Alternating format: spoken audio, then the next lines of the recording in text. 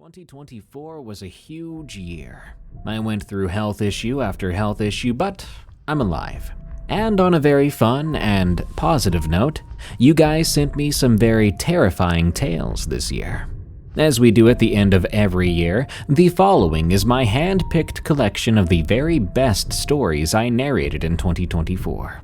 These are the scariest and most thrilling stories based on my opinion, but I believe still, if you take a listen, this episode is guaranteed to freak you out until the only thing funnier than 2024 happens, 2025. These stories were gathered from the podcasts I host, Unexplained Encounters, Tales from the Break Room, and Alone in the Woods. I only have one plug to mention here. My wife has been making some very cute stickers based on our pets. So if you want to support her and get some very cute bearded dragon or rabbit stickers, go to ruffledragons.com/shop. Now, without further ado, enjoy and Happy New Year. Also, Merry Christmas.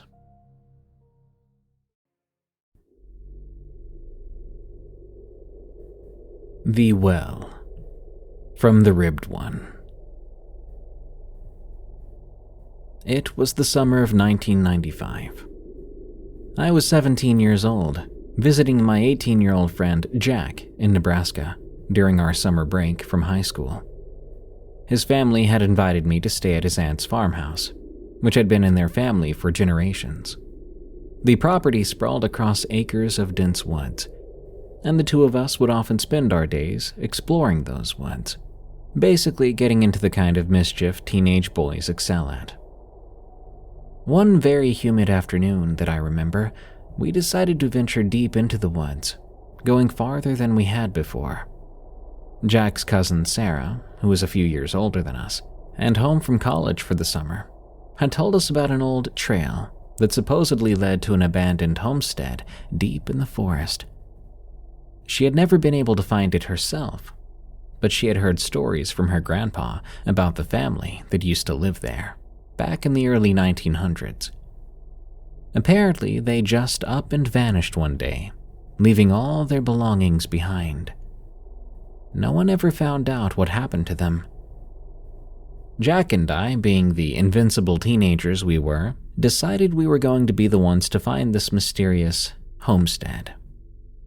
We packed some sandwiches and filled up our water bottles. We told Jack's aunt we were going exploring. Then we set off into the woods behind the farmhouse.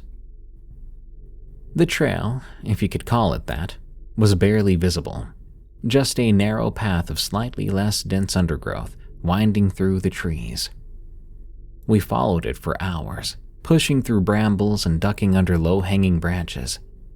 The heat and humidity pressed down on us like an actual weight. We were basically sweating buckets, and the mosquitoes were having a field day. We continued, motivated by a mixture of curiosity and stubborn pride.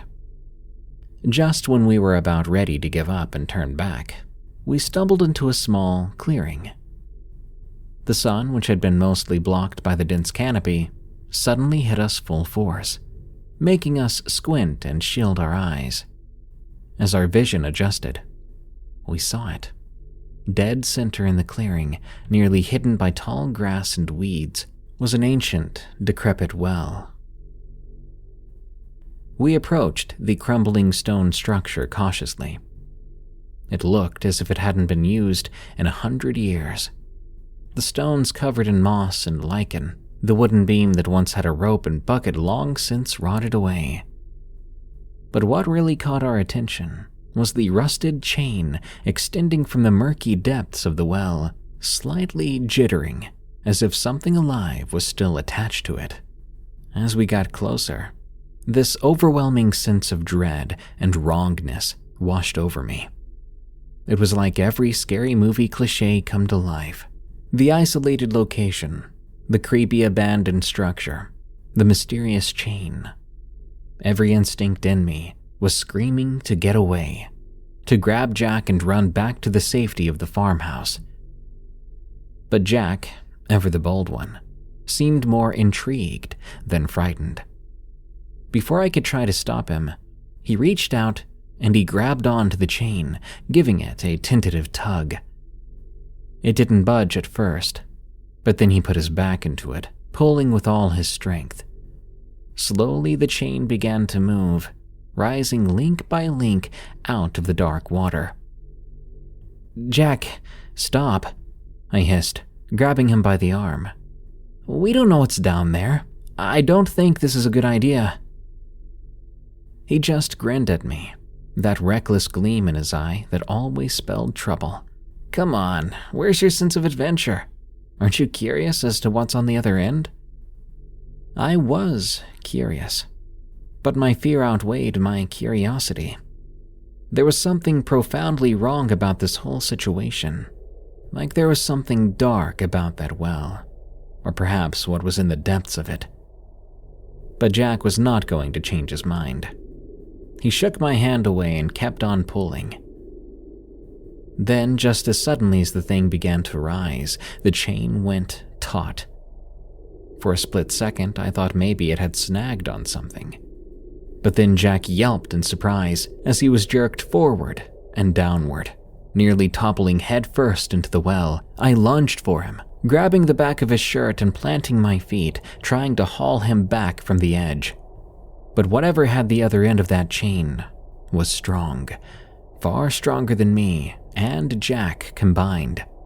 I could feel myself sliding forward, the heels of my sneakers digging furrows in the soft earth as I fought against the other side of the chain. Jack had both hands on the chain now, trying to let it go, but it was like his palms were fused to the rusted metal. I saw the look on his face just barely. It was a look of terror. I could make out a wide eye and a panicked look. Then he peered at me over his shoulder. "It won't let go!" he screamed, his voice cracking with fear. "Help me!" I threw my arms around his waist and heaved with all my might, straining against the unseen force that was trying to drag my best friend, maybe both of us, into the water. For a moment we were locked in a desperate tug of war. I swear I heard that chain creaking and groaning with strain. I could feel my muscles burn, and my lungs ached as I held on for dear life. And then, just as suddenly as it had begun, it stopped. The chain went slack and Jack and I tumbled backwards, landing in a tangled heap on the ground. For a moment we just lay there, gasping for breath, our hearts pounding. Slowly we sat up, staring at that well with a mixture of horror and disbelief. The chain hung from the opening, both sides. The side that had been submerged had nothing on it. No bucket, no hook, nothing that could explain the immense force that had nearly pulled us in. We gathered up the length of the chain and started to pull it out, half expecting resistance at any moment. But it came up smoothly, link by rusty link, until we had a pile of it at our feet. Bizarrely enough, that other end of the chain was completely smooth, not damaged besides the rust. There was no evidence at all that it had been hooked to anything, pulled on, nibbled on, or anything of the sort. So, what were we fighting against? We stood there for a long time staring at the darn chain, trying to process what happened. Without a word, we left it there and ran off, tearing through the woods with the speed of pure primal terror. Jog or run, we didn't stop until we finally burst through the trees where the sun bled down peacefully on Jack Sant's farm. By then we were panting and shaking, our clothes drenched in sweat. We never told anyone about that day. Who would have believed us? At this very moment, just from thinking back on it, I can feel the sheer evil that seemed to emanate from that well. If you ask me, I think there's something down there. Something old and hungry. Why it let go, I'm not entirely sure. Maybe we were spared. What an unforgettable summer that was, for better or for worse. I'll leave you at this. if you're ever out in the woods and you come across an old well, take my advice. Don't touch the chain. Turn around, walk away, and pray that whatever's down there stays down there. Ghosts Can Follow. From ClarkeMerten. Every summer, my family traveled across the country to visit our relatives in Minnesota. We had moved far away to Washington State when I was 5, and my parents were determined to keep our ties to our family strong. It was a 2-day road trip, and I grew tired of driving for hours and hours in the back seat of the 1972 Pontiac Catalina. But I also looked forward to seeing my cousins and investigating their 100-year-old farm. We explored every part of that farm. We climbed into the old red barn to play tag in the hayloft. We pried open the doors of several old railroad boxcars used as storage containers. They were filled with rusted items, cans, and old furniture, stored away and long forgotten. We climbed trees, played kick the can, rode bikes up and down the old farm roads. Sometimes we braved their dark and damp basement. One time I was dared to go to the middle of the room, turn off the lights, and count to 100 before running back up the steps. With a scream, I ran up the steep steps to the safety of the lit hallway within the first few moments. Most of the things we did were part of our yearly routine. I loved it. I never wanted to divert from these adventures every time I stayed. The visit was always memorable. Made me feel like I still belonged to the farm life, even though I'd moved 1,000 miles away. It was comfortable, and I looked forward to reliving those fond memories every summer. We did this every year until I turned 9. That year, my dad hurt his back at work, and he couldn't travel. When I finally came back to Minnesota in the summer, I had turned 12. Things were different then. I was a preteen, and the things we'd done as kids were now not as cool. Instead of exploring the farm, I wanted to watch the black and white TV, listen to Billy Joel records, and talk sports. Things had changed. I had changed. I was bored. That's when my cousin told me about a forgotten graveyard he had discovered. Of course, I had to see that. The plan was to set out in the morning, hike across the Minnesota landscape, and reach the graveyard by mid-afternoon. We would then be able to return home before it got dark. We got up before everyone else, made sandwiches, and headed out.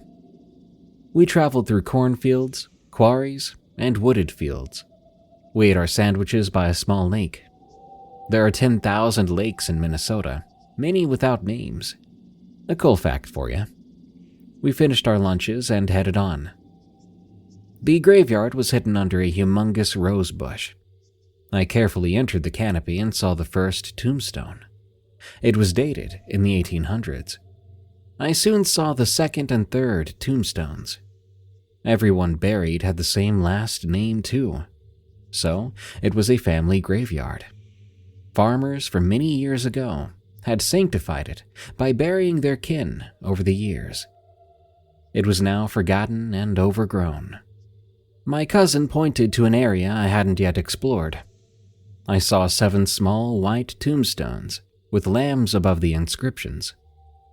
They were children who had died from the same disease, likely smallpox or yellow fever.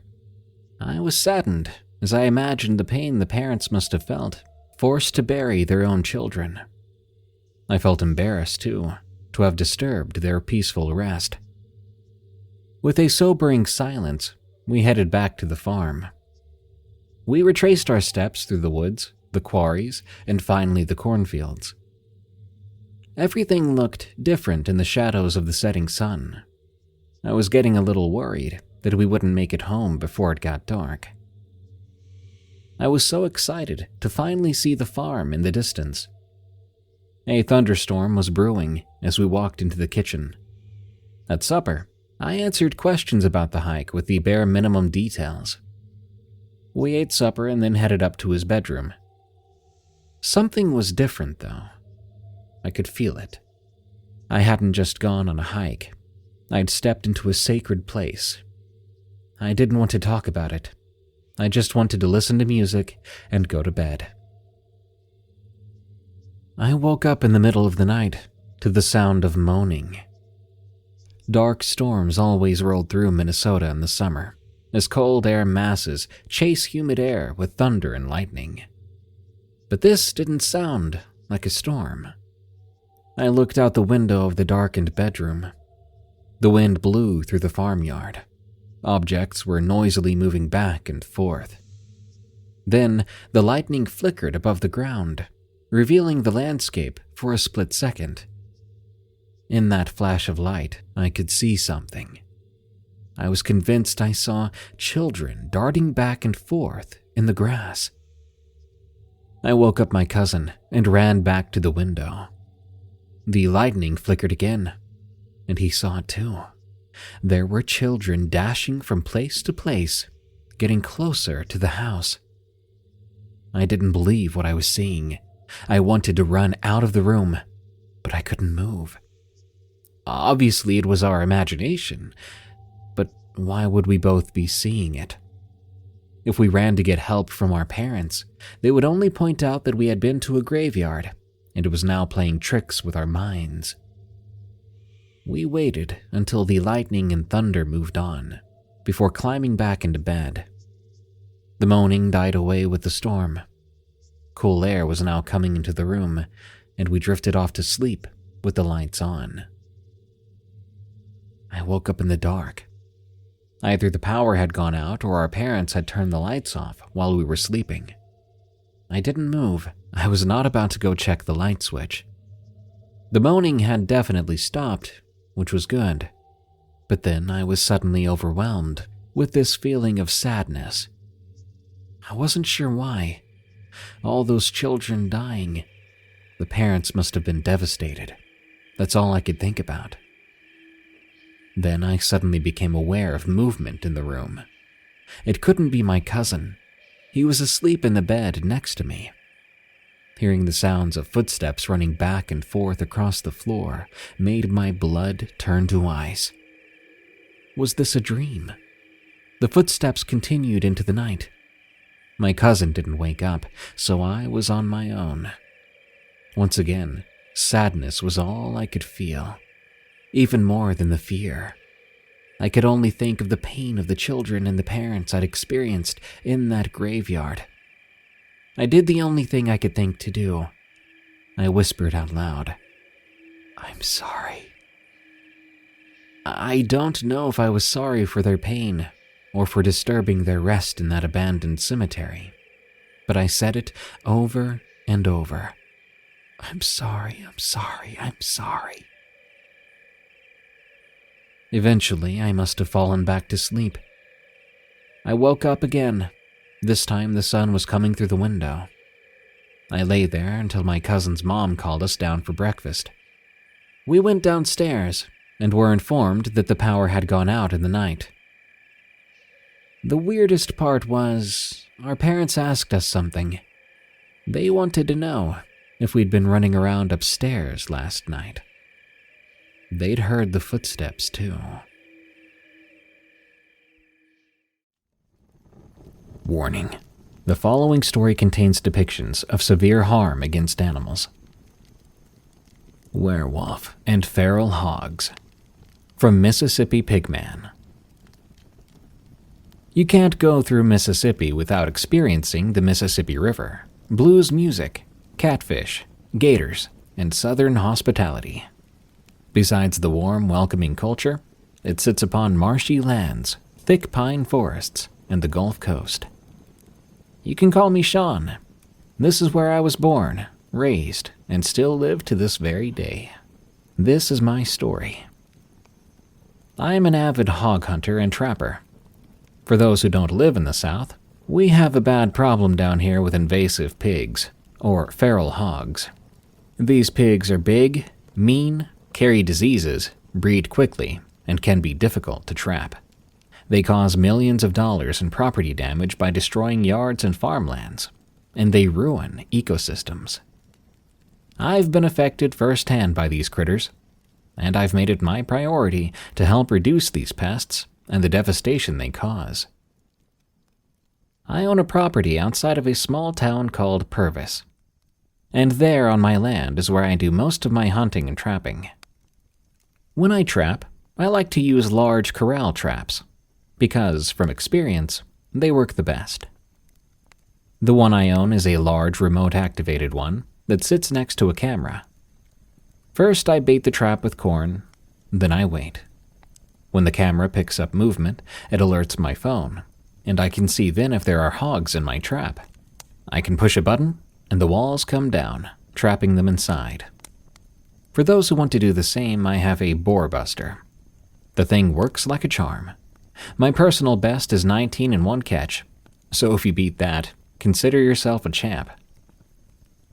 I tell you about this trap because of my first experience with what I think was a werewolf. It was about 1 year ago in July. In the summer down south, it's hot and humid, with temperatures reaching well into the 90s and higher, depending on the humidity. That day was hotter than the son of a gun. I was at my property, and it was getting dark. I was in the middle of eating supper when my phone lit up with a notification. It alerted me that my trap had some activity. I quickly got up and checked it. I saw 13 hogs eating the corn I'd set out, 2 sows, both with 5 piglets, and 1 juvenile. I waited patiently as they all slowly got to the middle. Then I hit the button as the walls slammed down into the dirt, trapping them inside. I remember saying, "Gotcha, mudsacks," as I was grinning from ear to ear. I set my phone down, grabbed my .22 rifle, laid it on my table, cleaned up my supper, and I got ready for bed. Come morning, I was going to take care of those pigs. As I was getting ready for bed, I remember putting my phone on charge on my nightstand and hopping into bed when my phone alerted me that there was more activity at the trap.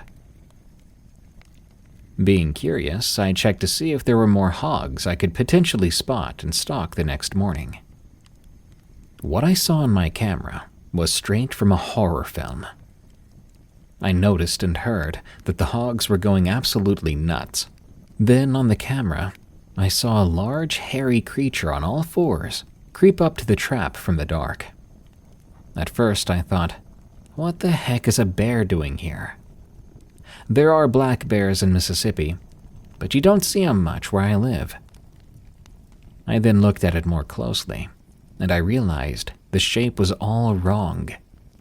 I thought it was a large, dark coyote, because coyotes are everywhere here. That's rare, I thought, but then again, I compared its size to the trap.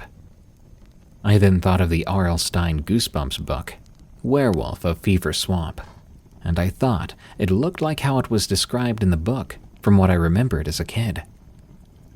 My eyes went wide with the realization, and a wave of terror and concern began to creep into my mind. I was watching this live as this very large black wolf-like thing circled my trap. I noticed its head and how it looked like it had a coyote head but much bigger.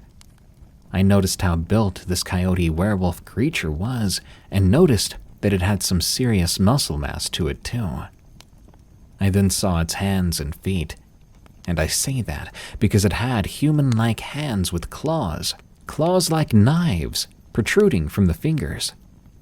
Its legs were just like a dog's with a backward joint. At this point, the pigs were constantly to the far side of the cage, the exact opposite side this werewolf thing was. Then, if things couldn't get any more bone-chilling and frightening, I watched it stand up on 2 legs.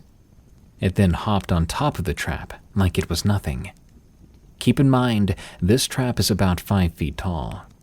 It was almost double the height of the trap when it stood up and jumped on top of it like it was the easiest thing in the world. What happened next, I'm going to keep brief. But I did watch for the couple of seconds it happened. Unfortunately, I didn't turn the audio off. What I saw and heard was the absolute worst thing I'd ever heard and seen. It was a slaughter. My soul winced and squirmed with every shriek and cry from those pigs in that pen. Then it all went silent. My hands and body were shaking. I had this primal fear wash over me. My blood went cold. I was in utter shock and disbelief at what I just witnessed. I wanted to look away, but my eyes were glued to the screen. I watched this creature put what was left of a sow on its shoulder, the other sow in its jaws, and the juvenile in its claw, as it again hopped the cage like it was nothing and disappeared into the forest. I couldn't speak. Words just wouldn't come out. I didn't want to move, or maybe I just couldn't. My eyes were locked on my phone screen, frantically searching and anticipating something else to happen. I genuinely feared that if I moved, it would come for me. I stared at that trap for several darn minutes, waiting, watching, listening for anything to come back. Luckily, that werewolf creature didn't come back that night, and I got no sleep at all. I didn't even bother trying. I made sure to lock every door and window. I got out my SIG P229 and sat on the couch with it by my side till morning. When the sun finally rose, I waited till it was bright and sunny. Then I loaded up my Polaris, driving out the couple of minutes to the trap. I left my .22 and instead brought my AR-15. I had the safety off the entire drive. When I arrived at the trap, I slowly got out of my Polaris, AR raised, finger on the trigger, and I slowly walked up to the trap, scanning my surroundings, my ears strained. At one point, I noticed I was holding my breath. Every step was planned and carefully placed as if my life depended on it. I finally got to the trap, and my stomach clenched and turned as I saw the red scene laid out in front of me. There was nothing left intact in that trap. You can probably imagine what I saw. But to help, picture everything with a bucket of dark red paint on it. I thought to myself, whatever that thing is, it's a killing machine. I very quickly and quietly raised the trap walls to allow for other animals to clean up the mess. As soon as I finished, I had an awful feeling of dread come over me, and the hair on my body began to stand up. I quickly decided it was time to leave, so I did just that, returning home as quickly as I could. After that day, nothing else happened for a while, and the unease began to disappear until the end of August came around. By then, the weather began to cool just a bit, and one day I went out to a feeder I'd set up to put up a trail cam and spot some deer to see what bucks I could potentially go for the upcoming deer season. I arrived at the feeder, loaded it with corn, climbed into a nearby tree stand, and waited for the feeder to go off. About 30 minutes later, the feeder went off, and not too shortly, a group of 5 hogs came wandering in, grunting, uprooting things, being noisy as they began to feed. I was annoyed because I left my .22 rifle in the Polaris, just below the tree, and I knew if I went down to get it, I would scare off the pigs. But then I realized I did have my SIG P229, and I decided that would have to do the job today. I slowly and quietly brought it out of its holster, flicked the safety off, and aimed. As soon as I was about to pull the trigger at the biggest hog of the group, a large black hairy mass sprang out of the forest. It was so fast, so unexpected. I flinched hard and almost dropped my gun onto the stand. It was a blur that happened within a matter of seconds. The black blur ran out of the woods, grabbed a pig, and knocked over my feeder, all in the matter of, no joke, less than 3 seconds. I was in such shock and disbelief, my mind went blank. There was no thought, no anything. Besides, what the heck just happened? I was then hit by the sudden realization that this was the werewolf thing I saw about a month prior, and it had run right out in front of me.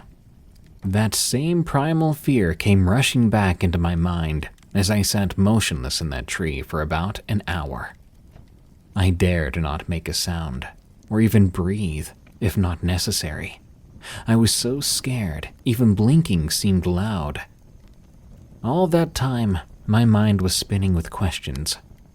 Like, how hadn't I seen it before then? Or, did it see me? Did it know I was there? Could it have gotten me if it wanted to? If I had to, could I protect myself? Is it still out there? I kept running through different scenarios in my head. Eventually, after I felt the coast was clear, I felt safe enough to get out of the tree. I climbed down that tree like a monkey, sped home, and didn't stop until I was back at the house. After that day, it's been hard to go back outside without being paranoid, knowing that it's still out there, and that none of my guns in my possession make me feel any better. It's been over a year now. I haven't seen it since. I'm still trapping and hunting on that very land, but now I always keep in mind that that werewolf thing is out there, and that the feral pigs, and now I have something that we always have to watch our backs for.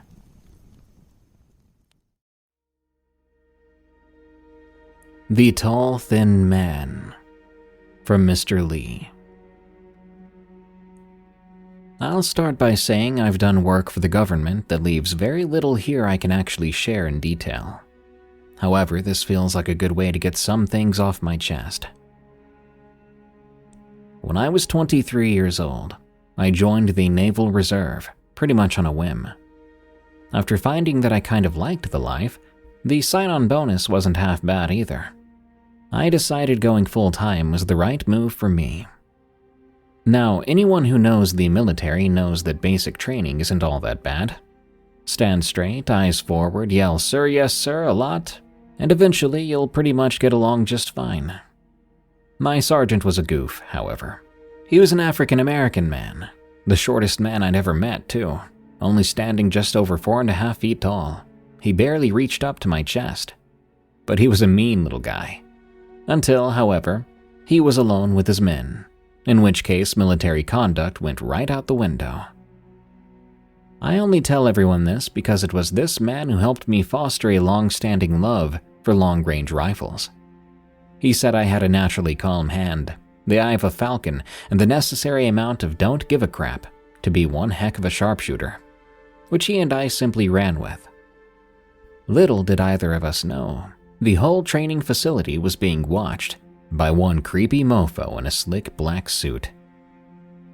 When training was over, our months of basic fulfilled, I found waiting for me in the main facility the short man I called Sarge, along with a tall, thick, tan-skinned man in a black suit. You know the type of suit I'm talking about. The Secret Service wears them pretty often. The man said he was from an agency whose stance and operation he was not at liberty to divulge under normal circumstances.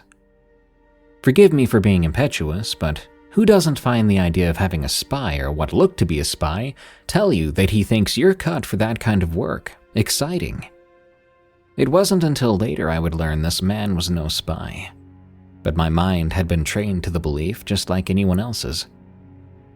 I found it odd, but the first thing he did when I agreed to the job, or at least to look further into it, was escort me to the main facility where he made a call on a small phone.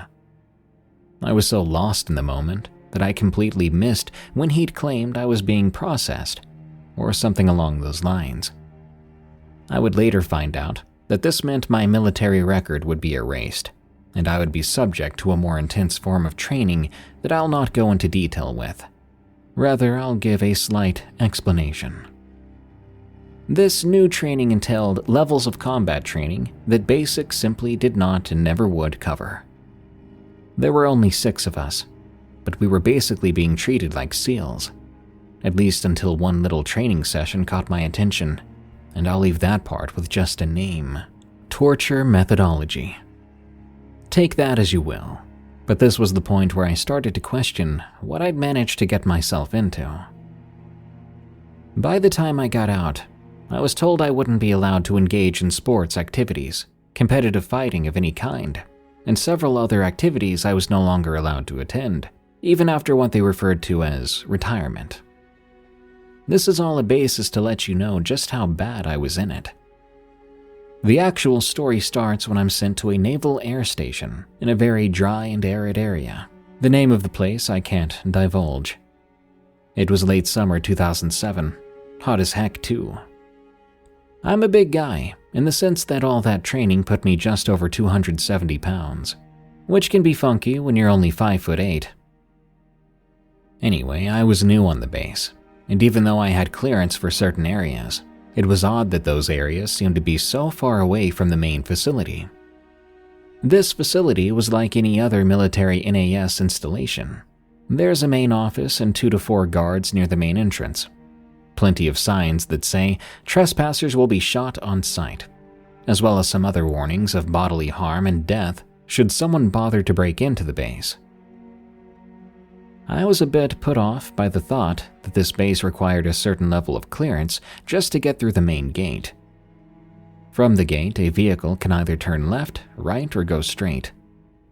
The left path travels towards the base's commissary, like a small shopping center with several stores put together like a small strip mall. The right path leads, however, along a much longer path, pushing out towards the galley, an auditorium of sorts, a movie theater, one half of the barracks, and the medical offices. The straight path, though, first loops around a memorial just inside the gate before heading out toward the other half of the barracks, before the road splits again. Mind you, this is a very rough description of the layout. There are also on-base living quarters, houses that line up a large corner of the base, a bar and diner too where people hang out, even batting cages and a small golf course set aside from everything. This was no small military base. However, if you keep on the main roads until they begin to warn you of advanced levels of clearance being needed, past these signs are nothing but blank roads for several miles until more hangars start to show up. These hangars are unmarked, whereas normal hangars are marked by a certain alphanumeric system in order to better help soldiers know where it is they need to go. Now, I need to point out I've always suffered from insomnia, and it had only increased since joining this agency. I really didn't like that we worked so closely with the military, but seemed to keep away from them. And just as well, the people on the base always seemed to ignore you altogether. It just wasn't normal. In fact, it was a bit unsettling. However, when I get to my moments of inability to sleep, going for a long walk always seems to help. Unfortunately, this turned out to be the base where that was a bad idea. The land is pretty flat out in the direction of the hangars. I wanted to walk as far away from the noise as possible. This was definitely the place, as it just gets quieter and quieter the closer you get to the hangars. I don't know if any of you have ever experienced this yourself, but there's this odd feeling that comes with having someone watch you. When doing the kind of work I did, you tended to get used to this sort of feeling. In fact, you kind of rely on it. Even though I do my best to hide it, my hand flipped open the holster of my sidearm to make it easier and quicker to draw if I needed it. A 1911 chambered and .45 ACP. It's nothing to sneeze at, and really does make a body feel more secure, just reminding you that it's there. I came to an immediate stop with the pistol drawn. Sometimes I honestly scared myself with how quickly I could have had that pistol at the ready. But at the moment, I was shaking for a different reason.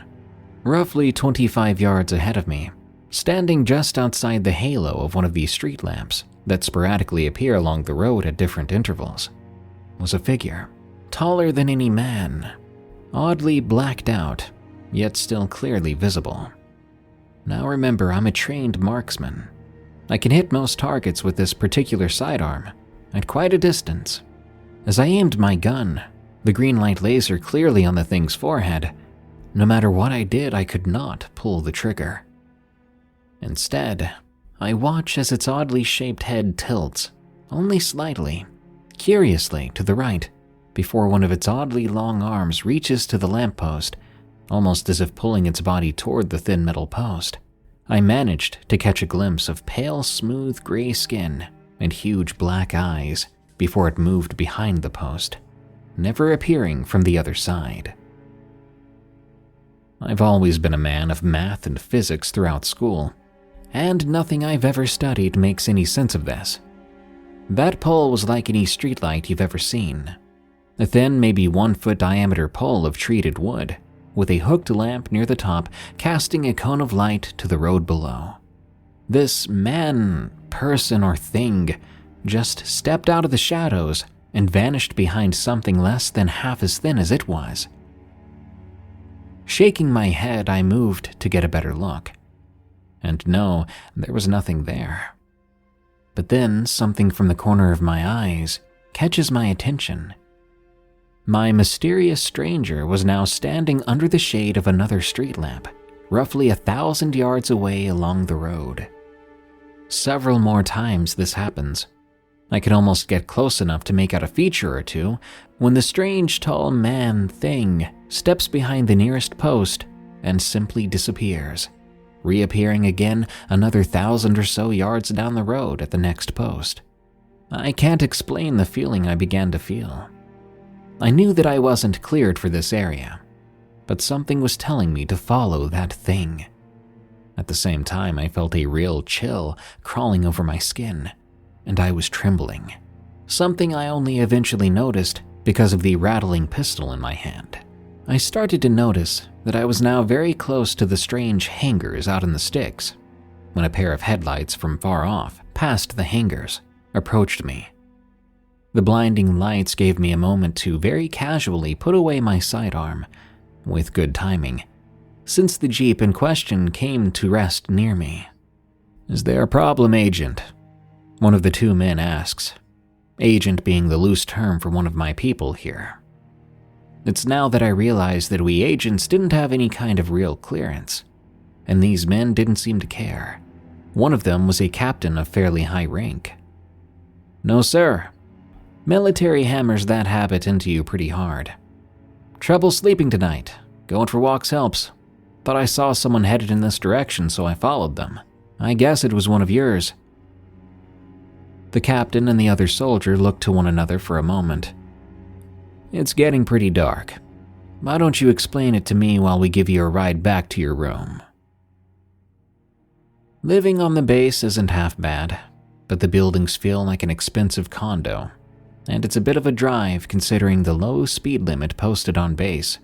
And trust me, a military base is no place to break the law.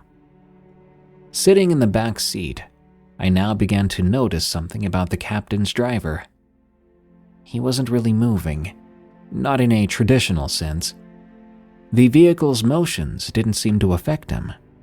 He never turned to look in any direction other than forward. He didn't even move his arms, spare those rare moments when he had to make a turn.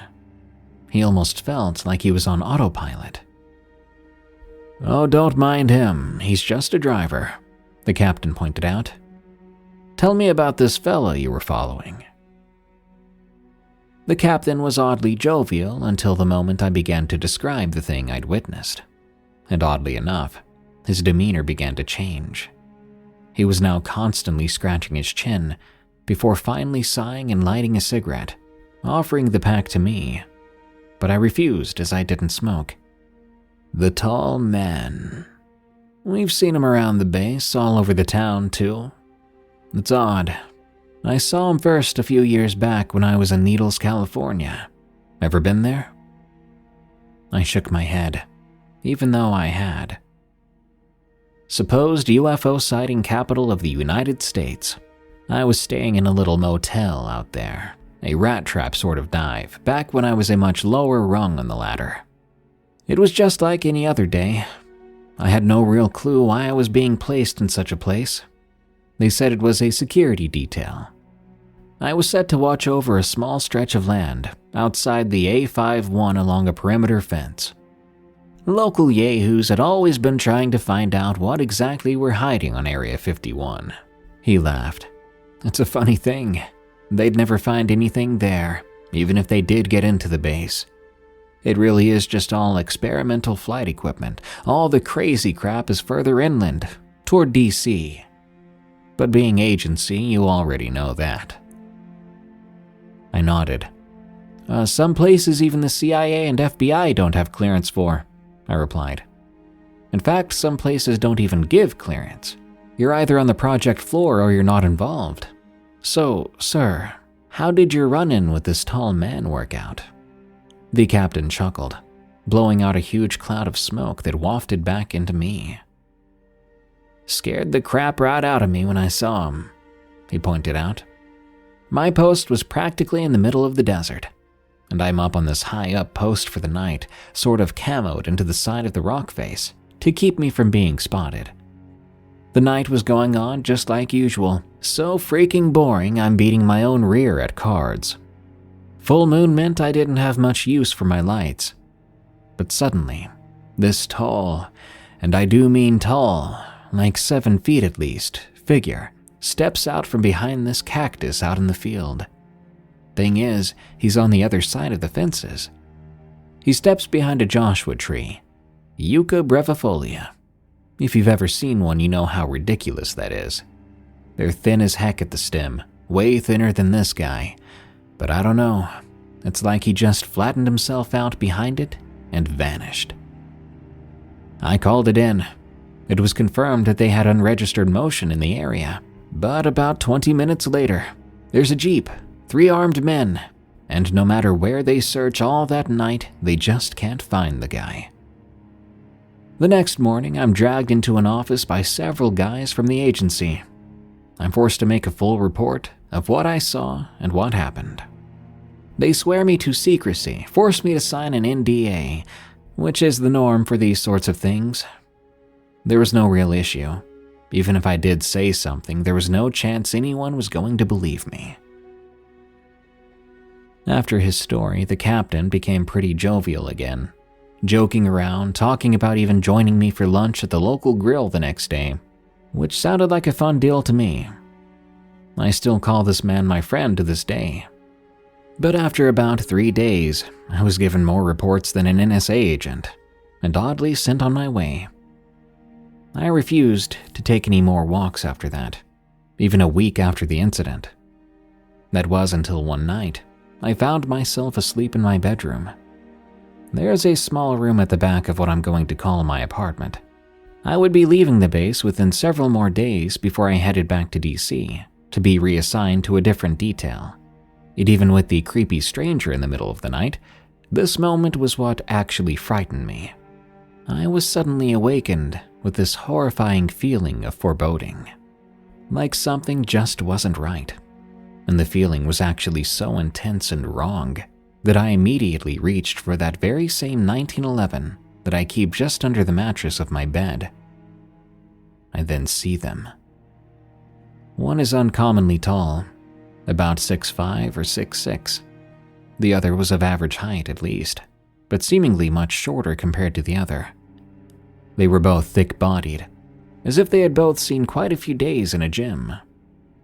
They were dressed in perfect black suits, each wearing black fedoras, and despite there being no light, they wore black shades.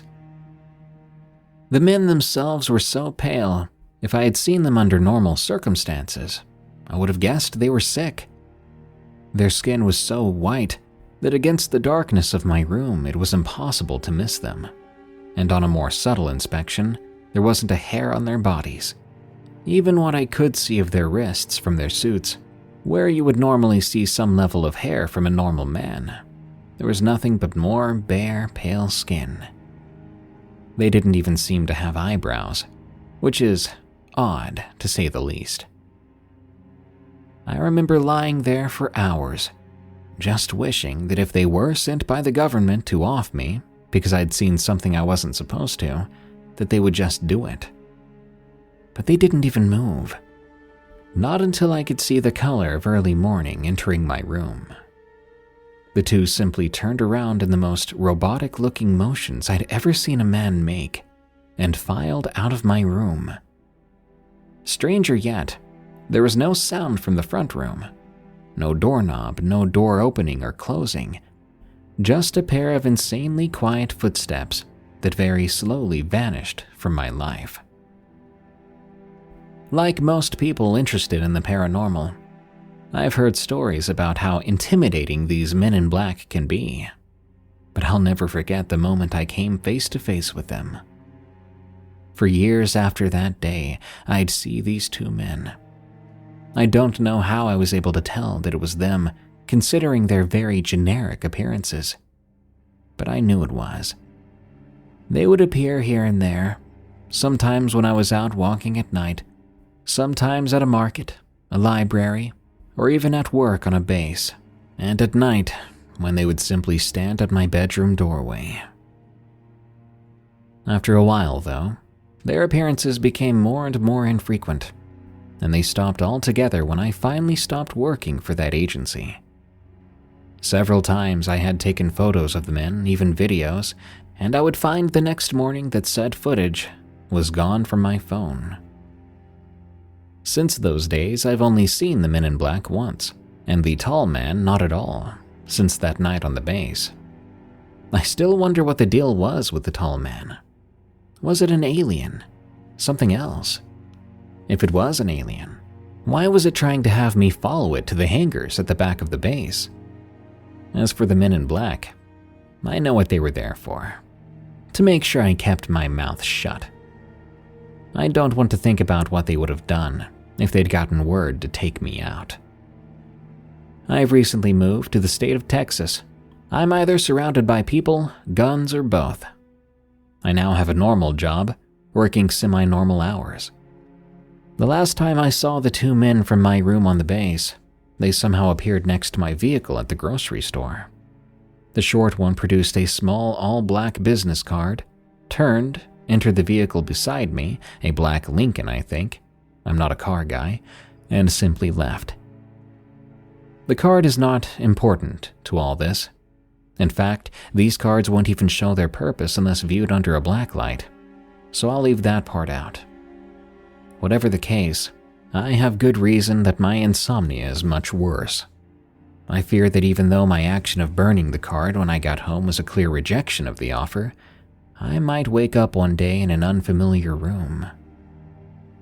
I don't know where life will take me after this run-in, but I do know that the MIB are real. They're out there, and I wish they were as lighthearted and free-spirited as those guys from the movies.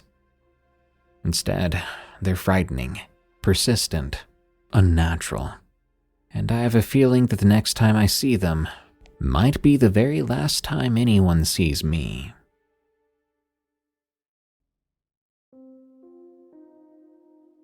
Osoyos Lakeside, from Monochrome Night. In my late 20s, I was working as a sales rep for a medical software vendor based out of Canada. It was a really interesting role, and not at all that consistent with what one would expect.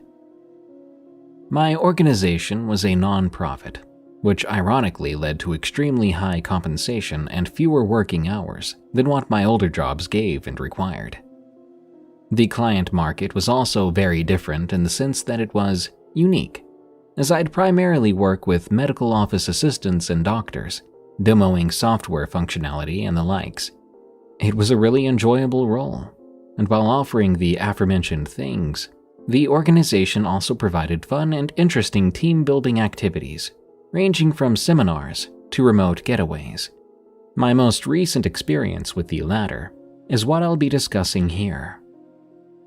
For my occupation, my workloads were about an even split between demonstration for clients on site and from home.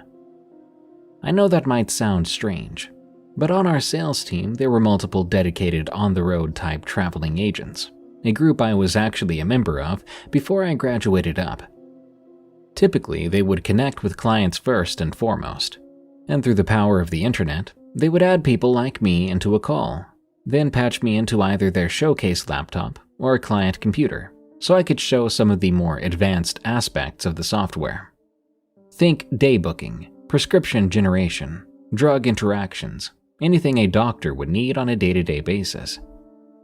I wanted to mention this dynamic split because it's important to know. I didn't work closely with many of my teammates, physically or otherwise, and as such I wasn't really friendly with any of them. This sets the scene for what comes next.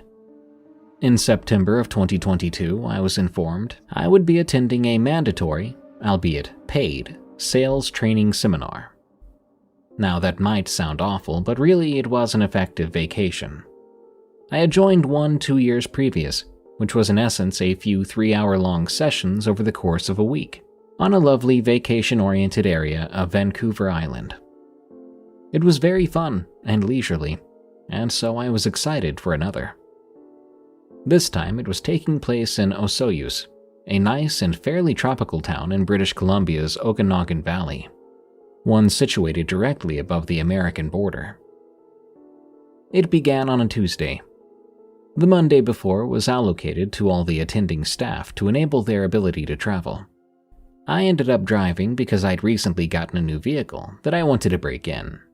And already being located in BC, it was a little less than a 4-hour drive down the south border. A long ride, sure, but when you're being paid in time and gas, it's hard to say no. When I arrived, it was a little past 7 in the evening.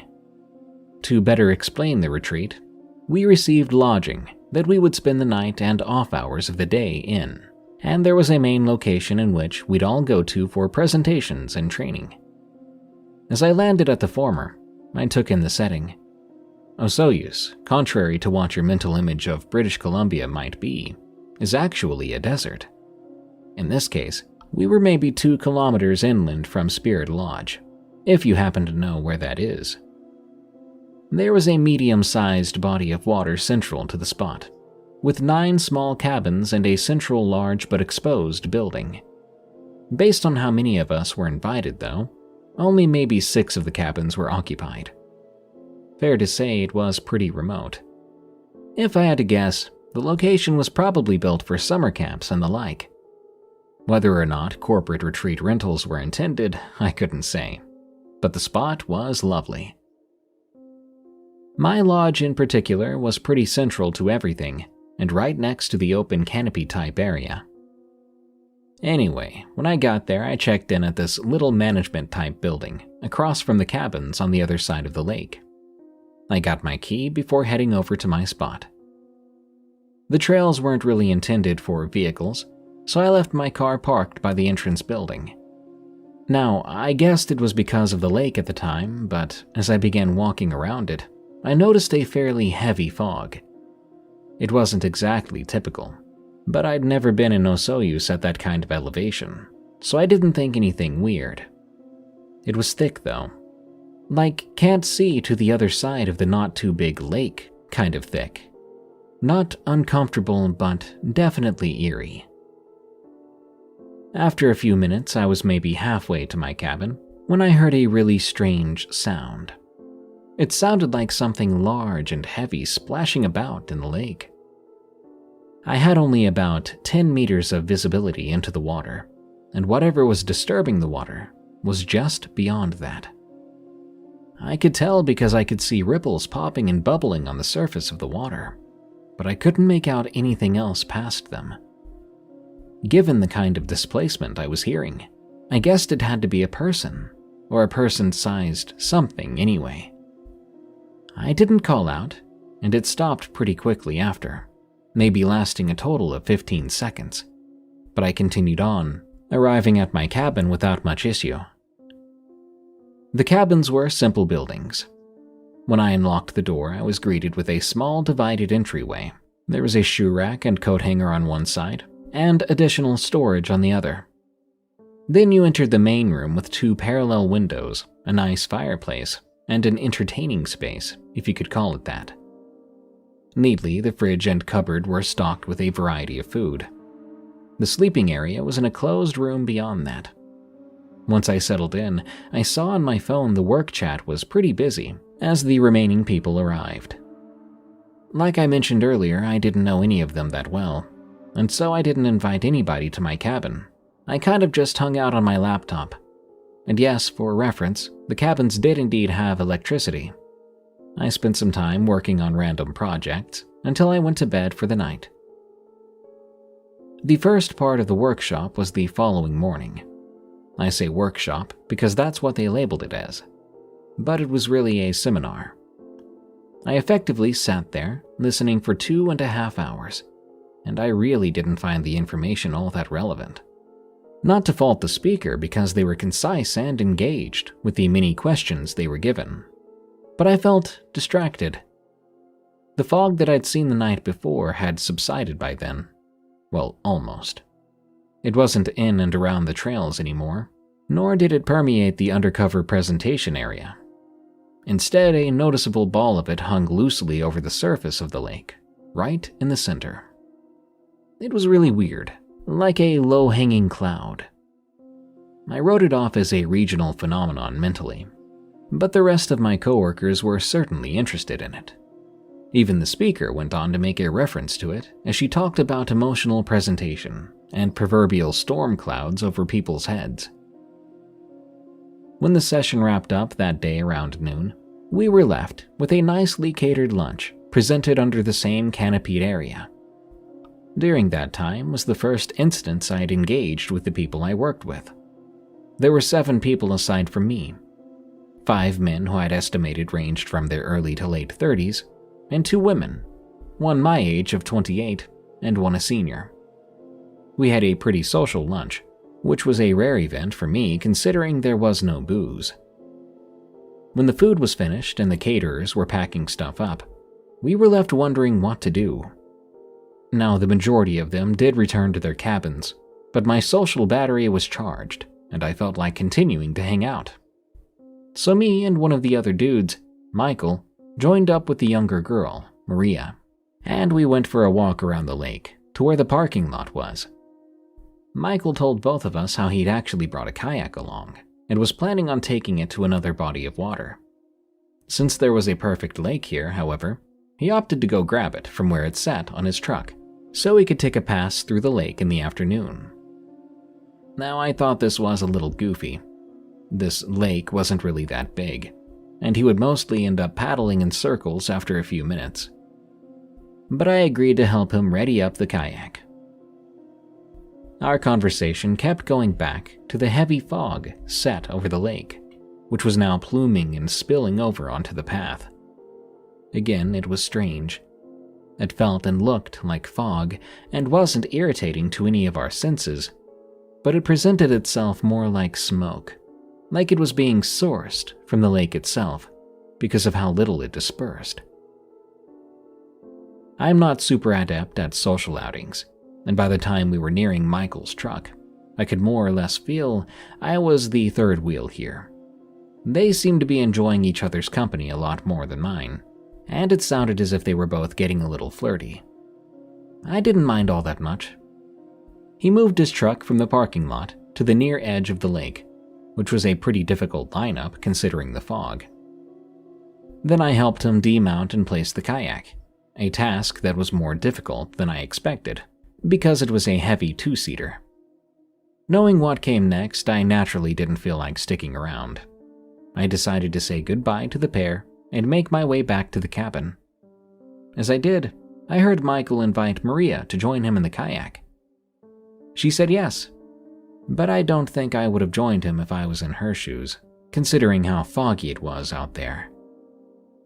Anyway, I get back to my cabin a little while later. I didn't get up to a whole lot. We didn't have another workshop until the next day, so I just relaxed a little. The lodge I was staying in was freshly stocked with a variety of herbal teas, so I ended up boiling some water for one of those. As I'm sitting inside enjoying it, I began to pick up on a loud conversation passing by my cabin. I go and head outside, only to be greeted with Michael and Maria in an apparent argument down near the edge of the lake. Well, I say argument, but really Maria is just screaming obscenities at him as he remains quiet, simultaneously curious and wanting to de-escalate the situation. I walk down my short gravel path to meet them, still holding my mug. It was then I noticed they were both soaking wet. It becomes obvious to me what Maria might be mad about. As I got close, she looks at me, before starting to yell about how Michael was a huge idiot and almost got them both killed playing games. She then takes my tea from me, thanking me and sipping on it because she knew it was hot and she was freezing cold from the water. So I'm like, what the heck happened? While she's drinking the beverage, Michael is just staring right at me, like a completely vapid blank stare.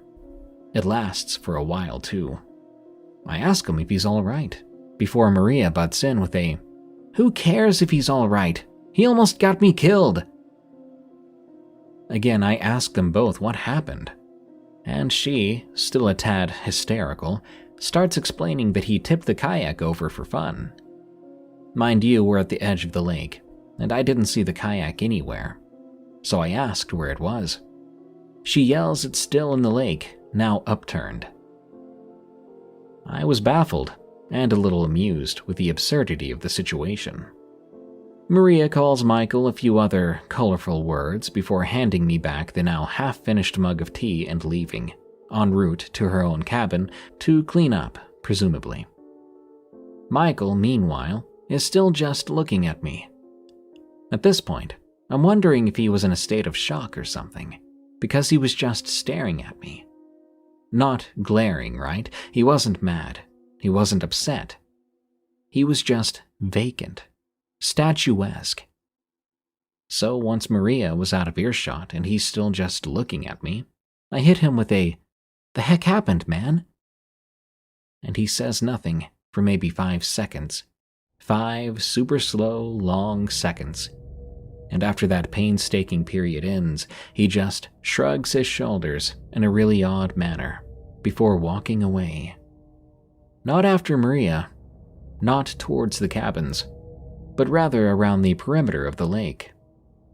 Keep in mind it's intensely foggy, even more so than it had been when I'd left them at the other side of the lake.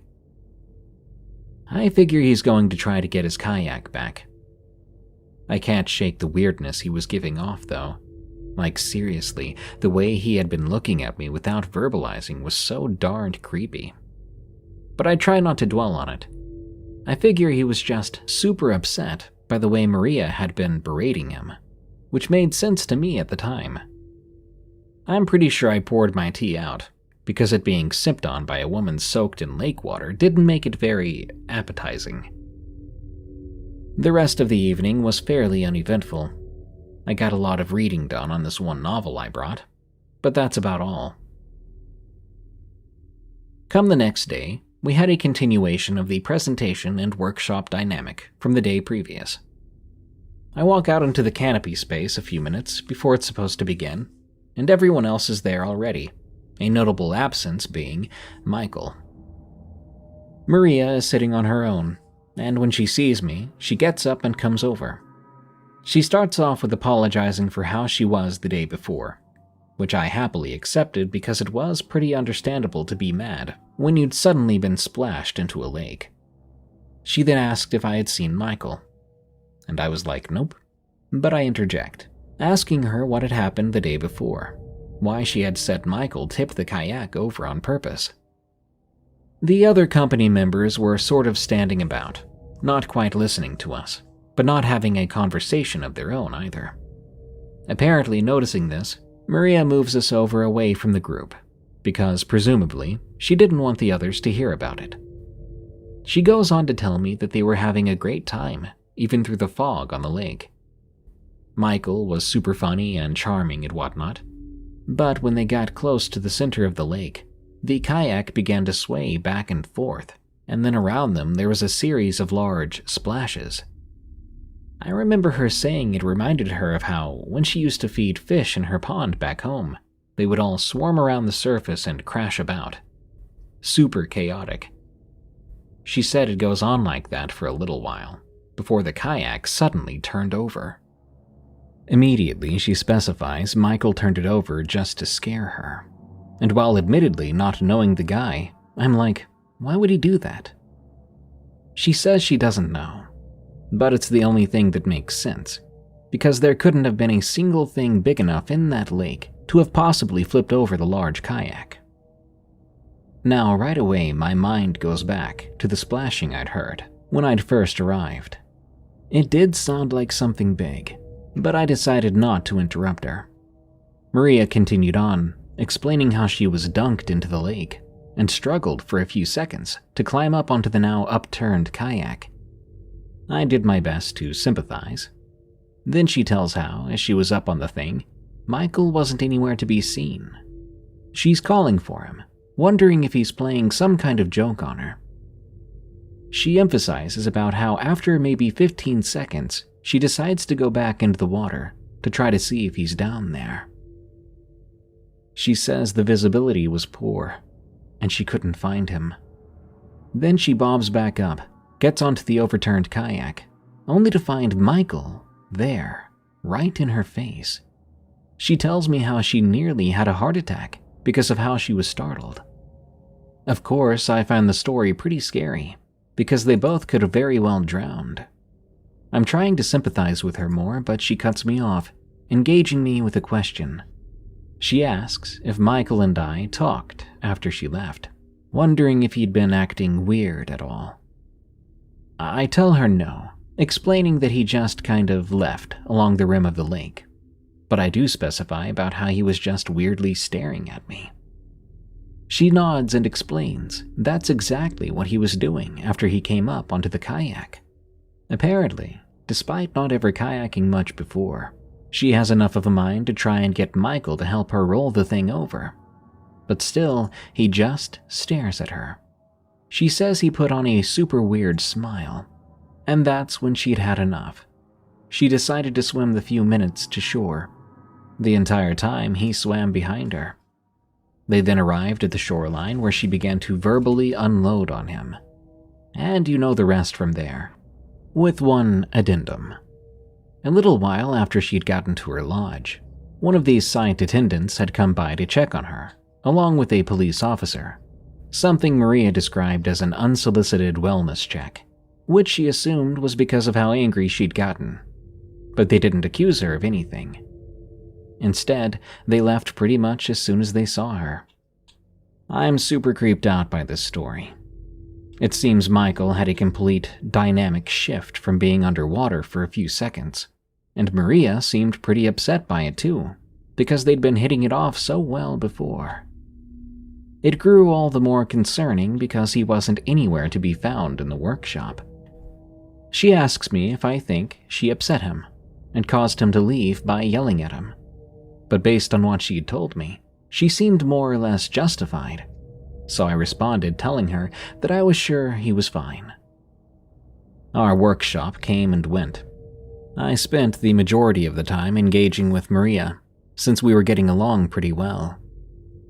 Michael didn't show up the entire time, and upon the conclusion of the seminar, the speaker that came by asked all of us if we knew where he was.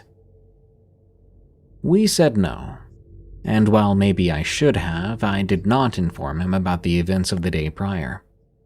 He then told us he'd have to mark Michael as a no-show, something we knew the company would not be happy with, as this was effectively a paid vacation. Following the conclusion of the workshop, Maria and I take a walk around the lake. She wanted to see if Michael's truck was still in the parking lot, so we worked our way over there. Curiously, it was still there, so Michael had not left and had just decided to skip the seminar entirely. We both found that super weird. Now at this time there was still some fog, but it wasn't localized to the lake anymore, and it was instead spread about the area pretty evenly. As we're at the far end of the lake, I spot in the water Michael's orange kayak. It was still there, still upturned, not tied down to anything. So apparently, he had not come back to get it, like I thought he was going to. Seeing the kayak upsets Maria. She says she's going to go back to her cabin. Before leaving, she goes on to say she wasn't even sure she wants to stay the rest of the few days. I nod in understanding, then haphazardly suggest that we go over to Michael's lodging and check on him, talk to him, saying that the two of them might be able to have a clean conversation now that they've both cooled down. She seems to agree, asking me to come along, as she was still creeped out by how he had been silent and weird. The two of us then head on over. Here's where things get really strange. About halfway through our walk there, we were dead center down one axis of the lake when I hear that incessant splashing, pretty much identical to the one I'd heard the initial day. We both turn looking into the lake. A meter or two in from the coastline, there's something sending out big disturbances of water. It doesn't appear to be traveling linearly, and instead, we see a crash and a ripple breaking the surface of the water every few seconds, a few feet from the previous location each time. It's very uniform. I'm watching pretty intently, wondering what kind of animal could be doing that. So is Maria, it seems. And it just sort of continues.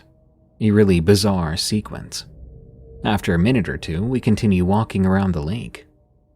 The disturbances seem to more or less keep pace with us. They still maintain their distance into the lake, but are parallel with us as we walked down the trail.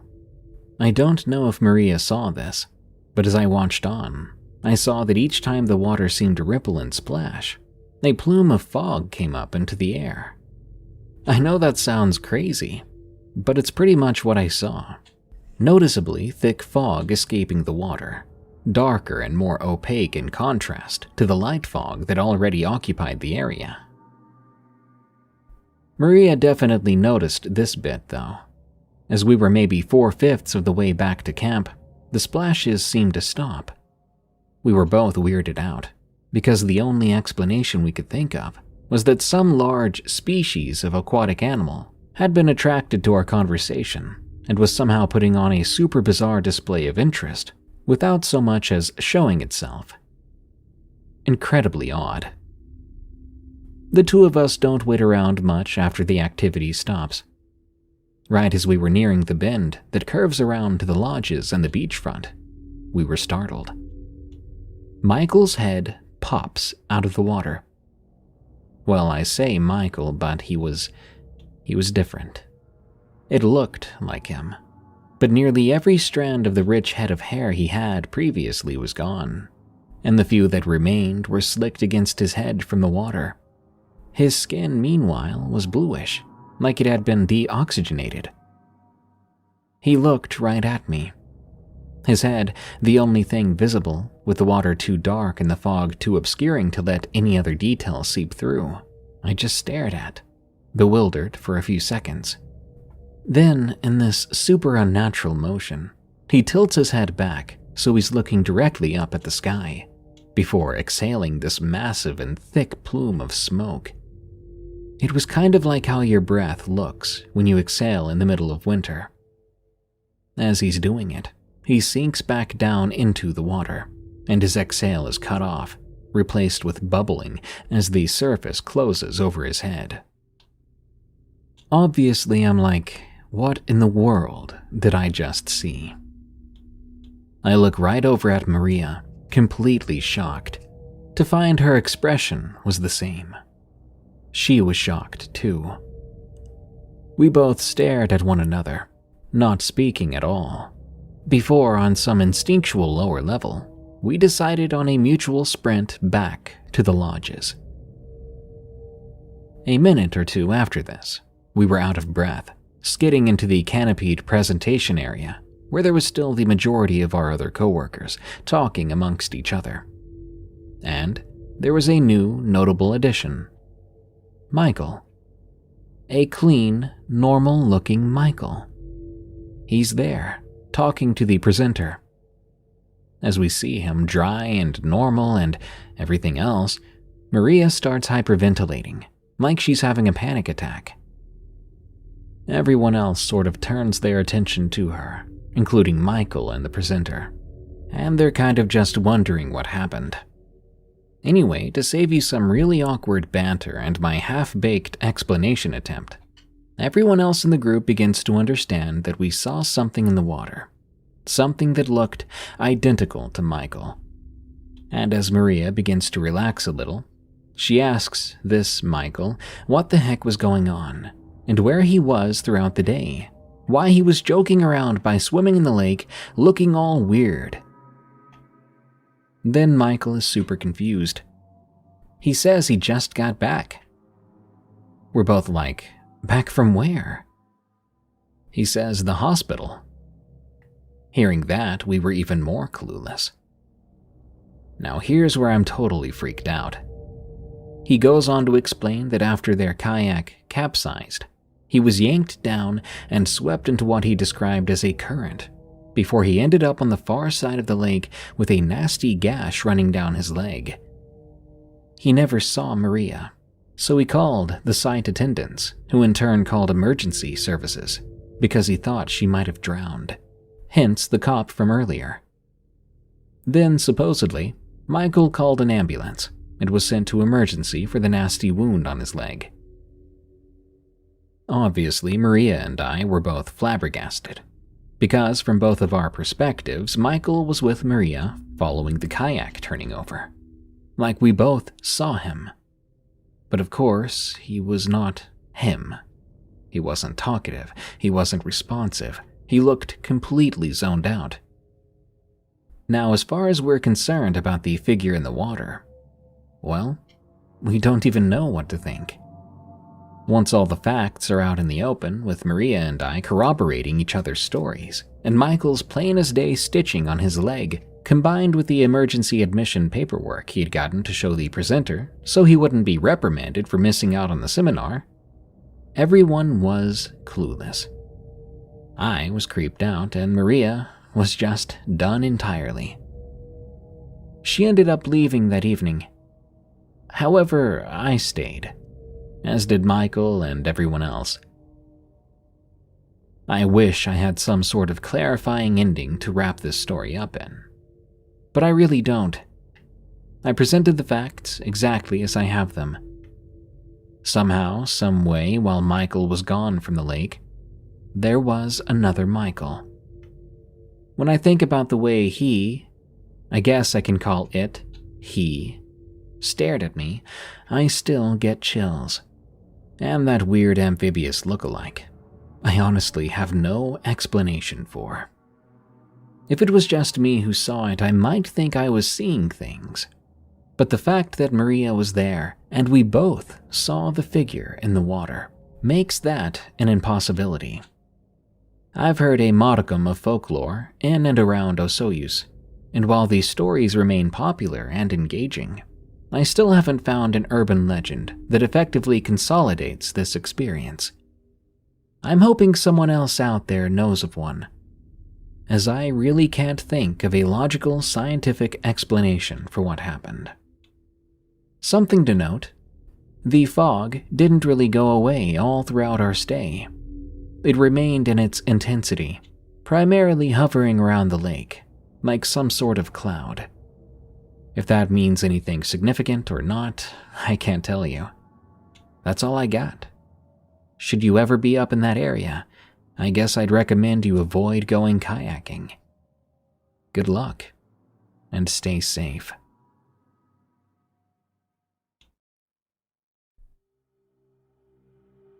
Wolfhound, from Robert S.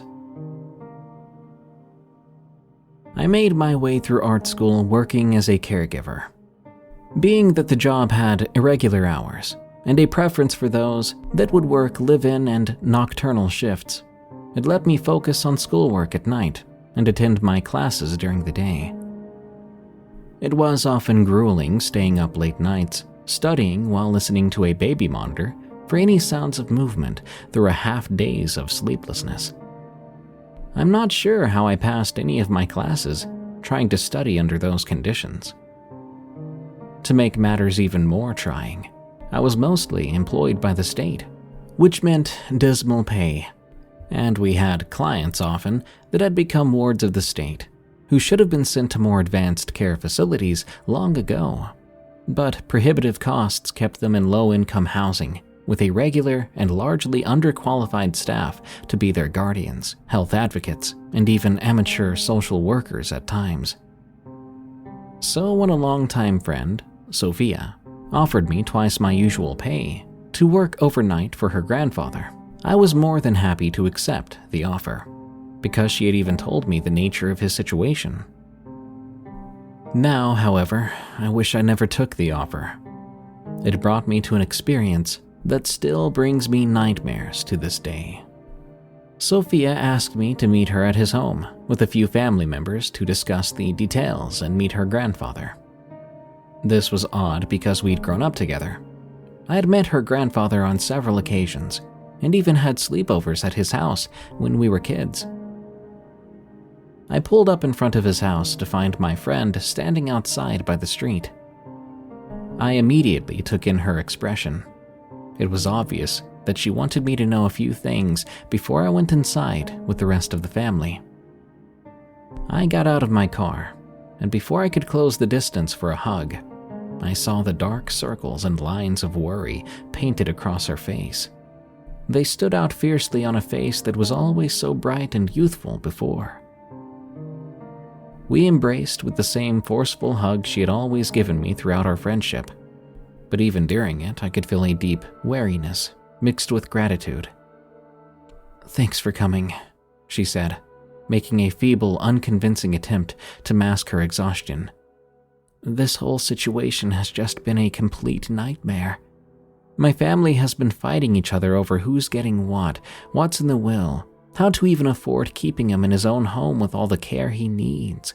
God, Bobby, he's changed so much since the strokes. He might remember you, but he may not, and it all depends on the day he's having. I don't even know how to—" Her voice trailed off as she went in for another embrace and began to softly cry on my shoulder. It's okay, I began. "I'm here to help, no matter what." I tried to hold back some amount of my own tears after seeing my friend so distressed. Having been a part of these situations enough times myself, I came prepared. I removed the small packet of tissues from my pocket and handed them to Sophia without a word. I took a step back and gave her a moment to gather herself. I waited until she could look up at my face before going on. "Come on, let's go in. Try to make some sense of all of this." She led me up the porch and into the living room of the modest home. I wasn't so much greeted as acknowledged by a small gathering of faces wearing expressions ranging from sad, exasperated, to angry, but mostly a mix of all three in varying degrees. I put on my professional face and decided to just let them tell me what they needed. Oftentimes, the family just needs to feel like they're being heard in these kinds of situations, not really listening to anything you have to say about care or medical needs, only acting as a sounding board for wrapped-up emotions and all too often old feuds between individuals who are now forced by circumstance to interact with each other again. The emotion flowed, and as is usually the case, the dialogue began to break down. Voices raised, tempers flared, tears began to well up in eyes before the matriarch of the family, Sophia's mother Mary, took control of the group. Mary composed herself as someone who had been practicing to do so, maybe even too much in the past few days. After ushering the rest of the family into other rooms or out of the house altogether, she wordlessly beckoned Sophia and I into an adjacent room out of earshot of their grandfather. We took our seats around a floral print kitchen table as Sophia began a perfunctory introduction. "Bobby has been caregiving for quite some time. He's more than able to help." Her mother cut her off with a sharp glare and a dismissive wave of her hand. "I know who he is. Question is, will he protect my father and his assets from the rest of my family? If I give you specific instructions on what needs to be done, who can be here and who can't, can I trust you to follow those instructions?" Until that point, I'd been expecting Sophia to do a predominant part of the talking for me. But when her mother fixed me with her piercing blue eyes, backed by the presence of a woman who would not tolerate half-truths, lies, or bravado, I simply answered, "Yes, ma'am, I will." I felt at that moment there was no need for a long-winded explanation of my skills or abilities. It just didn't seem like that would be a satisfactory answer. I sat there in silence waiting for her to break eye contact. Honestly, I don't like eye contact. It makes me terribly uncomfortable. But I held my ground for just long enough for the matriarch to turn that intense gaze to Sophia. Mary explained they didn't have many options when it came to trying to preserve his way of life here in the home. The family had scraped enough together to pay me for a little while, helped out by his insurance provider. Once again addressing me with that gaze, Mary asked an unexpected question. "You're making your way through art school, correct?" "Yes," I answered, more than a little curious about where this could be headed. "He has a collection of paintings and antiques. It's been the source of many of our conflicts when it comes to how to help pay for all this. Do you think you could identify if any of them are valuable? And if so, maybe you know a way to get them sold?" "Of course," I said, masking the excitement in my voice. This was exactly what I was going to school for in the first place. I really wish I'd feigned ignorance now, but at the time, I wanted to do whatever I could to help my friend's family. Now, the grandfather's name was Alfred. I remember him being a kind man, but mainly the strong, silent type. He came from Greece in the 50s and worked for a grocery store for most of his life. I only tell you this because he never struck me as a man of wealth. I don't say this to sound mean or presumptuous. However, having done appraisals before for friends, family, and a few antique stores where I'd worked in the past, I can say that most people think that what they have is worth more than it actually is. It's not a fun part of my job when you have to tell someone their priceless family heirloom is worth about as much as an average week of groceries. Television shows where people get hundreds of thousands for things they found in a grandparent's attic have made far too many people believe anything that looks old could be their ticket out of the rat race. The reactions from people range from disbelief to real outrage. I can't count the number of people who have stormed out of the shops I worked in, claiming that I am trying to rip them off, even though they came to me for a free appraisal, and I don't make anything off the sale unless authorized by the client after finding a buyer. Caring for Alfred, or Al, as he had always insisted I call him, was actually fairly easy most of the time. Despite a series of strokes that robbed him of some of his mobility, and more than a bit of his conscience, he remained for the most part cooperative and genial. I worked for him in the evenings, making things even better as the bulk of my responsibilities revolved around making him dinner, getting him ready for bed, and making sure he stayed there through the night. This left me ample time and freedom to sort through the collection. As collections went, I found myself surprised at the variety. The home he lived in was a small, modest house in not the greatest of neighborhoods. Nothing about the decorum of the home would have made anyone believe that he had quite a few items of real value hidden away in the basement. His collection was quite eclectic. He had old firearms, paintings, some fine silver, and some novelty stuff, like a cigarette vending machine from what looked like maybe the 50s, and a few small mechanical slot machines. Far from the norm, this was actually a collection from which a real profit could be made. So for the next few weeks, that was how I spent my evenings. Caring for Al until he went to bed, then spending my evenings in the solitude of the basement doing research on the items, finding the best buyers, reporting my findings to Mary for approval. Over time, Mary's demeanor toward me grew less cold. She could see I was genuinely doing my best to help keep her father in his home and pay for his care. I honestly loved this kind of work. It was a little bit like being a detective. You have to figure out everything you can about an item with very little to go on. Oftentimes, you would look through pages and pages of articles just to find the meaning of a particular trademark or symbol on the item. Whole books have been written about the marks on silver goods alone, including where they came from, when they were made, and who made them.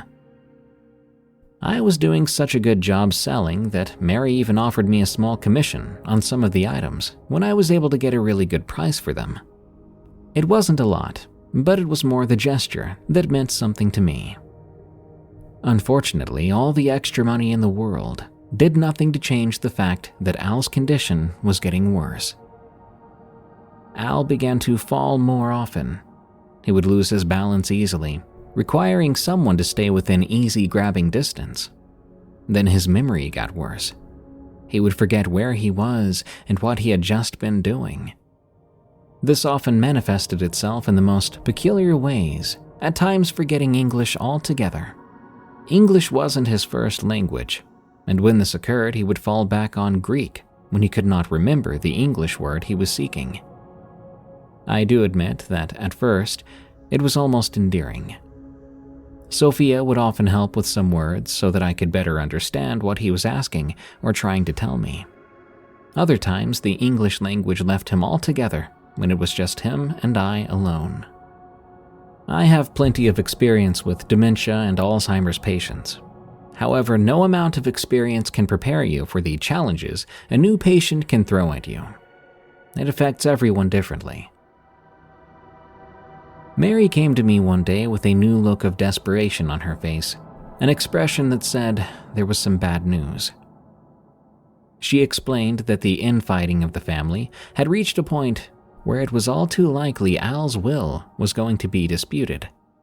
Some of the family had hired a lawyer when they found out that I was selling his collection. I again was familiar with this kind of behavior and always found it kind of disgusting.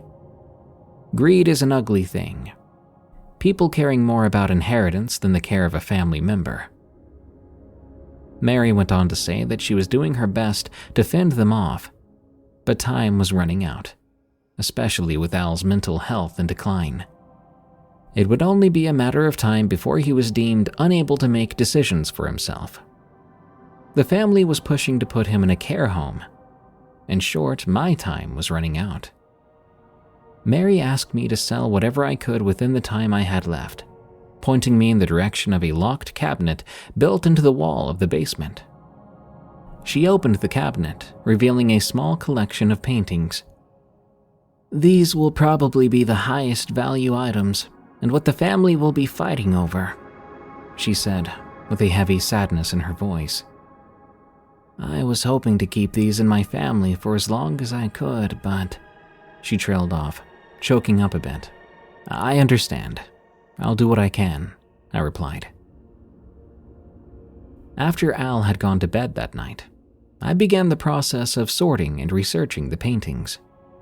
As was the case with the rest of the collection, these paintings were varied in content and value. But I found a few pieces that held some promise. A few of them had come from correctional facilities' art programs, making them unique in content and possibly valuable to the right buyer, if I had the time to find said buyer. There was one piece, however, which stood out among the rest. It was easily the largest of the paintings, and the one that had been finished with what appeared to be a hand-carved frame, making it appear that this piece was in some way significant. It was further enhanced by the small brass plate embedded in the frame, which read, "Wolfhound." The piece depicted an enormous Irish wolfhound standing guard over a flock of sheep in a peaceful meadow. It was certainly made by a professional painter, given the brushstrokes and technique. And yet even more promising was that this painting was signed by the artist, giving me a good lead off the bat to begin my search. After a few false starts, I began to make some headway with the artist, if not the painting itself. Results bolstered my confidence that I could get a really good price for this piece.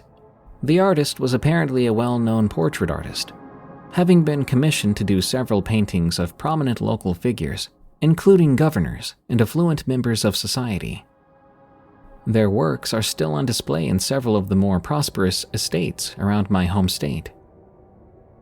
Once again, I was given hope. This would be a sale that could be very advantageous to the family. However, I could not find any information on this particular piece. In order to get a really good look at the painting, I decided to hang it on the basement wall, just so I could look at it in its entirety. Information on the artist was easy enough to find, but individual works seemed to be falling short. Then I had a breakthrough. The artist was living in Poland in the late 1930s, and when the Second World War began, they'd fled Poland, leaving behind several of their works which had been lost to history, or so the article put it. I won't lie, my excitement began to rise, thinking I may have stumbled across a lost painting of a famed artist. I was lost in my research and reading when a voice shattered my concentration, throwing me out of my trance and out of my chair.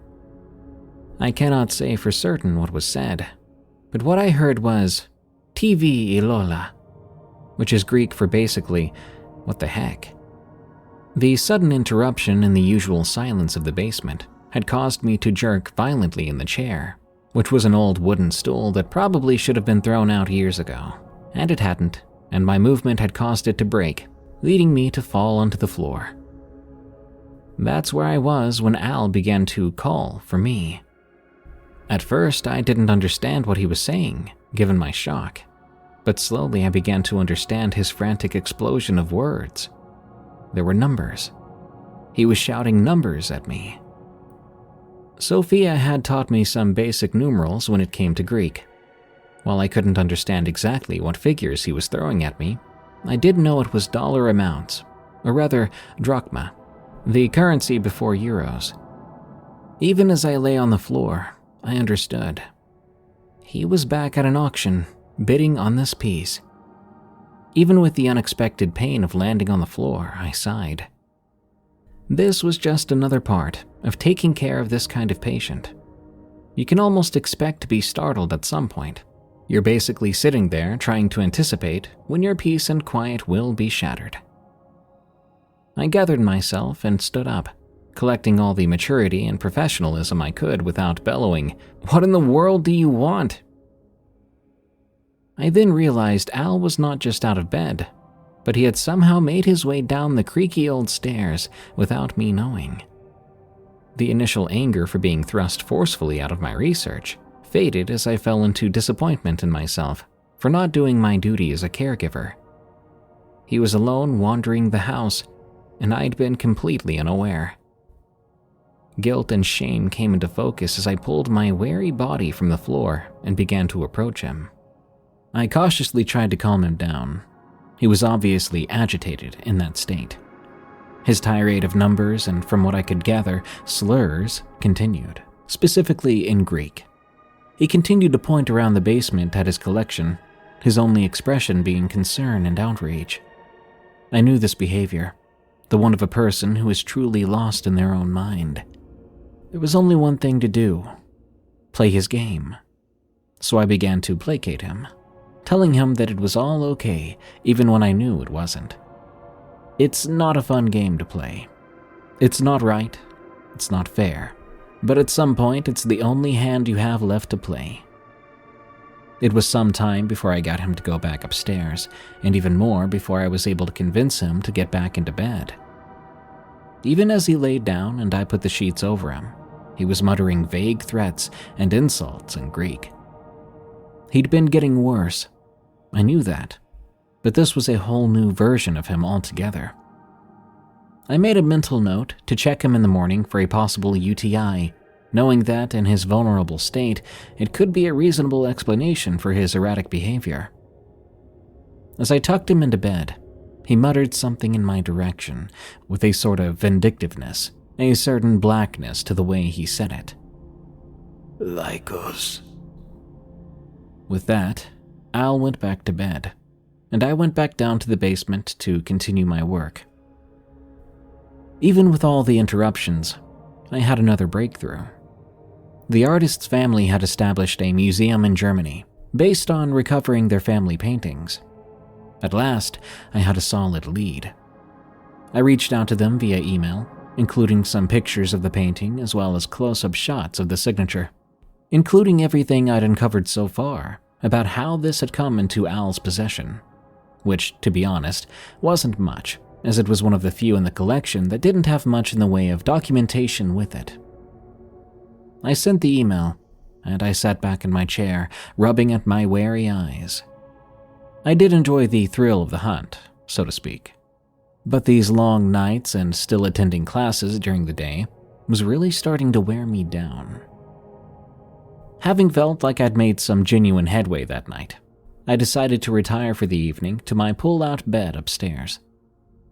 I made my bed while plugging in the baby monitor and fall alarms, which alert me to anything Al was doing, making sure to keep them close to the head of my bed so I'd be sure to hear them.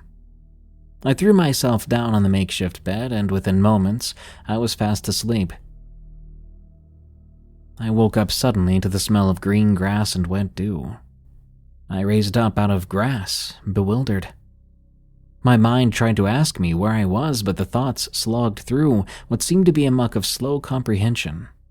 As I placed my hands beneath me to pull my body into a sitting position, another sight caught my eye. I was not alone in the field. All around were little white clouds of fluff. I managed to rise to my feet, all the little clouds of snow white scattered around the field. I pulled my feet beneath me, still a little woozy, and I began to walk towards them.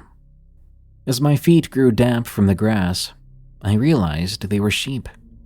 The lazy clouds of fur turned their unseen heads towards me, their sleepy bass sounds escaping from the slumbering mass. Sheep. A field of sheep. I awkwardly stumbled through them in my stupor, almost but never quite tripping over the slumbering mass, until I reached the center of the flock. I stood there in the center, just turning around in place, gazing upon the mass of a dozing, restful herd, when I heard it. A sound I can only describe as primeval. It started as a low sound, but not quiet, just low. The vibrations of its tone I could feel in my most primitive of places. A tone that spoke of warning, of violence, of impending physical harm. A voice from a place much older than humans that simply said, "Leave." Not a word, just a feeling. An overwhelming overtone that said, "You should depart from here." And so I did. I tried to leave. I looked out at the field of sheep looking for the nearest exit, and I ran. I ran over sheep and brambles, over the fields of vines and into the forest beyond the herd. I was almost past the last sleeping sheep when I heard the sound. The low, deep growl. The sound struck so deep inside me that I tripped and fell. My face was buried in leaves and dead growth. All I could smell was the dead earth buried in my nostrils. And yet I could still hear the growl. An all-encompassing noise. It sounded like it was raising the earth from beneath it, and it only spelled death. At that moment, I decided this was my fate. I turned, even in my terror, to face my obvious demise. All I could see was the dark skies above as I lay on my back. Then the full amalgamation of my nightmares came true. It came into my vision, gray and white, its full black eyes staring down at me. Its paws had pinned me to the earth, but its mouth was the most horrible part. It was not dripping with blood or even open in some unnatural smile. It was just open, waiting for me to protest. It knew I didn't belong there, and it stood upon me waiting for me to say something so that it would answer with its primal and definite reply. I tried to raise my hands, only to find them lethargic. The beast then answered my action with a strike from its jaws. The last thing I saw was the white flash of teeth. My next memory was waking up on the floor of Al's house. I'd thrown myself out of my bed and was now on the floor. Terror still flooded my mind. I fought against the teeth that had taken hold, only to find I was only fighting the blankets I'd laid down on for my own bedding. I was sitting there panting on the floor. My eyes soon adjusted to the relative darkness of the living room. The familiar surroundings came back into focus. My heart was ready to explode until the fear finally began to recede. I wasn't in a field. I was in the living room. No sheep, no wolves, no threat. Just a bad dream. I tried to calm myself down. Just a dream, just a dream. Too many hours without sleep, too many hours in the basement, too many hours working. I lay my head down on the floor, trying my best to console my own mind. When the panic and fear finally subsided somewhat, I raised my head again to look out the sliding glass window of the house. There was no reason why. I just did. And I saw standing at the sliding glass window of the back door a figure. Gray, shaggy, tall, and lean. The figure of a wolfhound staring back at me. There was no malice, no evil intentions. It just stared at me with its cold black eyes. I felt my face go cold. The blood rushed away from my faculties and the edges of my vision began to darken. I put my head down on the floor, waiting for the vertigo and nausea to pass. When I lifted my head again, the figure was gone, but I swear I could see the fading remnants of breath against the pane of glass. I got up off the floor and noticed the first glimmers of dawn beginning to light up the sky. Well, I thought to myself, at least my relief will be here soon. I rubbed my eyes and began the process of setting out breakfast. The brewing coffee smelled particularly wonderful, probably due to my brain screaming for a caffeine boost after the less than restful evening. Genuine relief washed over me as I heard steps coming up the ramp to the front door. Sophia's usually cheerful demeanor changed the moment she laid eyes on me. Instead, a look of concern spread over her. I told her about the evening's events. All of them. I didn't even bother trying to rationalize any of the bizarre occurrences away. Sophie had always been a more spiritual person than myself, believing in dreams, meanings, and premonitions. Plus, I was just too tired to try rationalizing any of it. She sat at the table with me as I told my story between sips of coffee. When I looked up, I was expecting perhaps a look of bewilderment, or even disbelief. I was instead greeted by a look of sympathy and understanding. "It's the Wolfhound painting," she said, with no degree of doubt in her voice, just a statement of fact. That painting always gave me the creeps, and Grandpa never liked to talk about where he got it, or why it was never hung up in the house. It has always lived down there in the basement, she explained. Really, the most he has ever said about it was that it was a gift he never wanted. Her brow furrowed in concentration, trying to recall facts from days past. All I can really tell you is that he doesn't want that painting. I remember once when I was pretty little, me and some friends were playing down in the basement and I opened the cabinet where he was keeping it. I took the cover off just out of curiosity to take a look. When he came down and saw us, he was... The lines in her brow deepened further, trying to find the words. Furious? But that's not really the right word. More like when you find a child playing with something dangerous. He was angry, but more concerned. Like he had come across us playing with a loaded gun. He sent my friends home immediately and sat me down at the kitchen table, telling me I must never touch the painting ever again. I can still remember the sweat standing out on his forehead when he told me that. He said it was bad luck, or what word was it? Kataramenos. That's the word he used. He was never someone quick to anger or even raise his voice. But the way he acted towards that painting, well, it'll always stand out for me. Sophia finished. I sat there in my chair, sipping my coffee, listening to her, and I felt just the slightest bit of my usual healthy dose of skepticism about the supernatural world falter ever so slightly. Even a slight change in one's worldview has a profound effect, My own mind treated me to a fleeting vision of the dream from the night before. Those teeth. No compassion, no mercy, flying right at my face. I must have visibly shuddered, because Sophia broke her deep recall of the memory and regarded me. I told her, "I don't believe in curses or haunted things, but the painting down there, it definitely gives me the creeps." I looked up only to see an expression on her face, which said she was glad I was seeing the things she always had. I'd seen that look before. "Oh, don't start," I said, getting up from the table to get a second cup from the pot. Even as I poured my second cup, I could feel Sophia's gaze at my back, a certain smugness emanating from my admission that these circumstances were out of my usual wheelhouse of rationale. I returned the coffee pot to its home and leaned against the stove, turning my face once again to Sophia.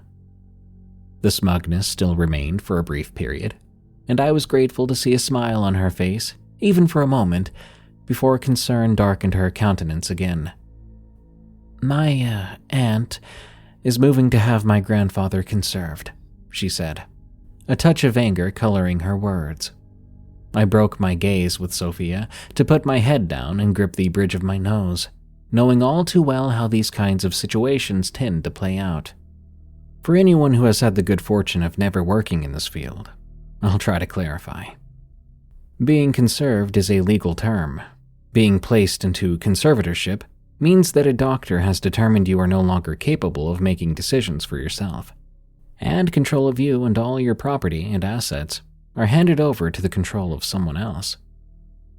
Oftentimes, this will be a family member or someone designated by the court, determined to have your best interests at heart, and will work only in such a manner for you to have a favorable outcome. At least, that's how it is supposed to work in a perfect world. However, I would say even often, in situations like these, it has a wide potential for being abused, sometimes leading to a family member making their own interpretations of what the conserved individual would have wanted, resulting in isolation of the conserved individual, leading to further distress of the conserved person, and fostering further distrust among family members. As I pinched the bridge of my nose, I could feel the pressure of a headache building. No part of that can lead anywhere good. I said as much to myself as to her. "I hate to put more pressure on you, Bobby, but we're running out of time," she said, trying to mask the pleading in her voice. "Do you really think you can sell that painting without—" She trailed off. "Yes, I can," I said, with a bit more harshness than I would have intended if not for the lack of sleep. "But if your aunt is moving in that direction, there isn't anything I can do. I'm not a lawyer or a doctor. If she gets what she wants, there's nothing more I can help with." I expected her face to once again darken at this new development, but instead a small light grew within her expression. "My mother has a solution to that exact problem," she said, beaming. "We are giving the painting to you, for the time being, until it is sold. You will have temporary ownership of the painting as drawn up with the paperwork with the intent to sell it on our behalf. Temporary stewardship." I could see she was proud of the work she and her mother had done to make this possible. They'd found a workaround for the aunt's drive to have Al conserved. This made it possible for me to continue to help them, albeit for just a short time longer. Sophia's mother arrived at the house a short time later, handing me paperwork that must have taken several trees to produce.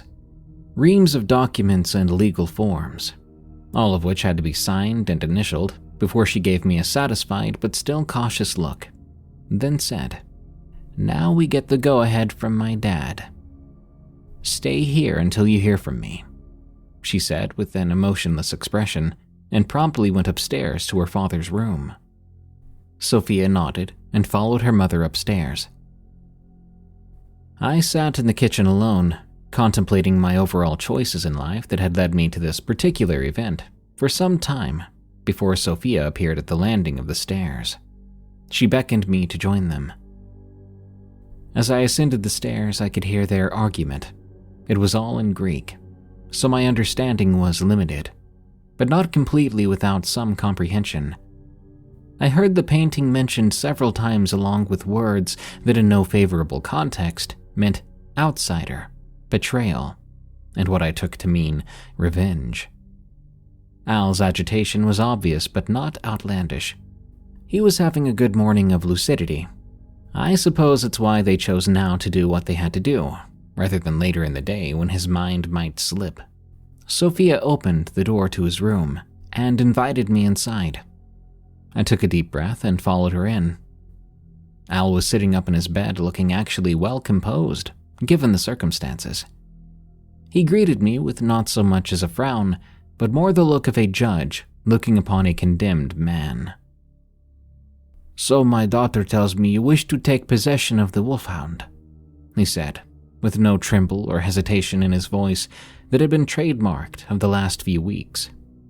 "Yes, sir, with the purpose of selling it for you and your family," I calmly remarked without meeting his gaze. Again, eye contact for me is not something I can do easily. "Look at me, boy," he said in a sharp tone unlike the man I'd known. Even through the trepidation, I decided to meet his eyes and was shocked at what I found. His stare was even, no trace of stroke or dementia. His eyes were firm and steadfast. He looked upon me with real concern and even, if I dare say, compassion. "Very well. If you would take it, it is yours. Give me your hand." "Sir?" I said. "Give me your hand," he repeated. From his bed, he offered me his hand outstretched and reached for my own. I gave Sophie and Mary a wayward glance, asking their permission. Mary nodded towards me. Sophie gave me a look that only described her confusion and wariness. I reached across the bed and shook Al's liver-spotted, withered hand. "Yes, sir, I agree." With that, he grasped my hand. The family waited in silence around the bed. When our hands touched, I felt it again. My skepticism about the supernatural, about all things mystic and foreign to my rational mind, slipped another cog on the wheel.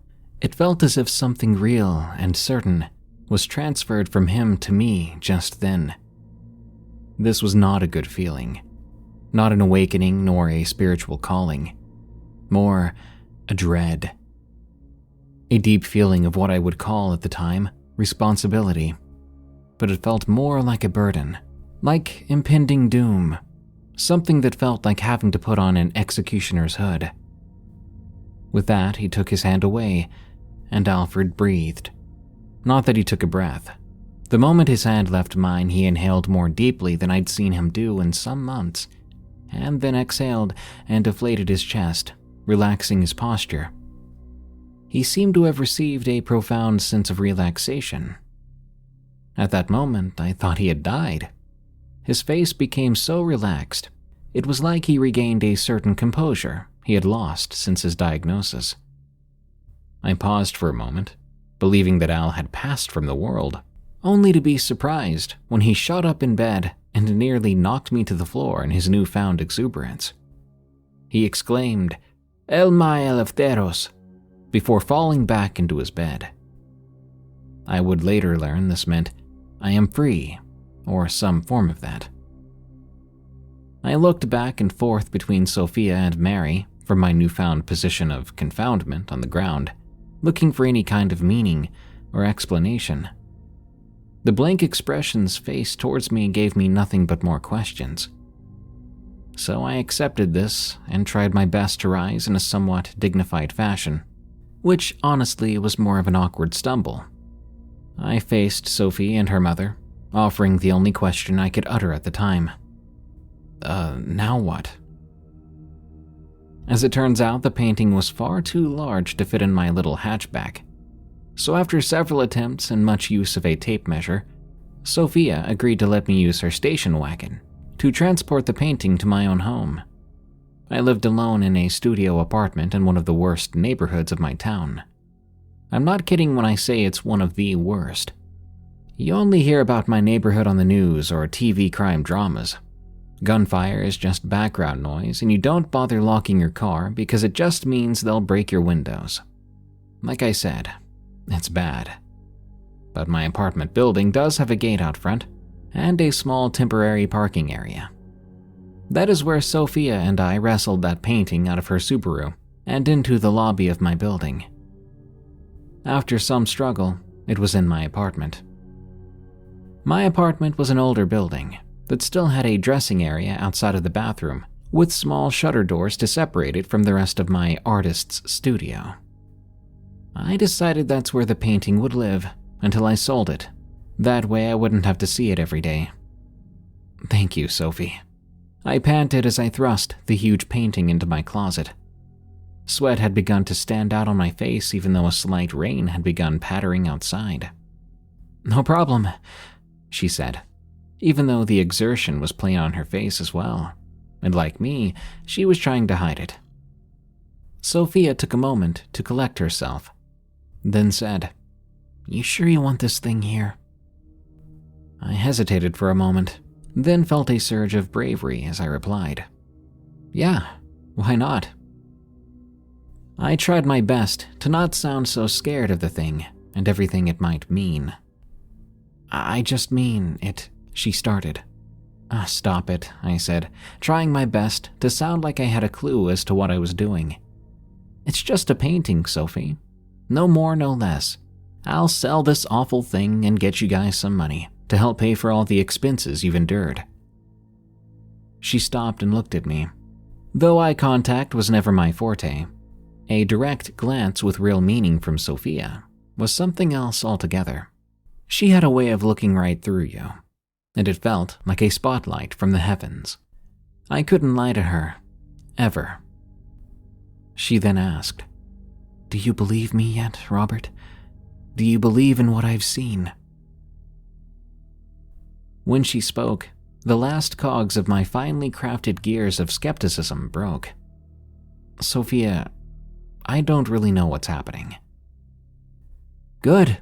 It means you're not stupid," she said, with no note of smugness or approval, just meaning and fact, which, as a man who has always held to those beliefs, struck me deeply, the tone of her words being as cold and irrefutable as time itself. "It means something," I said, the words lying heavy on my heart. "I just don't know exactly what yet." "Well, that's a start," she said. And without another word, she left my apartment, leaving me alone in silence. I stared after the door as she closed it, wondering to myself what exactly in the heck I'd gotten myself into. Wariness found its way into the forefront of my thoughts and made itself quite a nice home there. I just needed some food and sleep, which were the only thoughts my mind had for me. I walked over to the fridge and opened it, examining the contents inside, hoping for anything that might resemble a meal. I was in luck tonight. I had some chicken breast and vegetables, courtesy of my meal delivery service, that I had just enough in my bank account not to cancel. I cooked and ate in complete silence, expressing whatever gratitude I could for the powers that be. I had managed to bring my laundry up from the basement, clean sheets and bedding for the night to come. It was my Friday, and even though I had a lot of work ahead of me, I was thankful for clean bedding and a chance at a good night's sleep. Before retiring for the evening, I forced myself to go and check the mail. My mailbox was stuffed with the usual array of coupons, local ads, and junk mail, offering me promises of millions if I just signed up for their mailing list. Upon clearing through the refuse, I saw at the bottom of my mailbox a package key. Curious, I took it and went over to the locked parcel bins, trying to remember if I had ordered anything recently. I opened the bin, and there was a slim bubble envelope. Turning it over, I tried to figure out the address. All I could really tell was that it came from somewhere in Germany. I pulled the tear strip off, reaching inside and pulling out a book. Then the light bulb came on. It was from the Museum of the Painter. Along with the book was a note from the curator expressing keen interest in the painting, as it could be part of a missing collection assumed destroyed during the Second World War. Signed at the bottom was some contact information if I wished to continue the authentication with the museum. Yes, I most certainly do, I said aloud. I went back up to my apartment, happy to have some reading material before bed, which might help me further this project down the road. And I thought to myself, get that painting out of my apartment. As I lay in bed trying my best to pore over a few pages of the book, my eyelids continued their efforts downward, and before long I just couldn't argue with them anymore. Sleep came for me, and I was its all too willing captive. When my eyes opened again, upon the field of slumbering sheep, it wasn't met with a sense of dread. Instead, I found myself looking upon the field with something more like determination. The shouts emanating from my rational mind faded, giving way to a sense of purpose. I took in every detail in the entire field all at once. A field of stars shone brightly overhead, but no moonlight. Despite this, I could see my surroundings in clear detail. My vision was crystal clear. My field. It was a faraway question that just came to me. Since when was this my field? I pushed away the thought and rose to my feet. I sauntered among the sleeping prey as they slept.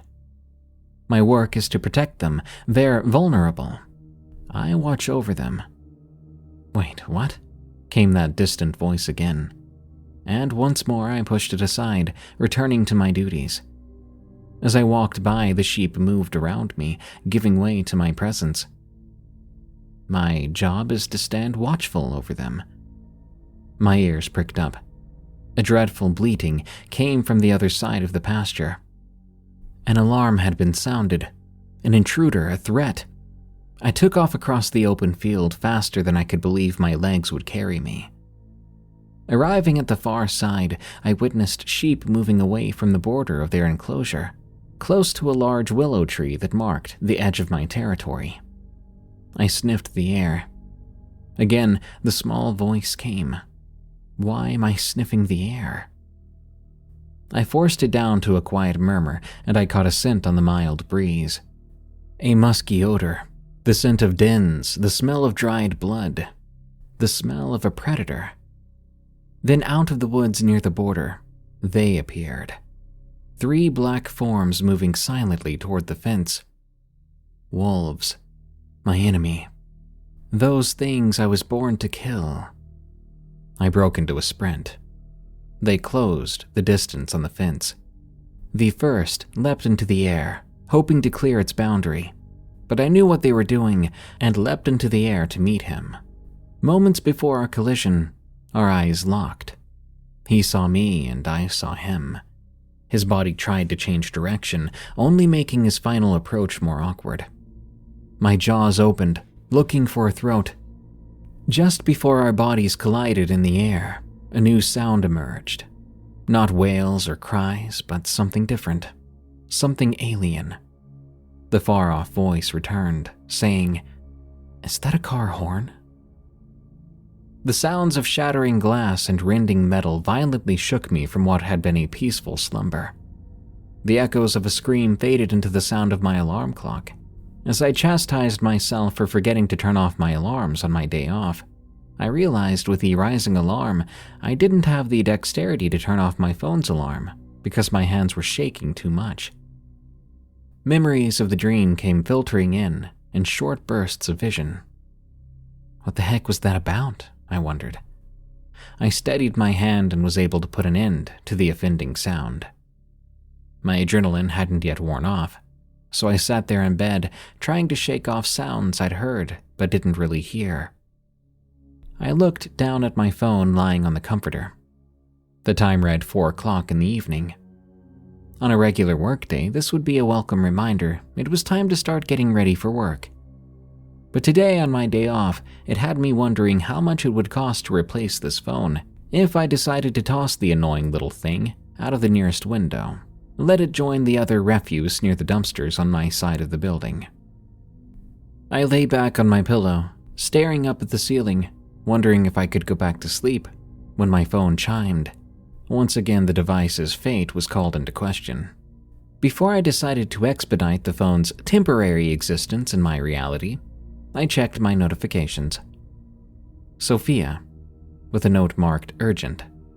Okay then, I thought. This is worth checking on. I opened the message.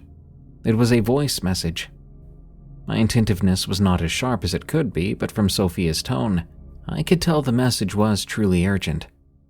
I hit pause and restarted the message from the beginning, more awake than before. Bobby, please call me. There's been an accident. Sophia's tears could be heard through the static and interference. I called her back as fast as my abilities would allow. Hello, Sophie. What's happening? Her response was not something I was prepared for. My aunt was on her way to her lawyer's office with all the paperwork to dispute the power of attorney she was trying to get herself defined as the legal power of attorney. But then, her car crashed into a tree.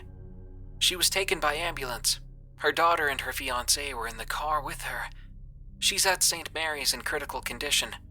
The staff there tell us we should get there soon. Bobby, what does that mean? I took it all in. This is the very worst part of my job. I told them the truth. You should definitely go to the hospital. Sophia went quiet. She knew what that meant. Go, be with them, I said into an empty line. Sophia had already left the conversation to go be with her family.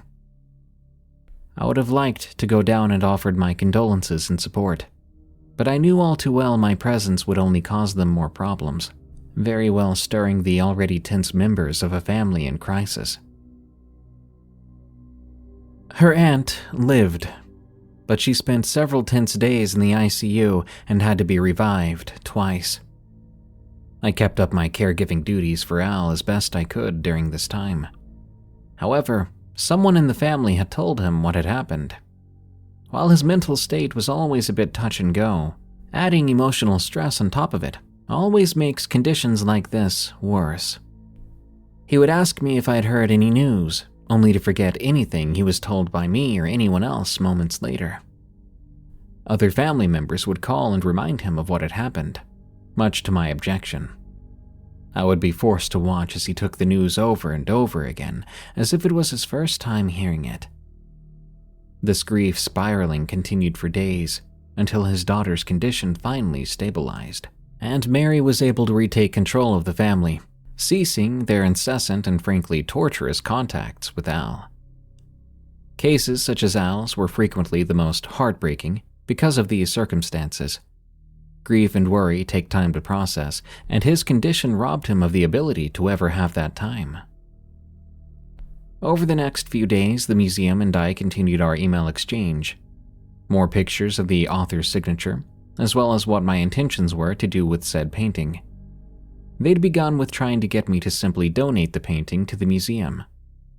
I attempted to explain the situation for them, why I had been doing all this work, and the family I was attempting to benefit. This got a more sharply worded response from the museum, trying to lecture me about the historical importance of returning lost pieces to their original owners. But I knew this tactic. It was pretty commonly used in art deals, to see if they could get you to give up valuable pieces of artwork for pennies, or even nothing at all. It was a sleazy tactic. I began to more closely examine our emails and looked up a few records. I found that my correspondence hadn't actually been with a museum curator, but a third-party art dealer working on the museum's behalf. I fired back a furious email accusing the art dealer of misrepresenting themselves and demanded to be placed in contact with an actual curator of the museum's collections. I'd scattered enough fear-inducing legal language throughout the email to get the dealer to back off, and I was put into touch with their real acquisitions department. After CCing them all of my previous emails with the art dealer, I was offered an extremely well-worded apology, along with what I'd been working for this whole time. A genuine offer. I won't lie, when I opened the email containing their offer on the painting, I was taken aback. It was, to say the least, generous. I printed the email, and when Mary arrived that morning, I handed her the offer letter. I stood in the kitchen with her, a little off to the side, trying to casually sip my coffee. I felt an immense pride swell up inside me, watching her usually serious eyes soften. She put her hand over her mouth, and tears began to well. "Is this real?" she asked. "Yes," I said, softly. "All they need is your signature and mine. They'll make all the arrangements to have it shipped to the museum." If the offer letter had me taken aback, what happened next pretty well knocked me off my feet. Mary got up from the table and hugged me so fiercely, I honestly thought she might break one of my ribs. She put her head down on my chest, and I could feel a few silent sobs before she reimagined her composure. "Thank you for everything you've done for my family," she said, with genuine gratitude in her voice. All right, then my turn to shed a few tears, I thought. We hugged again, this time without trying to squeeze me in two. We sat together in the kitchen for the next hour, while I worked on our electronic signatures, and she made a variety of phone calls to family trust lawyers and accountants. Mary and I had the painting picked up from my house, instead of bringing it back to Al's for the sake of not wanting any more calls to upset her father. To my surprise, it wasn't just some courier that came to package up the painting for shipping. It was an actual staff member of the museum. They'd flown out all the way from Germany to personally deliver the check to Mary and oversee the painting's final departure. He was a tall, lean man with a deceptively deep voice. He extended his hand to mine, once he had ensured all reasonable precautions had been taken for its safe travel. "Thank you for bringing this treasured piece back to its home," he said, grasping my hand in a firm grip. As he shook my hand, I couldn't help but feel a sense of relief, like a dread I'd been trying to ignore since this entire debacle began had finally been lifted. I actually felt lighter for it. The family decided to have a party to celebrate. With the sale, Mary had enough to hire a caregiving staff to give Al the best care he could possibly have, secure his home, and all in all just settle out the infighting that had plagued the family when this all began. I don't know if you've ever been to a big Greek family party, but they're quite the event. I was invited and greeted by faces that had once held only suspicion for me, but now held a regard for me like when Mary had embraced me in the kitchen. Basically, I was treated like part of the family. Drinks flowed and they all conversed in such a way that told me all the misgivings had been forgiven. Even Al was present. I caught sight of him sitting in a large, comfy-looking recliner, playing with his grandkids. As I looked on, I couldn't help but notice something slightly different about him. Something about how he moved with a little less stiffness, which had been afflicting him before. I could have sworn that his salt and pepper hair had a bit more pepper than salt since I'd last seen him. Sophia's aunt was in a wheelchair with a broken leg, and her arm was in a cast, but she was in just as good of spirits as any of the group. She wheeled up to me along with her fiancé and her daughter. It made me glad to see that they were all okay. She began to thank me for everything, which at this point I was getting tired of saying of course or you're welcome. It had been happening pretty much all night with every family member I talked to. She asked which of the paintings I'd sold to make them so fortunate. I told her, but she said she wasn't familiar with it. I pulled up the photos from my laptop, and all three of them looked down. "Mommy!" her daughter exclaimed, pointing at the Wolfhound in the photo. I don't know what it is about children. Something about how innocent they are that gives them the ability to say the most bone-chilling things. "That's the doggy that ran in front of our car!" I could feel the blood make a hasty retreat from my face. Her mother looked at her and said, "Don't tell stories." "I'm not," she whined in protest. The fiancé took the back of the wheelchair, beginning to wheel her aunt away. "Come on, let's get some food," he said. I was left alone with their daughter for just a moment. She looked up at me with her enormous brown eyes. "You believe me, don't you?" I knelt down so only she could hear me. "You know what, kiddo?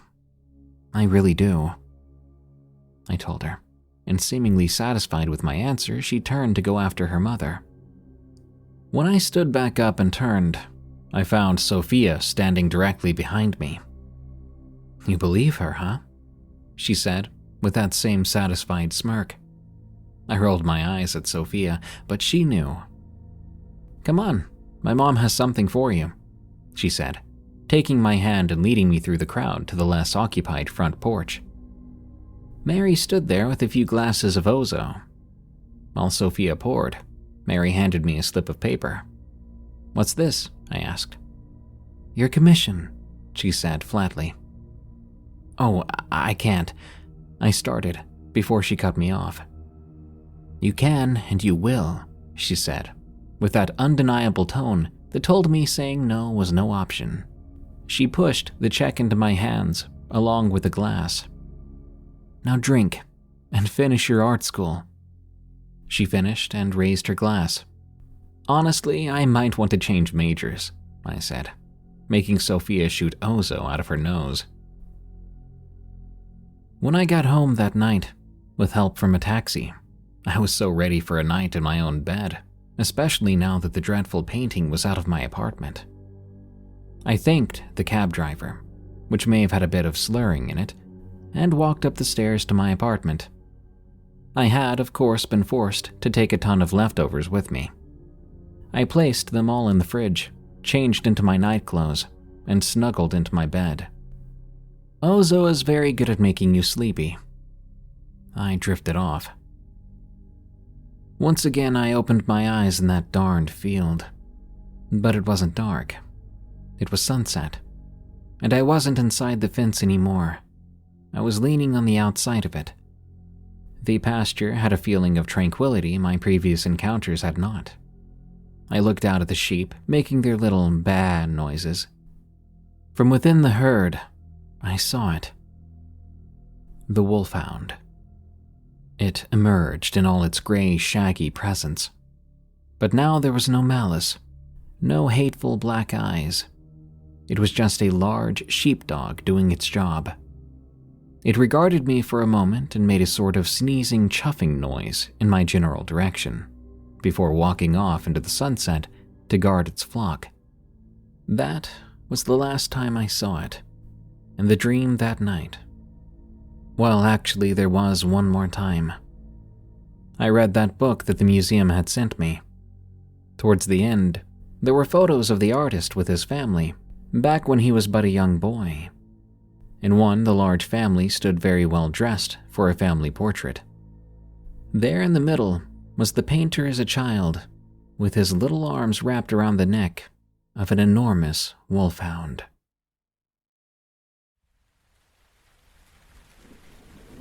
Almost tiger food. From J. Ion. My friend was born and raised in Bangladesh, specifically in the capital city of Dhaka. She left to study abroad when she finished high school, as did most of her extended family, with many of them choosing to settle permanently in the USA, UK, and UAE. Despite the separation, they remain in frequent contact with each other and made annual visits to their home country. In 2013, it just so happened that all the family members based abroad were visiting Dhaka at the same time, which never happened before. My friend's dad, who always played host to returning relatives, is somewhat of a leader of the clan. He decided that on this rare occasion of having the entire family back on home soil, they should all go on a holiday together to a local tourist attraction, specifically to the famous Sundarbans, a large national park that is home to the endangered Bengal tigers.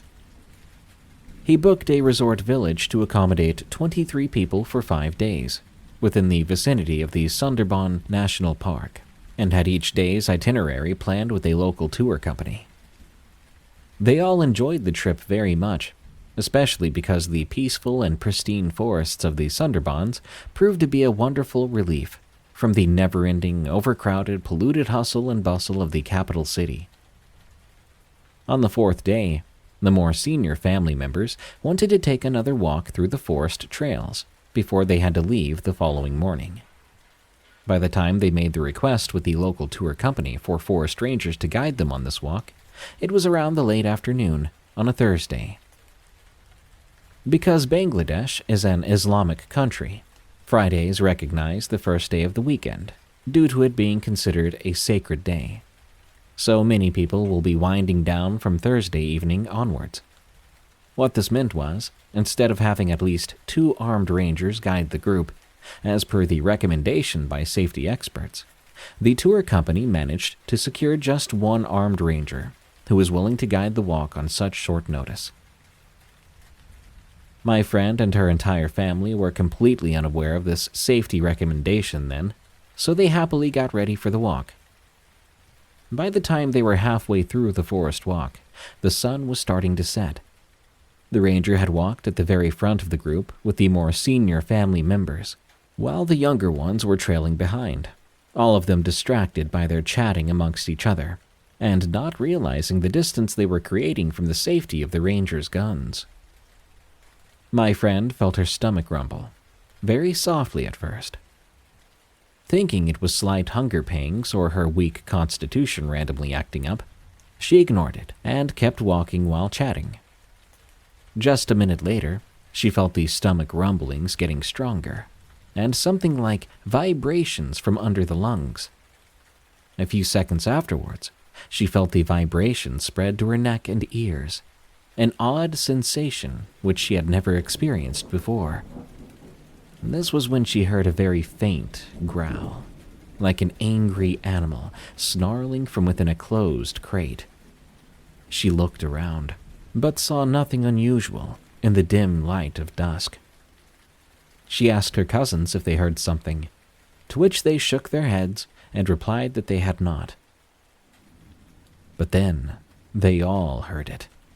A very distinct and guttural growl, almost like it was building itself into a roar. It came from somewhere in the undergrowth of the forest, causing the trees and forest floor to visibly tremble. They immediately sprinted as quickly as humanly possible towards the direction of the ranger.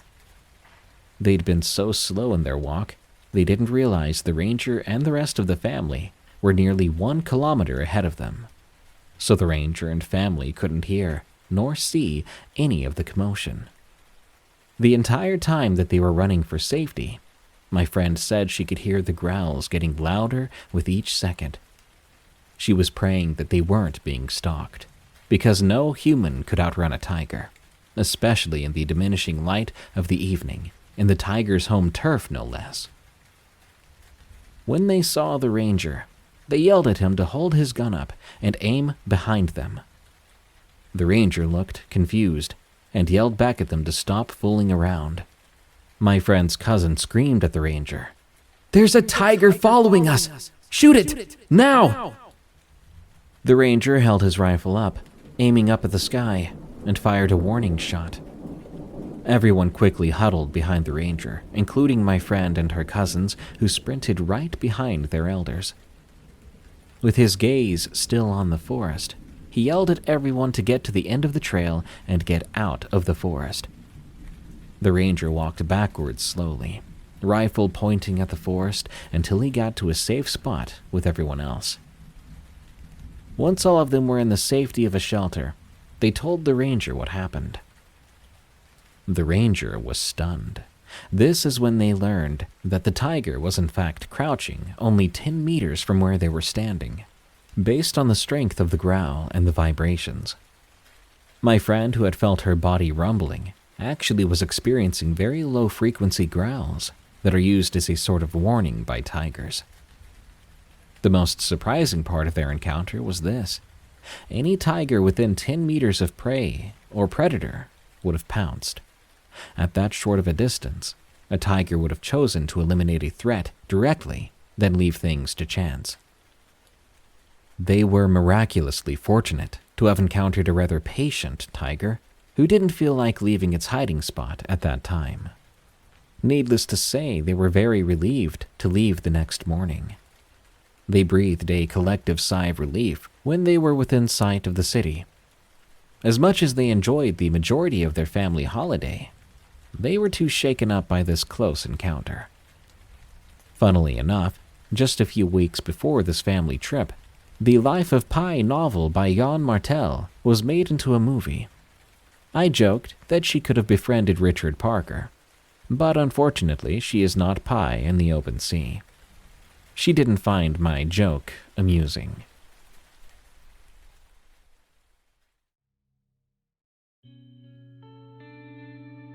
Rude Awakening from Spooky Guy 556. This encounter happened to me just under 2 years ago now. I'm not quite sure if it fits the paranormal category, but it scared me out of a night of sleep, so I figured I'd share. I was 21 years old at the time, working as a delivery truck driver. I'd met a nice girl and we decided to start dating. After about 6 months of dating, her family decided to move across the country, and she was going to go with them. It was hard, but she wanted to try and make long-distance work. Unfortunately, in my experience, it definitely doesn't. But that's not what we're here for. While we were dating, I would fly her here to see me, so we could spend some time together. This story happened while she was visiting me one week. We had planned a week where she would fly down and I would take off work, and we could just enjoy each other's company. I worked early mornings at the time, getting up around 4:30 to 5 a.m. for work every day. My girlfriend, we'll call her Annie, was flying in on a Thursday and leaving the following Sunday, just over a week. Unfortunately, it was a busy time of year for work, so I was unable to take that Friday off. I woke up Friday morning at 4:30 like usual and got up to get ready. At the time, I lived in a small 2-bedroom apartment with one of my childhood friends. It was a crude basement apartment, but I was happy there. Right across the street from us was a creepy old church that looked to have been built several decades ago. The old brown paint was peeling off the walls, and it had brittle wooden shingles with a very steep pitched roof, a narrow bell tower set at the point. The windows were all frosted, so you were unable to see inside, and I never did see anyone come or go from it. It was this Friday as I stepped outside into the dark morning, and I walked out to my truck. I noticed a light was on at the church's bell tower.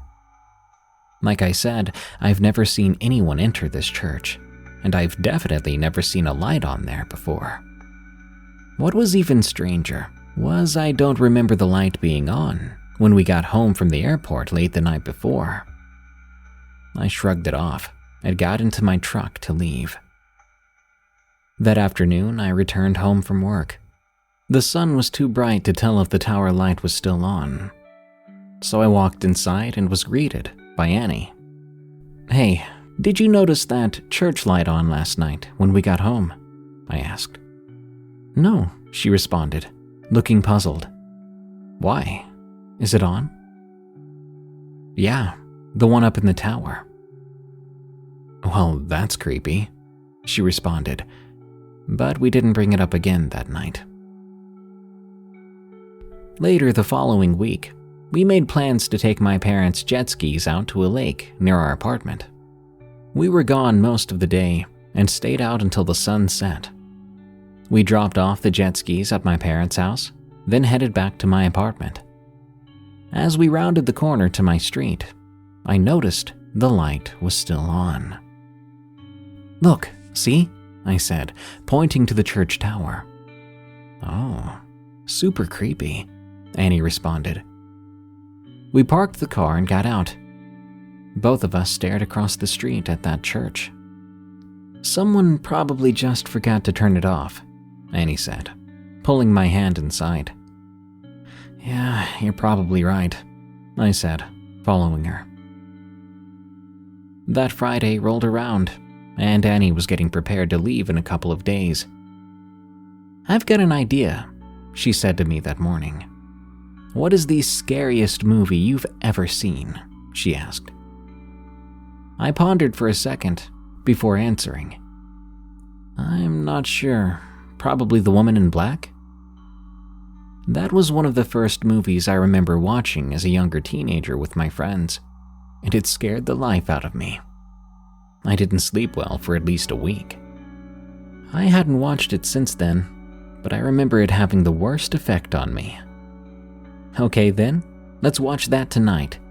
Then afterwards, we see if we can go figure out that light in the church. Being a fan of the paranormal, I agreed. That night after the sun set, we cozied in for a night of terror, but I had no idea how bad it would get. We finished the movie, and although it wasn't nearly as scary as I remembered, it still spooked me pretty bad, especially with the thought of that church in the back of my mind. "All right," I said, standing up once the movie was over. "Are you ready?" I stuck my hand out to help Annie up off the couch. "Yes, sir," she said. I walked to my bedroom and stuffed my pistol into my waistband, just in case. I realize bullets won't do much against ghosts, but they would against any human enemies, and it made me more comfortable feeling the weight against my hip. I snagged a flashlight on my way out the door, and we headed out into the night. It was around 1 a.m. as we crossed the street to the old church. The light in the tower was still on. I looked up and down the road to make sure we weren't spotted. We then approached one of these side windows and huddled near the ground next to it. "No way this window is open," I said as I pressed my palm upward against the glass. But to my amazement, the window opened smoothly, without so much as a fight. I found an old board from the roof in the flower bed nearby, so I used it to prop the window open, in case we needed a quick getaway. I boosted myself up through the window and helped Annie inside behind me. The window we entered through was one of many lining the main room. A large pulpit stood facing rows of dust-covered pews, half of them piled taller than me with old furniture and garbage. We wandered around inside the church, exploring all the side doors and hallways when we found the door to the bell tower. We opened it, and light flooded into the main room. We climbed the stairs slowly, listening for anyone that might be up there. We reached the top and found a small room full of boxes and more garbage. Having walked through the whole building now without finding anyone, I felt like I could relax a little. We headed back downstairs, and I left the light on so no one would know we were there. We made our way back to the window and began to climb out. We closed it behind us. "Well, that was spooky," I said to Annie, slightly disappointed that nothing had happened. We crossed the street and entered my apartment. We were both very tired, and I was grateful the church was only across the street instead of a longer walk or drive. We got ready for bed once we were inside and quickly fell asleep. I was awakened sometime in the night to my arm being shaken. I groaned, not even remotely close to being awake. "Adam," I heard as the shaking continued. "Huh?" I groaned. "Adam." The whisper came again. "What?" I said louder, opening my eyes.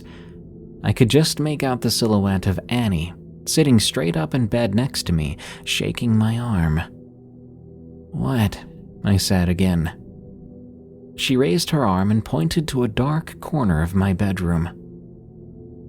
"Who is that?" All trace of sleepiness left my body in an instant. I shot right up in bed, throwing the blankets off me, nearly knocking over the lamp when I turned it on. I grabbed my Smith & Wesson 9mm that I kept on my nightstand, racking around into the chamber and spinning around, gun raised at the corner where Annie had pointed. But the room was empty, except for me and Annie, who had now lowered her arm and was just sitting in bed. "Annie, who's who?" I asked, scanning the room. She didn't respond to me. Her eyes were closed and she appeared to still be sleeping. "Annie?" I asked, getting no response. She then lay back down and fell asleep without saying another word, leaving me standing in the middle of the room at 4 a.m. with a handgun and my heart in my throat. I unchambered my round, set my gun back on the nightstand, and got back into bed. But I didn't sleep the rest of the night. I unplugged my phone and started to doom scroll on social media. No way was I sleeping after that. How could I? I kept the lamp on the rest of the night too, as I sat in bed on my phone. Annie didn't wake up again. She slept on through the morning, waking up around 10 a.m. I must have looked like heck. She asked if I was all right shortly after waking up. I told her about what happened in the middle of the night. She just stared at me blankly. "I don't remember any of that," she said.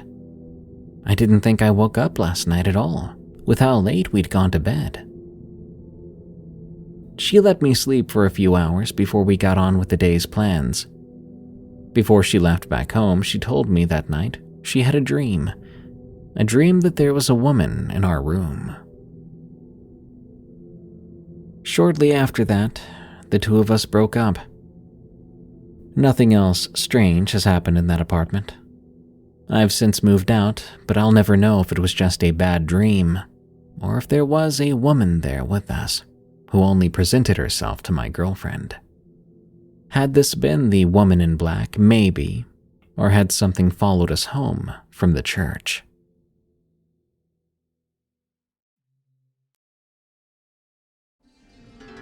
Squirrel Hunting from CryptidBilly.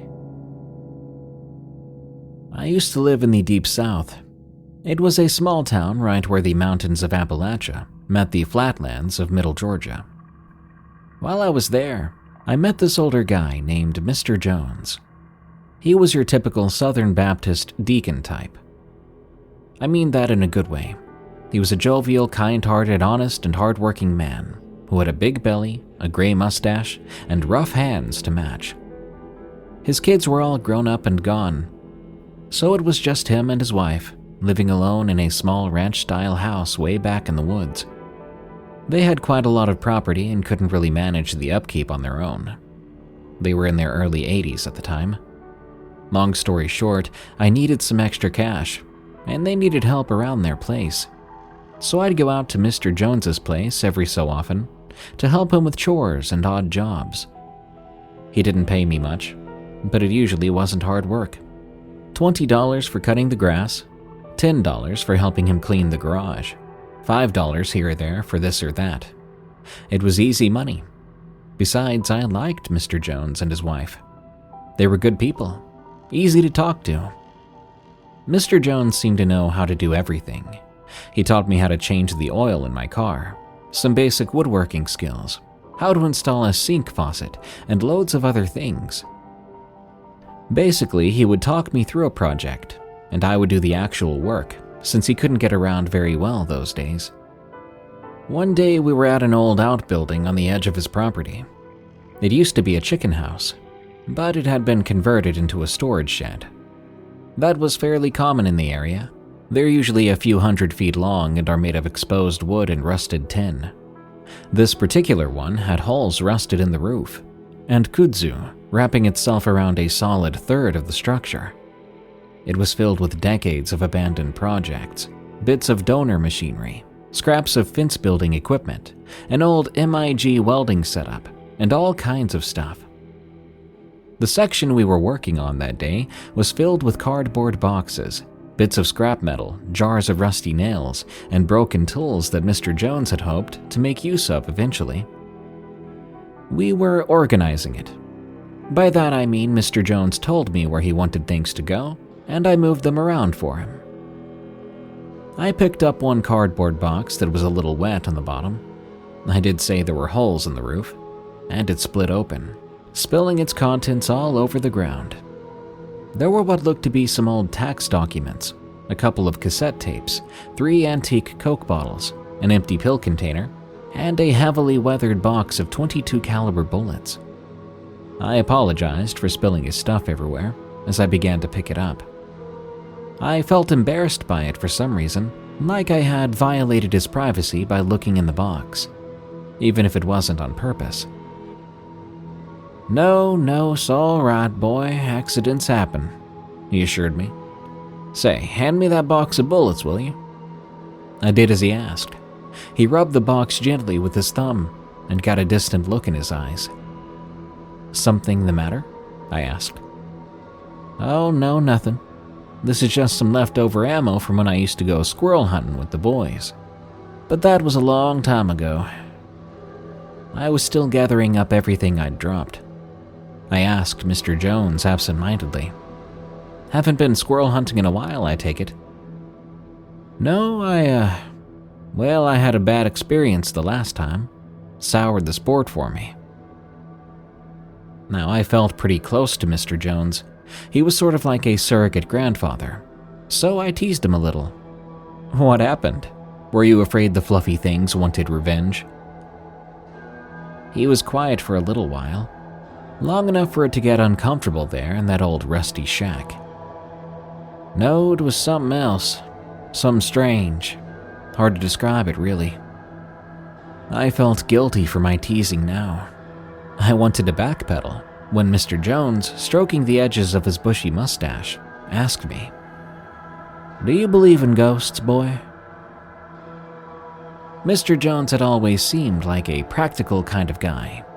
I almost laughed at his question. It took me off guard. Instead, I simply said, no. A shame, really. You wouldn't believe me if I told you then. I had neatly piled the box's contents onto a workbench at this point. I turned and asked him to tell me anyway. He was quiet for a long time, with a thoughtful look on his brow. But just before I got comfortable again, he slowly started his story. I think it must have been about 48. My, it still seems so fresh. But it's been a lifetime. Me and some of my pals had gone squirrel hunting near Gainesville. It wasn't nearly as developed back then. I think there's a mall there now where this patch of woods was. It was good hunting. We had spent all day out there, bagging a few squirrels each. Money was tight back then. It was before I got work at the factory. Anyway, we were headed back to Lance's truck. He had parked not far off the dirt road that led out that way in a clearing. As we came over the hill, we saw a young black boy standing near the truck. He was looking into the truck bed. Lance called out to him, saying hello and asking if there was a problem. But he didn't answer. He just stood there. As we got closer, I got this turning feeling in my guts. Reminded me of the war, to be honest. It was like something was really wrong. That was when I got a good look at this kid. His clothes were dirty and torn up, like he'd been in a heck of a fight. He was wearing an old-style suit, too, striped and tan, and he had a brimmed hat to match. Lance shouted at him again. This time the boy turned towards me, and I saw he had no face. He looked right at me. Where his mouth, nose, and eyes should have been, it was just blank. And then just like that, he was gone. Lance ran over to his truck. The other fellas followed after him. They looked everywhere, but couldn't find a trace. I don't know where he could have gone, but he was gone, vanished, just like that. Mr. Jones punctuated this with a snap. Now I was the quiet one, digesting what he'd just told me. Mr. Jones said solemnly, "Never did go squirrel hunting again after that. Meat is stringy anyway." He tossed the bullet box under the workbench. I told Mr. Jones the truth when I said I don't believe in ghosts, but I doubt he feels the same way.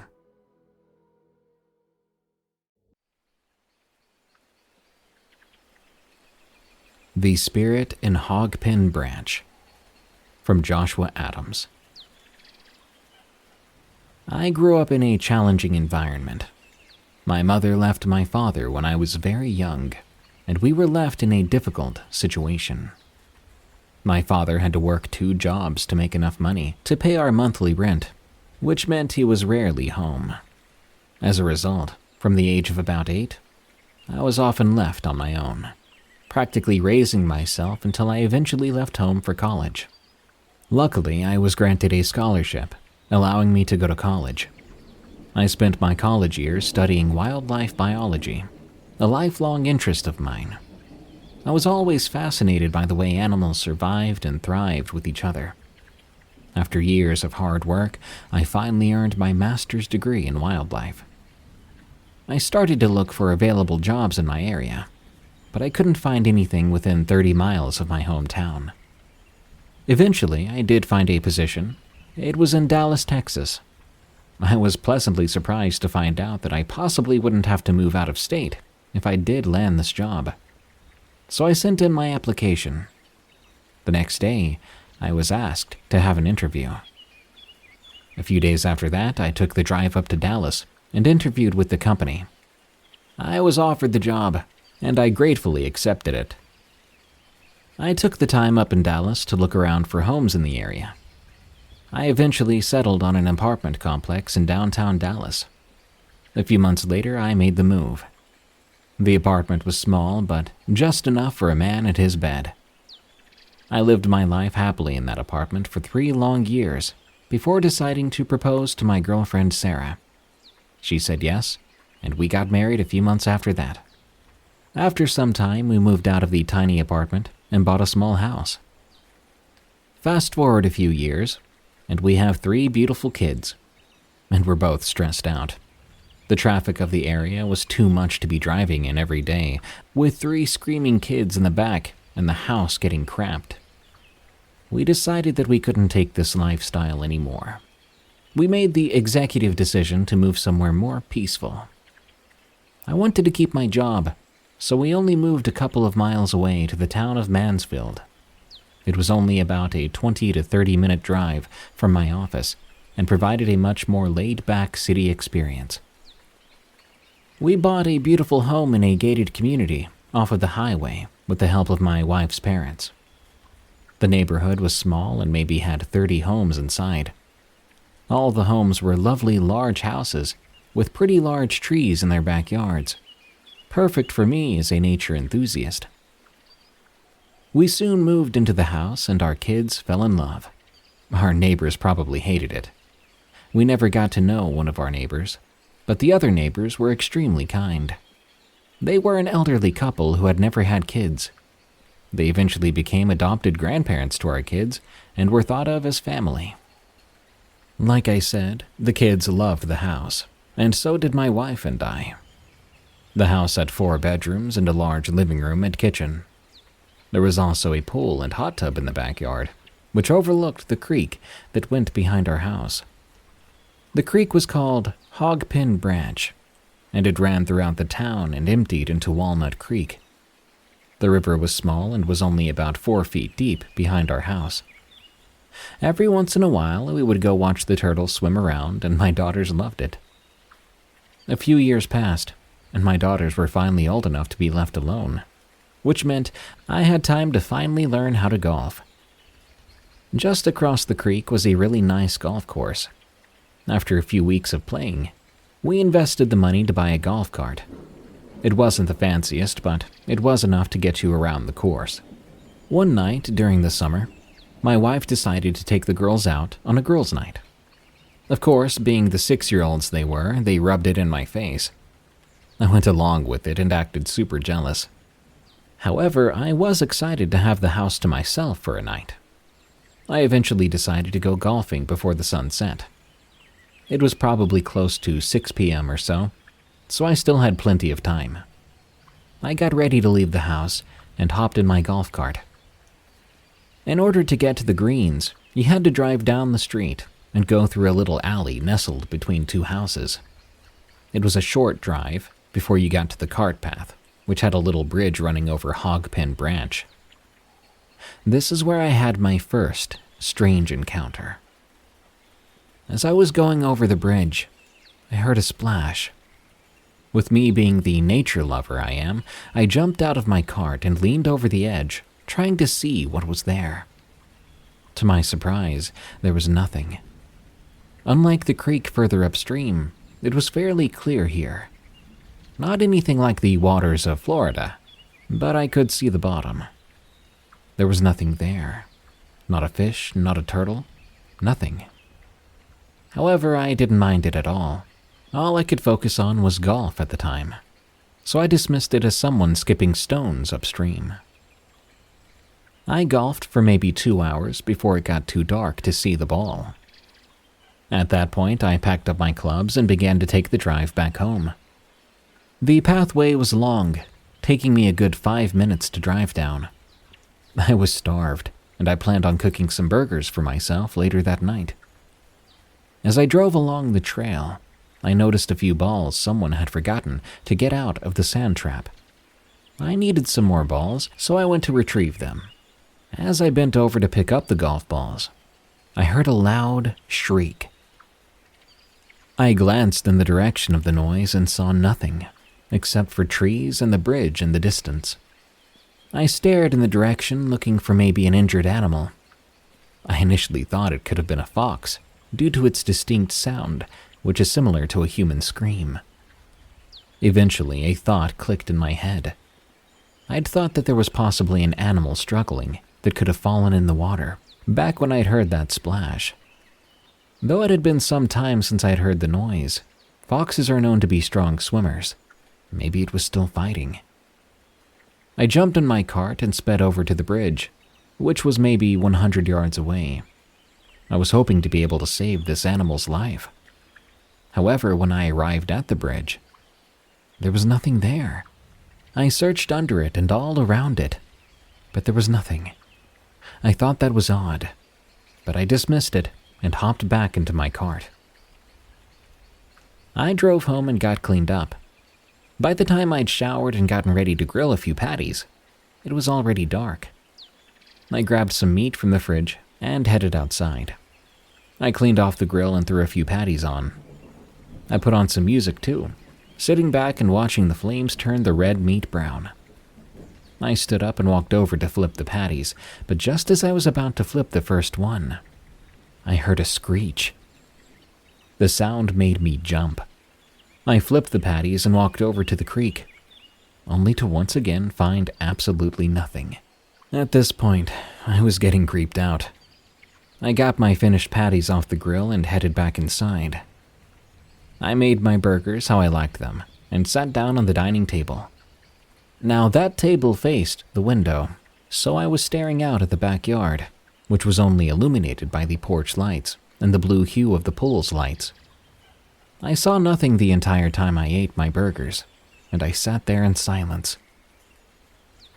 My silence was only broken by the arrival of my family. They came in exhausted from their long night. The kids came over to me, giving me a hug, then went upstairs to get ready for bed. I sat at the table, thinking, I probably look so creepy, as I intensely glared out the window. My thoughts were confirmed when my wife walked up and asked, "What's wrong?" I answered, "Not sure. I've been hearing some weird things. Thought it was an animal, maybe a fox or something, but now I'm not so sure." "Well, what did it sound like?" "I mean, it sounded like a fox, which sounds sort of like a person screaming. I went looking for whatever made the sound, but I couldn't find anything." She sort of just looked at me, then replied simply with, "Weird." We sat there for a moment before we heard one of our daughters say, "Dad, why is Mimi in the backyard?" Mimi was our neighbor, who the girls thought of as their grandma. "What?" my wife said quietly. We looked towards the yard. There stood an elderly woman by the creek bed. The lights hardly illuminated her, but from what I could see, it looked like Mimi. I stood up. Sarah said, "Why is she out there?" "I don't know. I better go find out," I said. I threw on my sandals and went to the back door. I opened it and called. "Hello? Mary? Are you okay? Do you need anything?" None of my questions were answered. The woman just stood there, back towards me, staring into the water. As I got closer, I noticed the awful smell coming from the woman. She smelled of stagnant water, very stagnant, to the point it was like rotten eggs and decay. "Mary, do you need something?" My question was never answered. I turned and walked towards the house then. I met my wife in the kitchen. She was still looking out at the woman. "Maybe you should go let Bob know she's out there," she said. "Yeah, good idea. I'll go over. You go tuck the kids in bed and just tell them she was looking for something." She agreed, and I went on over to the neighbor's place. I rang the doorbell and Bob answered the door. He seemed excited that I was over, even though it was so late at night. He told me to come in, asking if I wanted anything. "Want to drink a beer or anything? Mary can get it for you," he said. Mary poked her face from around the corner of the kitchen. "Oh, hey, Mary. What were you looking for outside?" I asked. "Excuse me?" she responded. "I saw you in the backyard a couple minutes ago. Was just wondering if you needed help finding something back there." The couple went silent. Then they looked over at each other. "Sounds to me like you saw her," Bob said. "Yeah, I'm not mad or anything. Just curious if you dropped something in the creek. I can fetch it for you," I said. "No, honey, that wasn't me. But we know exactly who you're talking about. We call her Margaret. See her every now and then," Mary answered. "Wait, so who is she?" I inquired. "Well, that's what we're trying to figure out ourselves. We do know, however, that she's not kind. One time Bob went out to ask her who she was, and she just screamed in his face. He fell over, and when he looked back, she was gone," Mary explained. "Where are the kids?" Bob asked. They're back at the house," I replied. "Oh, you need to go home now," Mary told me. I didn't even question why. I just bolted out the door. I ran to our house, and when I burst in the front door, it was eerily quiet. But one horrifying detail I noticed was that the back door was wide open. I'd forgotten to lock that door. You kind of grow out of the habit of locking doors at night when you live in a gated community that you trust so much. "Sarah!" I called. Nobody answered. I sprinted upstairs to my daughter's room. I found all 3 girls huddled in the closet crying. My wife was with them. "What happened? Are y'all okay?" I exclaimed. "She's in the house. The lady is in the house. It's not Mary, Josh. It's not Mary," my wife cried to me. "I know," I said, "but it's okay. I'm here now." Just then, I heard a thump from the stairs. "Josh!" my wife cried, covering her mouth. At this point, my daughters were sobbing. "Daddy, is she gonna hurt us?" my daughter cried. "No, I'm not gonna let that happen," I said confidently. I might have appeared brave to my family, but I was also on the verge of tears. I heard another thump. I wanted to stay in the closet with my family. But as the man of the house, I had to do something. I grabbed my daughter's softball bat, which was leaned against the corner in the closet, and gripped it hard. I slowly walked out of the room, preparing to knock the soul out of whoever was threatening my family. I rounded the corner and looked down the stairs. There, on the 3rd step, was a woman. The woman was staring at me. Her dress was a dark, dirty gray color, and her hair was a dark black and dripping wet. Her eyes were black and her mouth was still. I stood there. I couldn't do anything. After a while, the woman slowly backed down the stairs and walked out of view. Then, after a few more moments, I heard the back door shut. What the heck? I said out loud. My mind was racing. Who was that? And why in the world did she come into my house? I had never believed in the paranormal before, but had I just seen a ghost? I then remembered my family who was waiting for me to return. I ran back to that closet and embraced my family. It's okay. It was just Mimi, I told my daughters. I gave my wife a look, and she went along with my little white lie. We sat there for a moment, before everyone's adrenaline went down and the girls began to become sleepy again. We asked them if they wanted to go sleep at Mimi's and Bob's house that night, and they excitedly said yes. We packed up some small bags, and we were about to walk over to their house. Before we left, I double-checked every single lock in our home. I also made doubly sure that lady was actually gone. She was. But the water droplets she left were not. We ran over to their house quickly, terrified of what we might see outside on the way there. Fortunately, we made it safely. At their place, one of my daughters asked Mary, "What were you doing at our house?" Mary glanced at my wife and I, and we gave her a look, letting her know she should probably join in on the white lie. "I was just looking for sugar. I made cookies. They're in the kitchen," she said sweetly. The girls ran on into the kitchen to get some. "Thank you," I said. "Of course. Is everyone all right? Tell us what happened."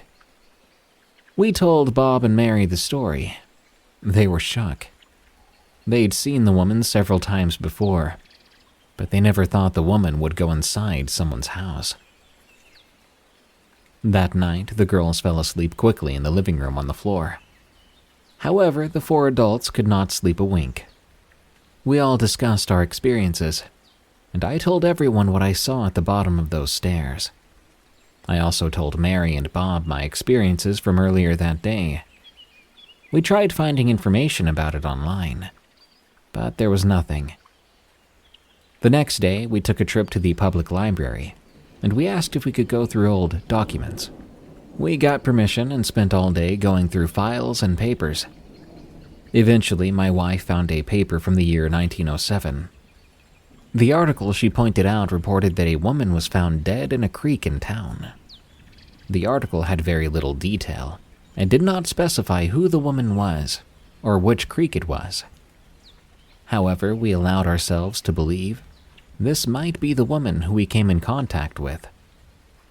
After that night, we lived in constant fear. My job eventually caused us to move to Georgia, where my wife and I now live. Our daughters are both now in college and have no idea what truly happened that night. As for Bob and Mary, they lived in that house up until a year back. Now they live in a much newer place in a different city. They told us they saw Margaret a couple of times since the incident. We can only hope that the woman is at rest now and will not terrorize anyone else who lives along that creek. I still have questions, though. Like, why did the woman need to open the door if she was a spirit? How did she leave physical water droplets on the floor if she was a ghost? Maybe this wasn't a ghost at all, and was just some jerk teenagers pulling a prank. If you have any idea, any feedback at all, feel free to let us know. Loonies Bridge, from TheCreepNextDoor. Folklore is a curious thing. Tales passed down through generations. Stories that have defied the passage of time. Why do some stories fade with the embers of the campfire, while others burn on forever? I believe that for a story to become folklore, it has to have a universal lesson, and above all, truth. Sure, some of the story becomes embellished, like a game of telephone, but the message remains the same, and the truth is somewhere between the dramatic pauses and jump scares. We as listeners can feel that truth, the belief that the storyteller has in what they're saying, and that sticks with us. It follows us home and demands us to retell the story.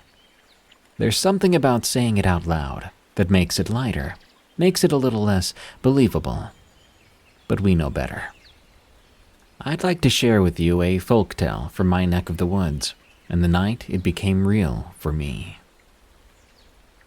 My grandfather used to tell us the story on hot summer days as we sat on his porch, watching the sun go down and the night starting to creep in from the woods. Now y'all listen well. This is no mere ghost story, he would always open up with. This is truth, with a little bit of bite to it. Many years ago, there was a family that lived out in these parts that was moving closer to town. They'd been hauling stuff back and forth all day. The father was driving the pickup truck, the brother was riding shotgun, and the daughter, Looney, was in the back with the furniture, keeping it from flying off. Well, as they were going over that bridge just down the way, he would point down the road. We all knew the bridge. Everyone had to cross it to get to town. Something awful happened. The wind caught one of those heavy pieces just right and took it over the side of the truck, taking little Looney right along with it. Poor thing. As she went over, she got swept under the tire of that truck, and it took her head clean off, sending it straight up and over the bridge, down into the black water of the swamp below. Now everyone knows it's bad to bury a body incomplete. The spirit can't rest if it's not all there. So everyone pitched in to help look for her missing head, so the family could bury her whole and little Looney's spirit could rest. But try as everyone did, they never could find her head. To this day, her head has never been found, and it's still out there at the bottom of those murky waters somewhere. They say if you cross Loonies Bridge at night, she'll jump on your car looking for her head, and if you don't hurry up and drive across, she might just take yours. He would always then follow up with the story of his farmhand, Ike. My grandfather would say, Ike had a run-in with Looney's ghost once. Ike, a superstitious type, lived on the other side of Loonies Bridge, and he had to cross it every day to and from my farm. Knowing Ike's fear of crossing the bridge at night and his daily 3-mile walk, I, being fond of the boy, began letting him take the tractor home. It helped Ike cross the bridge faster and eased his nerves. One night, Ike was heading home from the farm, and he was about halfway across Loonies Bridge when the tractor started to putter and grind. Then it came to a jerking stop. It broke down for no good reason. Ike kept trying to start it up, but the tractor was dead. He told me he felt it in the air at first. The air felt charged, like electricity surging all around him. His skin tightened with goosebumps, and his hairs began to prickle up. Then the tractor gave a big bounce up and down as if something huge had jumped on it. Ike then felt what he described as hundreds of spider webs falling around his neck, slithering and crawling up towards his face. That's when he smelled it. The dank, rotten smell of swamp mud. As the sensation spread across his cheeks, his vision started to blur, as if lines of something were starting to cover his eyes. He jumped up off the tractor and ran as fast as he could to cover the remaining distance of the bridge. When he reached the end, he turned and saw the tractor bounce up and down again, as if something had jumped off it. Ike quit his job at my farm the next day, and I had to go get the tractor left on the bridge, because he wouldn't even go back out there in the daylight. I used to love that story. I would beg him to tell it to me over and over again. I must have heard it hundreds of times. Eventually, my childhood fear of the ghost girl and her bridge got lost in the familiarity, and the legend became mundane for me. That was until the legend showed me just how real it was. Fast forward a few years. As a teenager, I would sneak out of the house in the middle of the night, take my golf cart to steal road signs. My buddy had a boys' cave in the loft of his dad's old barn, where we kids would hang out. We decorated the place with all the signs we took. One afternoon, as summer vacation was nearing its end, we were all hanging out in the loft when my friends got a great idea. "We should take one of the signs from Loonies Bridge." "Now that would be sick," one of them followed up. I shared glances with them, but didn't answer.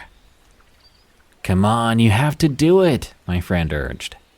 "After all, you live the closest," another chimed in. "It's literally a stone's throw away from your house." "Right? You'll be in and out quick," someone added. "Just make sure Looney doesn't catch you," he mocked as he pulled his shirt above his head and stretched his arms out towards my face. They all started to snicker. Now, I wasn't afraid of that bridge, but there was something that just felt icky about it.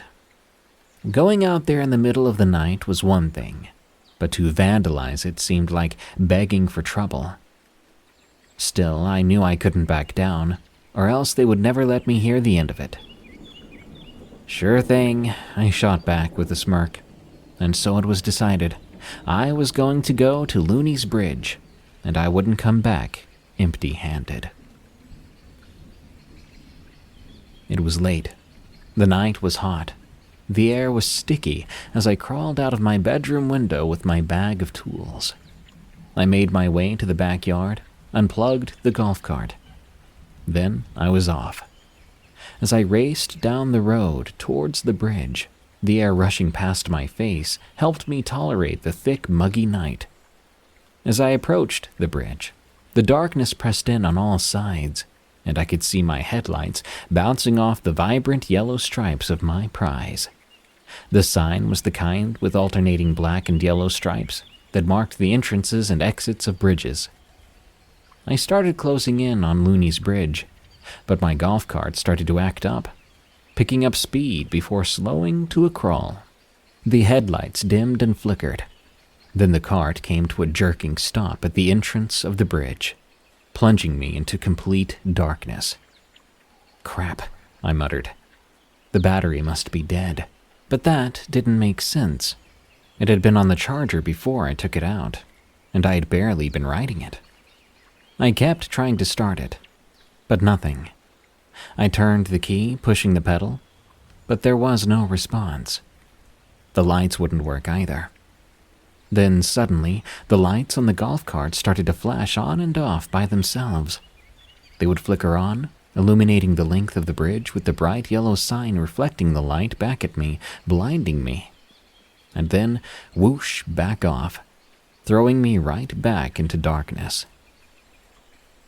I felt it in the air, like electricity or static.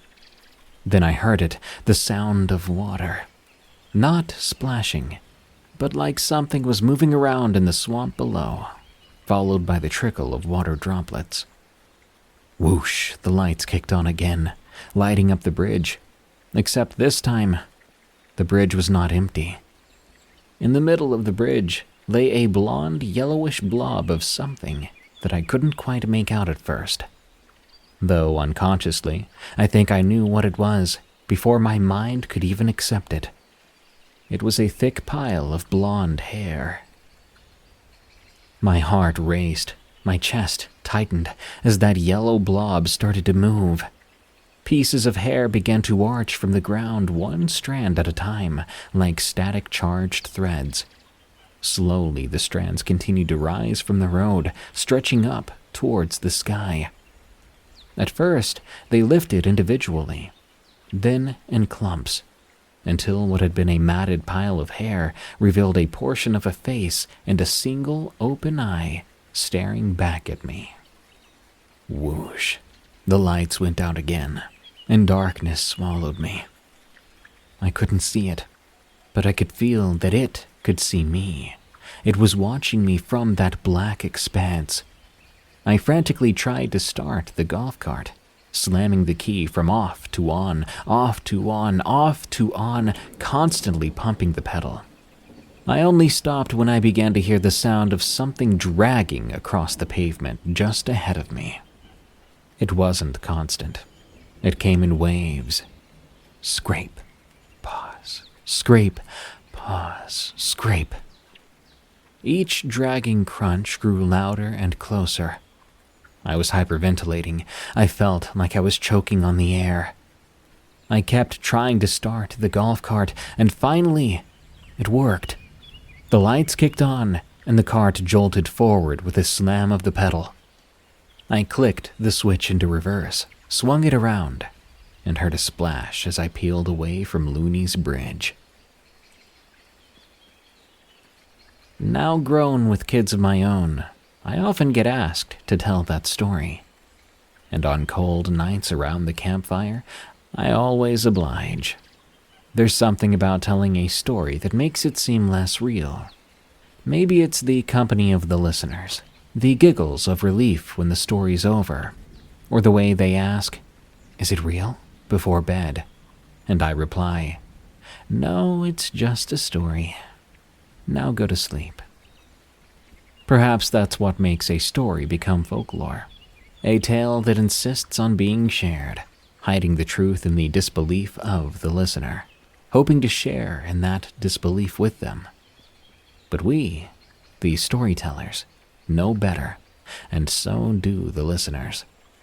We all know ghost stories only have a little bite when they have teeth.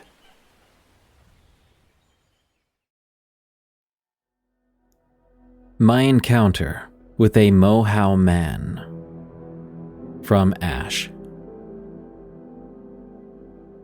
When I was 8, I used to camp in my small backyard every night during the summer. Even though I'm now 21, I still remember this like it was yesterday.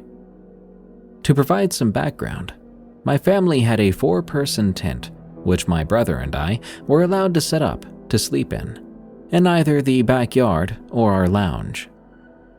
This particular summer, my brother wasn't interested in hanging out with me, likely because he had gotten to the age where it was seen as uncool to hang out with your little sister.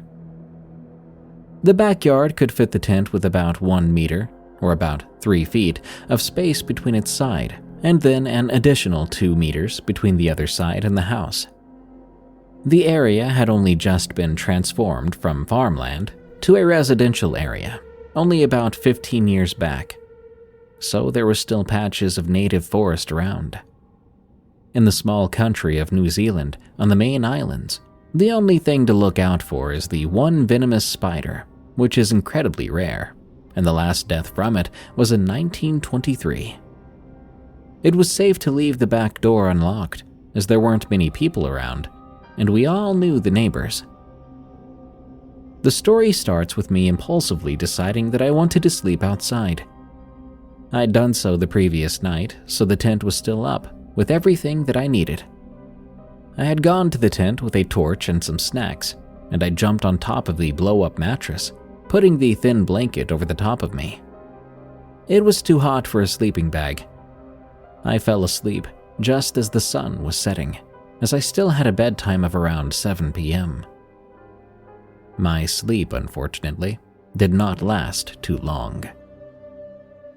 I was awakened to heavy bipedal steps circling the tent in pitch darkness. I didn't have anything to be able to tell the time, so I had no clue the exact time. But I could tell that all the lights in the house were out, meaning it was past 11 p.m. I thought maybe it was my brother playing a prank on me, as that was something we used to do. I soon realized the footsteps were too loud, too heavy to be his. I then concluded it must be my dad. My dad had never done anything like that before, though, so I was still confused. I then decided to call out, "Dad?" It was just loud enough so he could hear. Instead of hearing his familiar voice, I heard a primitive growl back, a sound that haunts me to this very day. I took hold of my teddy bear and held it close to my chest, trembling. No human could make that sound. I silently cried as I heard that thing outside scratching at the side of my tent. The growls were like a gorilla, if one had perhaps been possessed by a demonic entity. The deep growl, and sometimes even laughter, circled the tent, the creature scratching at the sides as it went. It felt like forever in my mind, but I'm sure it only lasted a few minutes, after which everything went silent.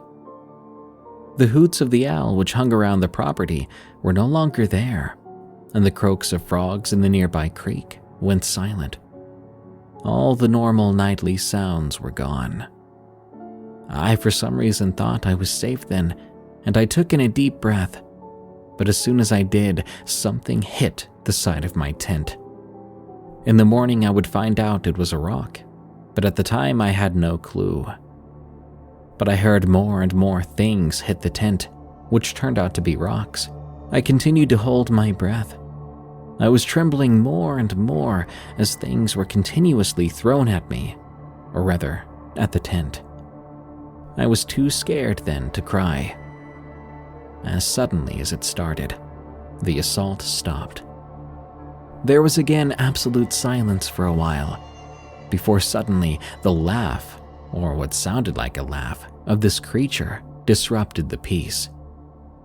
It began to run closer as the footsteps and laughter got louder. I pulled the blanket up over the top of my head, and I hugged my teddy bear so tightly I was struggling to breathe. The footsteps stopped, and the laughter grew quiet. But then I saw the zipper on the front of the tent beginning to open. At that point, I remembered my flashlight. I grabbed it, sitting up and pushing my back against the opposite side of the tent. I heard the fabric being pulled down, meaning the door was being pulled open. I turned on the light with pure terror, aiming it directly at the now open door. The laughter stopped, and I stared at a face illuminated by my light. Its eyes were like never-ending pits of darkness, and the face was too uncanny to be human. I watched it raise a large ape-like arm, which was holding onto a sharp rock, using it to pierce my air mattress. I screamed. It then placed both arms into the tent, staring at me like I was food. I heard the unmistakable sounds of my father running down the stairs inside the house, which caused the creature to freeze. Then it scampered away. My dad found the rocks surrounding the tent. Then he found me shaking inside. He looked at the deflated air mattress and simply picked me up and took me back inside to sleep with him and my mom for the remainder of the night. The next morning, I was still terrified.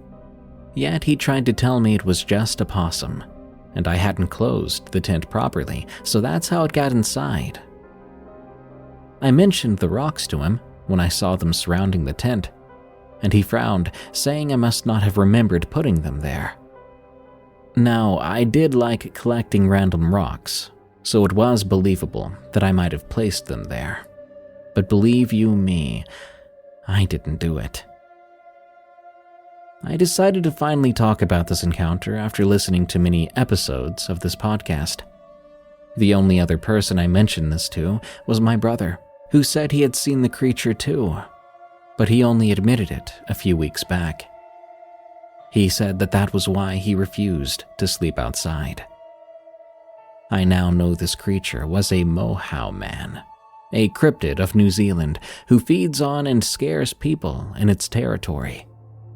I likely would have been its food had my father not heard my scream that night. And ever since this event, I refuse to go camping. I do hope this serves as a reminder that even the smallest of places has its cryptids and things that science simply can't explain.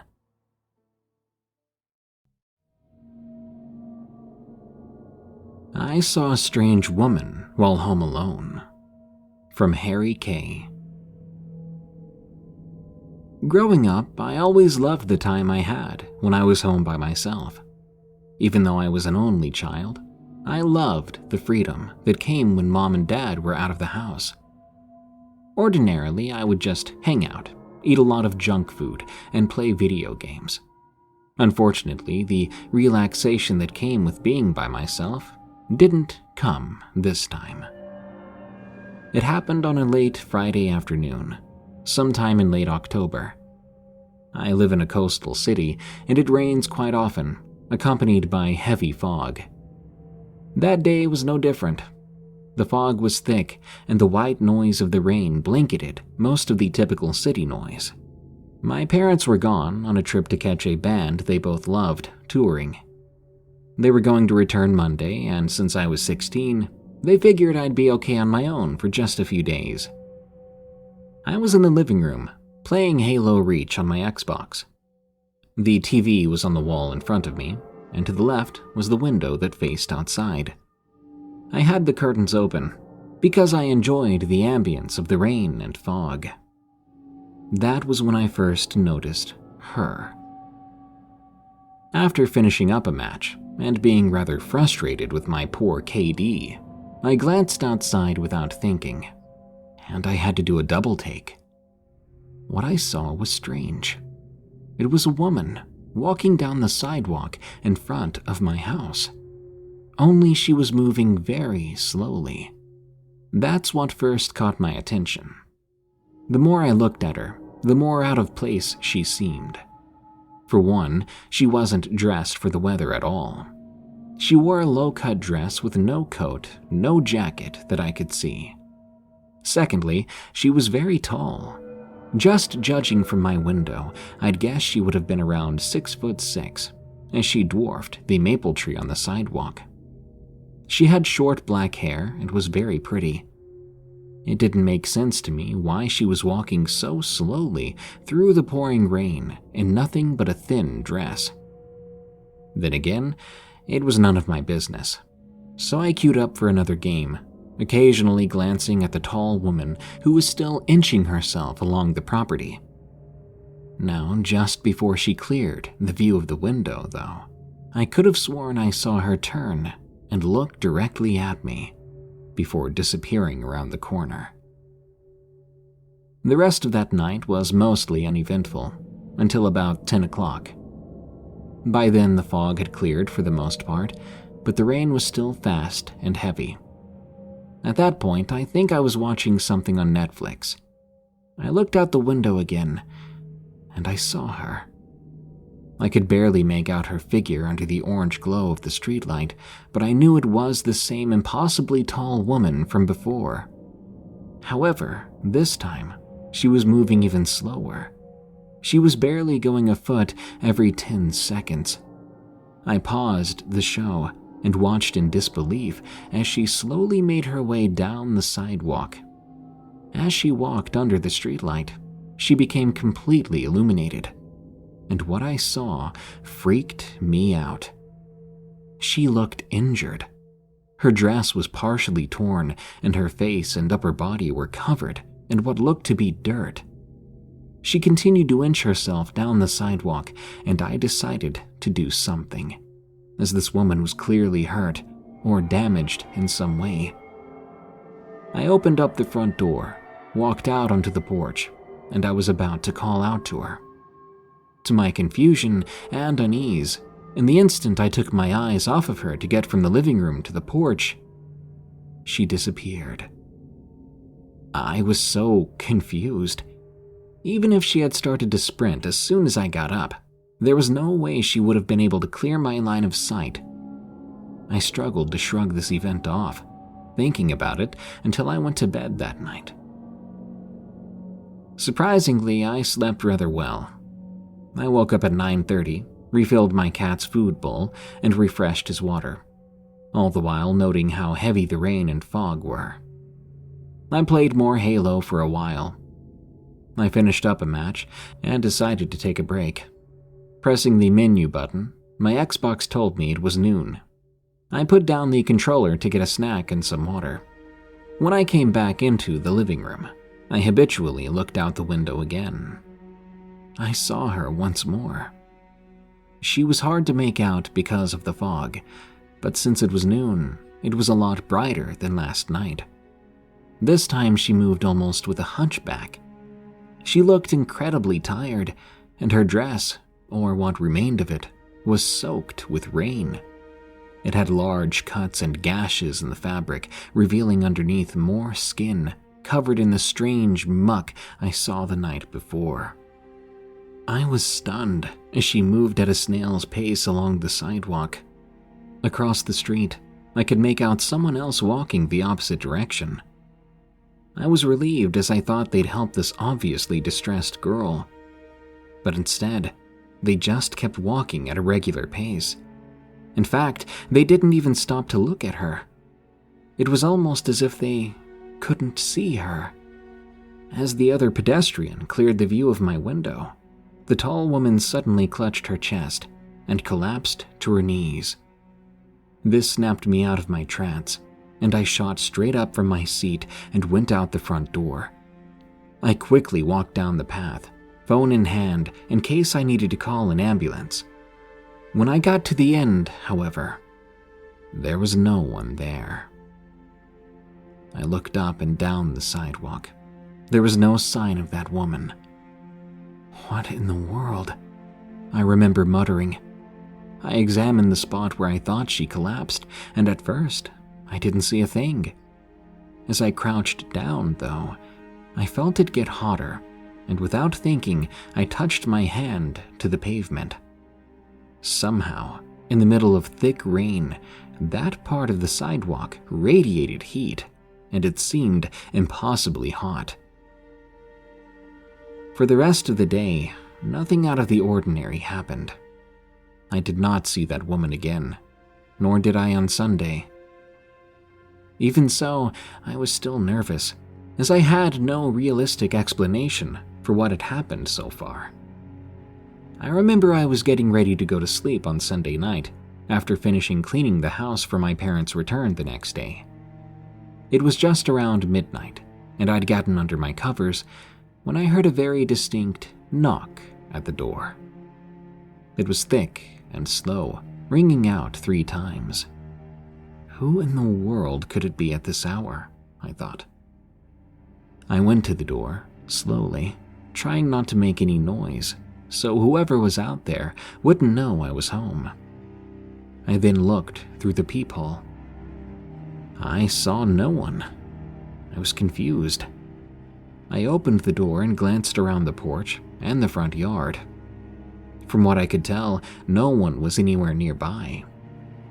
I shook my head, thinking I may have imagined the knock. I was very tired after all. As I went back inside, though, something at the bottom of the door caught my eye. I picked it up. It was a lollipop. A bright red, rather large lollipop, wrapped in plastic that was tied to the stem with a thin black ribbon. I took it inside and examined it further. It had no brand or stamp, no logo of any kind. It was just a generic lollipop. What was odd, though, was the black ribbon.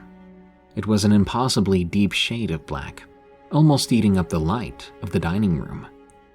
It felt sort of like cotton, only it was softer, yet at the same time, stronger. After playing with it for a few minutes, I decided it was probably unsafe, and I threw it out. But I did save the black ribbon. Something about it just attracted me to it. It was long enough to wear as a bracelet, so I put it on without much thought. I went to bed soon after that. Monday was uneventful, and when my parents returned and asked how everything went, I simply said, fine, deciding I didn't want to try to explain the woman I saw. And from that point on, I didn't see her again. Well, until a few days ago, which is why I decided to write this story out. In my town, we have subways, only they're elevated above ground. I was returning home from my friend's house, standing at the train platform, preparing to board. It was around midnight, and no one else was on either platform. When I looked up from my phone, I was shocked. Directly across from me stood the woman, the same lady I'd seen so many months before. I knew it was her, as I could see her very clearly. She seemed impossibly tall, about 6'10", though she did have heels on. She wore the same dress she always had been, only this time it was clean and undamaged. She also wore a thin pair of glasses, the same deep black color of her hair. It was stunning to me how beautiful she was. As I kept staring at her, practically paralyzed, she waved at me, smiling, and started to tug at her left wrist with her other hand. Looking at my wrist, I saw that that was where I tied the black ribbon from before when I'd found that lollipop. I smiled back at her. A train then quickly came around the corner, stopping in front of her and breaking our line of sight. I suppose she must have boarded, as when the train passed, the platform was empty again. From that day on, I never saw the woman again. I have no clue who she was or why she walked by my house so many times. I have no doubt I'll remember her for the rest of my life, though. And yes, I still do have that ribbon, though to this day I've never felt a fabric quite like it. I like to think of it as a gift, or something like that. After all, it seemed like she wanted me to have it.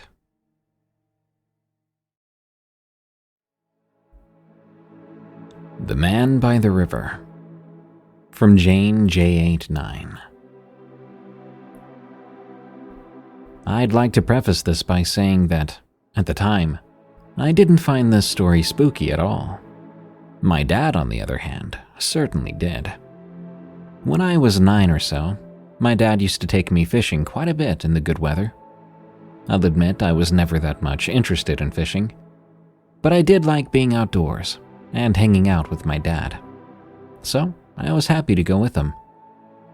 Tired of our usual catch of teeny tiny sunfish and the occasional equally teeny tiny perch, my dad picked a different fishing spot that day.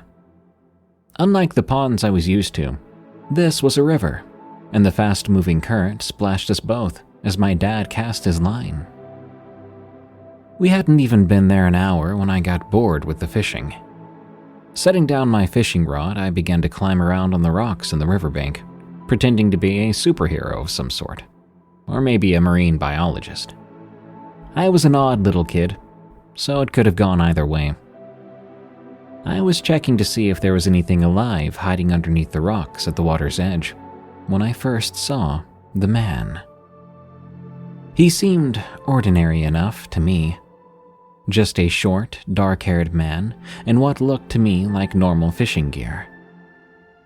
It would be years later before it occurred to me that I'd only ever seen fishermen on television and movies dressed like that, and the clothes he wore were actually decades out of style.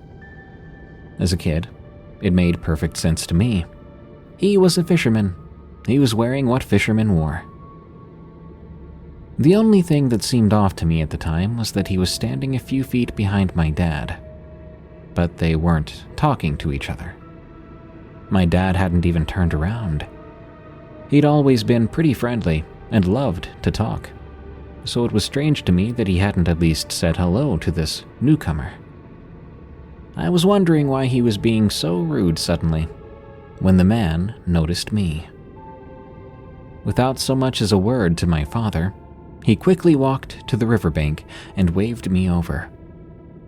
We were still only a few feet away from my dad then, so I figured I was safe to go see what he wanted. When I reached him, he crouched down to my level, and I found myself looking into the saddest pair of eyes I'd ever seen. This man looked like he was having the absolute worst day of his life. He didn't sound any happier than he looked. "You really shouldn't be playing so close to the edge, honey," he said somberly. "Those rocks are slippery. You could fall in, and it's awfully hard to swim in a current that strong. You could drown." I remember being a bit put out that a random stranger was telling me what to do. and that he had implied that my doggy paddle wouldn't be enough in the event that I fell into the river. Nevertheless, he was staring at me so intensely that I assured him I would stay away from the rocks, and I went to pick flowers instead.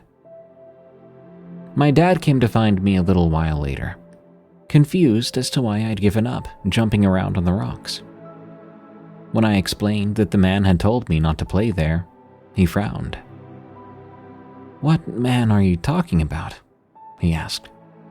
"The man who was standing behind you," I answered, obviously. Suddenly, Dad didn't feel like fishing anymore. He abruptly picked up all of our gear and led me back to the car.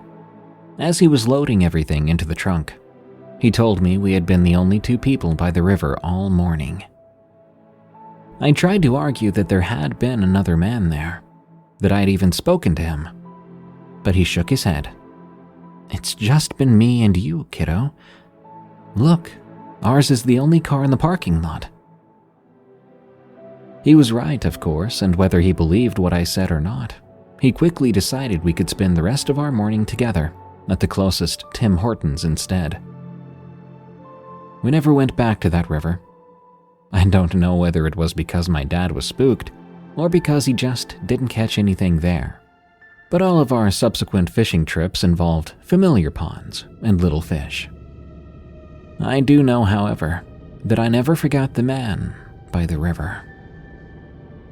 Knowing now that children are more likely to experience the supernatural, I wonder if he had drowned in that river, or maybe he lost a loved one to the current, and he was spending his afterlife preventing others from making the same mistake. Regardless, I hope he has moved on by now, or at least found some peace. No one ought to be that sad for eternity.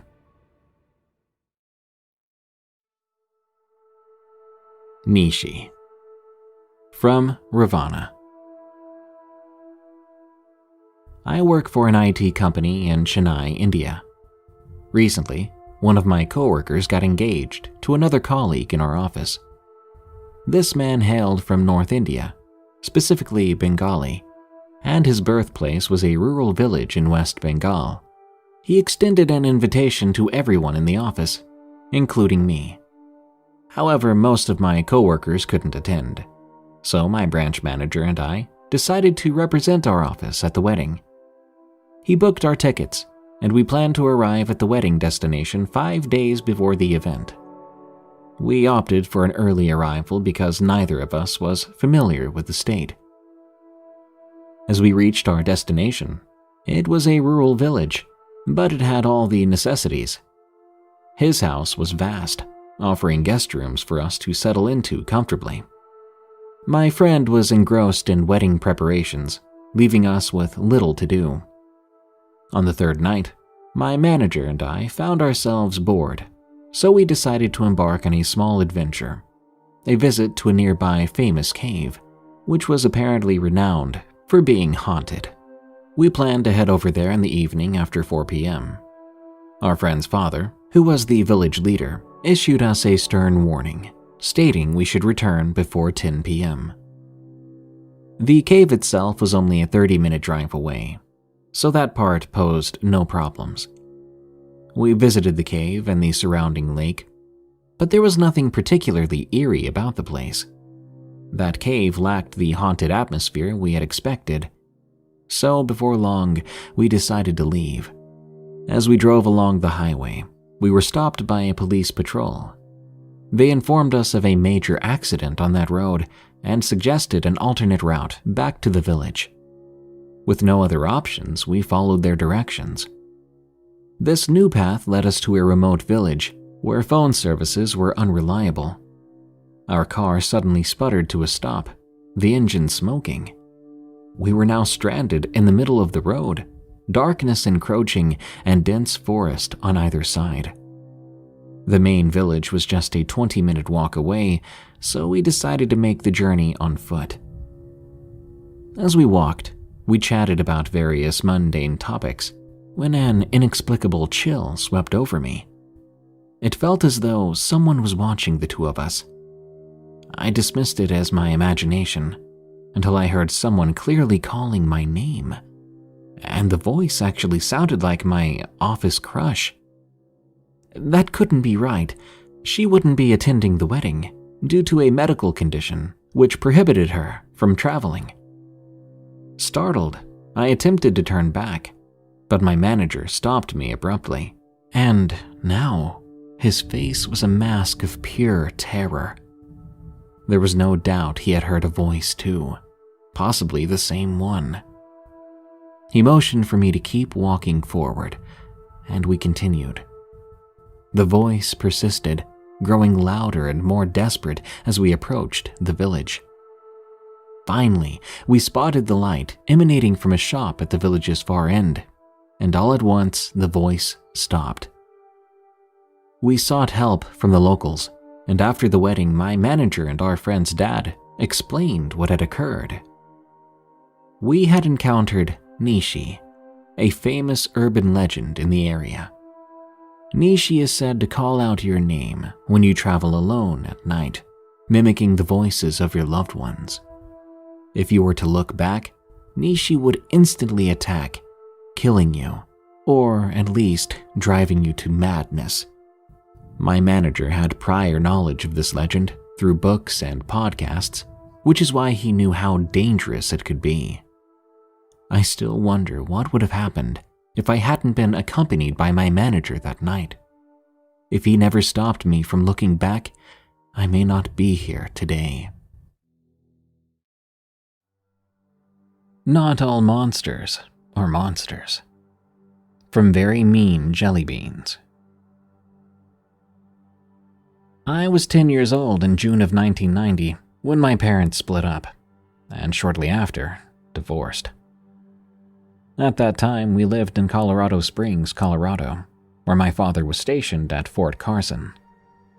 We were a military family, and an outdoorsy family as it was, or at least my father and I were. My mother and older sister, not so much. I loved camping, hiking, fishing, and horseback riding. So when my parents split up and my mother took my sister to Price, Utah to live with our grandmother, it was a bit of a change for me, not to mention a culture shock. We moved there in November of 1990. So in January of 1991, my birth month, I just wanted to get outside and camp and hike. As an 11-year-old kid who was very hurt and angry about all these changes with our family, and that no one seemed to care how it made me feel, I begged and pleaded and threw tantrums. I was new to the desert setting and was more than curious. I wanted to explore. At the time, my mother began to date this man. They'd been dating for about 2 months in February of 1991, when he told my mother he would be glad to take us camping. He told me he understood why I was so mad, and he wanted me to be happy. Sounds great, right? At the end of February, he took my sister, who's 5 years older than me, myself, and my mother out to the San Rafael Desert in southern Utah to camp for 2 nights. I was so excited. Right before we were to leave, my mother's work called and told her she would have to work Saturday, even though she had requested the weekend off. Being the low man on the totem pole, no choice was given. It was either come in to work or don't come back. We left Friday to go to the desert, and on Saturday morning after breakfast, my mother left for work, taking my older sister who had her learner's permit and was wanting to get more driving practice. That left me alone with the boyfriend. At first, it was fine. We hiked up a mesa to a cave where he showed me some very cool Native American cave paintings. He showed me how to look for arrowheads and flint. He taught me about the Navajo and Paiute peoples who had inhabited the areas. I was fascinated. Then, like a cloud passing over the sun, his mood darkened very quickly. To this day, I don't know if this was something I had done, or if it was just because of me. He started to tell me I was not a good child, that I was a brat who didn't deserve his kindness nor his knowledge. He told me my mother deserved a better daughter. He told me everyone would be better if I would just walk off into the desert and disappear. He told me my mother felt the same, and that's why she agreed to go out to the desert to camp to get rid of me. She hated camping, after all, and I knew that. So what he was saying was making sense to my 11-year-old brain. Now, just in case you're not aware of the desert weather in Utah in the winter, it can be a very beautiful day in the 70s just to drop below freezing at night. On that day it was nice, so I wasn't wearing a coat, just jeans and a t-shirt. Then it happened. I kid you not. He told me I should start running, because if I ran, he wouldn't have to hurt me. I then watched him start to load what looked like a .38 caliber pistol. I was young back then, not as knowledgeable as I am now with firearms. So I did as he said. I ran, and I didn't pay any attention to where I went. I was just crying, running, scared. I have no idea how long I ran or how far.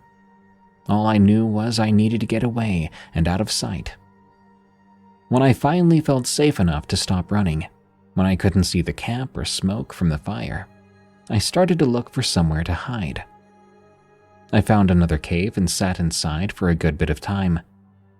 I'm not sure how much time elapsed, but I knew I couldn't stay there. I knew he would eventually find me, I thought, and then that would be the end. I thought I had no one, so I needed to find someone, but how and where? I remembered my father teaching me that if you're ever lost in the mountains, find a river if possible, and follow it downstream. That would most likely lead you to a town, city, or civilization of some sort. So that's what I did. I found out later that in the desert you're supposed to go upstream, not down. I still don't know how true that is, but that's what I was told later on. I remembered from our drive-in the previous day, there was a river somewhere nearby. I went off to find it. And find it I did, proceeding to follow it downstream, walking somewhat blindly while lost in thought about my mom not wanting me and how I should have never begged to go out there. This was all my fault, I told myself, and I was probably going to die, and that would be my fault too. Why was I such a brat, I wondered. The sun was starting to go down. If I were to throw out a guess, it was probably about 4:30ish, maybe 5 p.m. by then. I'd been walking since 10 a.m. The temperature was starting to drop, and I began to cry again. I was even more scared. Still not really paying attention, I tripped and fell into a small river. Great, now I was alone, scared, and wet. But the shock of the water snapped my brain into focusing. I needed shelter. At the time, I had no idea what kind of predators lived there. Bears, wolves, no idea. But I didn't want to die. I wanted to tell my mom I was sorry and to please let me come home. I would tell her that I would never do this again and I would be a good girl. I just didn't want to die. I found another small cave, not much bigger than a coat closet.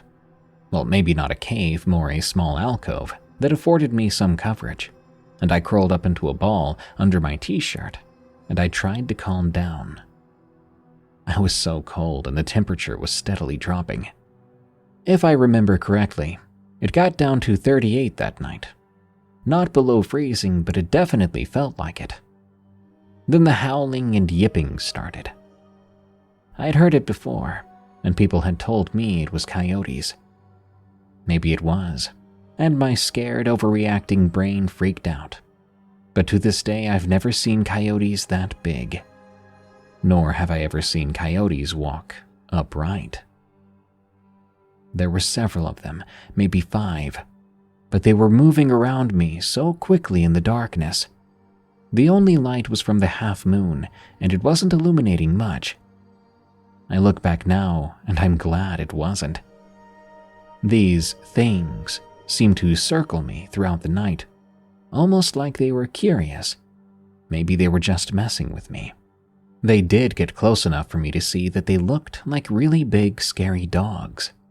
but they didn't seem to be threatening me, if that makes sense. Though at the time I didn't care what they wanted. They needed to go away or kill me and make it quick. At least I hoped it would be quick. Sadly enough, I thought that would be more preferable to freezing to death or starving to death. I'd already resigned myself to one or the other, but now this. I have no idea how I fell asleep or if I passed out from fear. But suddenly I woke up, and it was very early dawn, that in-between time similar to twilight, and I was alone again. My legs were numb, and it was hard to walk. I would get strange shooting pains through the numbness every time I took a step. I was hungry and thirsty, and I wanted my mom. I started crying again and telling myself out loud that it was my fault, and I did this to myself when I saw it. It looked like a large dog or wolf. It was staring at me from the top of the ridge. I heard it yip at me, then ran the other direction. I stared at it, dumbly, unsure of what to do next. Would it eat me? Was it going to leave me alone? What do I do? Then there it was again. Or at least I think it was the same one. But this one was now at the bottom of the ridge, maybe a football field away from me. And it too yipped at me. But this time, it did not run away. It turned around and walked away from me slowly, but kept turning to look at me. Every time it would look back at me, it would yip again, and I started to think maybe it wanted me to follow it. I had nothing else to do with my day, obviously, so I followed. At that point, I couldn't see things getting much worse. I followed it for maybe an hour, maybe longer. The sun had come up completely when it finally stopped, turned around, and stared at me for what seemed like forever, until the noise of an engine drowned out the silence. Then, just like that, it took off, and this truck came into view. It was a state park ranger, and he was out looking for me. I had never been so happy. I started to attempt to jump up and down, but I fell due to how weak my legs and feet were. He jumped out of the truck, scooped me up, and placed me in the passenger seat, where he radioed in that I'd been found. He quickly gave me a Snickers and a Coke, and boy, I tell ya, it was to this day the best Snickers and Coke I'd ever had. I found out I had severe hypothermia and frostbite on much of my feet. They wanted to cut off some of my toes, actually. I'm glad my mother didn't allow them to do that, though to this day I still have nerve damage in all of them, and if my feet get cold, the pain can be excruciating. I also found out my mother didn't want to leave me out there. He wanted my mom to himself, and apparently I was in the way. To my knowledge, they never found him after that day. He had left the desert, called my mom at work to tell her I was gone and that she was free. Apparently, upon listening to her response, he realized he'd made a mistake, so he ran. They told me I must have been hallucinating the big dog coyote wolf things that were walking around on 2 feet, possibly due to hypothermia. When I was 15, I was with my best friend, who's full-blooded Navajo. She asked me to tell her great-grandmother about what happened to me and what I saw. She told me of a legend her grandmother told her about a family of skinwalkers who were supposedly in the San Rafael Swell, who were known not to be hostile or harmful, that they just wanted to be left alone. Maybe it was a hallucination brought on by my 11-year-old mind and hypothermia. Or maybe not all monsters are monsters. In my experience, the only monster in my story was of the human kind. But in any case, thank you to whatever or whoever they were. I'm alive because of you.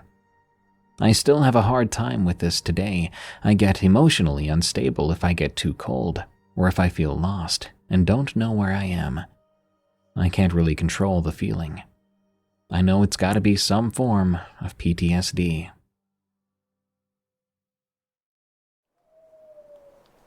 My cousin's creepy neighbor. From Cassidy all over again. I was spending the night at one of my cousin's houses. I'll call them Charlie, with all my other cousins. I should make it clear we aren't biological relatives. We were really close, and so were our parents. So it's just like we are family. We were split off into boys and girls. There were 11 of us total, 6 boys and 5 girls. Yeah, I don't know how our parents managed that. Luckily, we were on a farm with quite a few acres surrounding the house. The boys would take the sunroom near the front of the house, while us girls would take the toy room at the back of the house. The boys had the sunroom because it was bigger, and there were more boys. The toy room we were staying in had this door leading to the backyard, where we would play games, swing on the swing sets, and jump on the trampoline. We spent hours out there. Behind the 300 meters we called our backyard, there was a little bit of dense forest. On the other side of that was Charlie's neighbor's house. Charlie's neighbor was a weird old man. I'm guessing late 40s or early 50s. He would always coincidentally be in the forest between the two houses whenever one of us kids would go and play on the trampoline or in the backyard near the woods. Worst of all, he would always talk to us, especially the young girls. He'd say things like, "Hello, ladies. Is Dad home? And you want to come to my house? I made some cookies you could try." Every time we would just reply no and go back inside. Charlie's mom and dad both told us not to listen to him, and if he came on our property, to go get one of the adults. He had been warned by Charlie's father a few times, and once Charlie's father had come out armed because the man had started to get aggressive. Charlie's mom said we could also come to her if he tried anything, but we all knew she was just as terrified as we were of that man. She would also get constantly harassed by him whenever she was out hanging the washing or feeding the dogs at night. She would get it much worse. Things like, "Is your husband home? When's the last time you've been satisfied?" And, "Why don't you come by my house later?" She would reply quietly and, just like us, go inside. One other time we were all staying at Charlie's, we saw her mother come in and call Charlie's father into the bedroom. Most of us kids were trying to hear what was going on the other side of the door. We heard muffled whispering and crying. Charlie's father then left with a weapon and walked out the door. Turns out the creepy man said something terrible to the mother that us kids never found out. We know it was something to do with ending all of us, except Charlie's mother, and kidnapping her instead, doing who knows what to her. We tried to get the police involved, but they gave him a verbal warning and told us they couldn't do much due to a lack of evidence. Now back to what I firsthand experienced. We were playing on the trampoline after having a Nerf war when we heard a rustling sound in the bushes. We went quiet. My little cousin held on to me. I asked, "What was that?" thinking we were about to see some deer or maybe a coyote. I used to live in Australia, so I was pretty excited about seeing the average American animals. Charlie shushed me and told me it probably wasn't that. It was dusk, and I was high on sugar and around my cousins. Being one of the oldest there, I was feeling a bit too brave. "Who's out there?" I yelled out, my voice echoing. No response. "Go on, show yourself," Gabes yelled. Gabes is one of the other boys who's the most outgoing in the group. Stacy, one of the girls, suggested loudly that we should go back inside and check on dinner. The other kids went in except Charlie, Felix, one of the boys, Gabes, and I. Like my father, I was very territorial, and I wanted to protect my cousins. We waited for a while, But nothing happened. No more wrestling, nothing. The rest of us were getting bored, so we all started to head back inside. Charlie and I were the closest to the woods. I was talking with her when we both heard a voice whisper a not so quiet, "Charlie." We both turned around, white as ghosts. Then we heard whistling, like a slow bird whistle. We ran inside. We didn't tell Gabes or Felix what we'd heard. Later that night, we broke off into our makeshift bedrooms. Us 5 girls began to watch a movie. I can't remember exactly which movie it was, but definitely one of the teenage girl romance films. I don't mean to sound all edgy, but I hate romance. I even felt a tad bit gross in the stomach after watching the movie. If you like it, that's fine, you do you. But I didn't want to watch it. So instead, I was sitting there looking out the open window. I thought the neighbor was looking in the woods for a lost dog or something, but I kept seeing flashes of light. By the end of the movie, most of the girls were asleep, except Charlie and I. We were talking about school and boys, bullies, etc., when I saw the shadow of a man in the background near the trampoline. The 2 of us shot right up. "Could it be your dad?" I asked. "No, too short. Plus you can hear my dad sleeping." "Shh."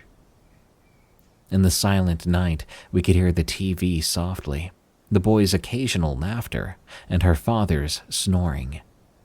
Then, through the open window, that same whistling. Charlie and I thought one of the boys was trying to scare us, so we went to their room to tell them to stop it. When we got there, they were all watching some soccer game. When they looked at us, we just turned around and headed back without a word. When we got back to our room, we saw Charlie's creepy old neighbor at the window making that horrible whistle.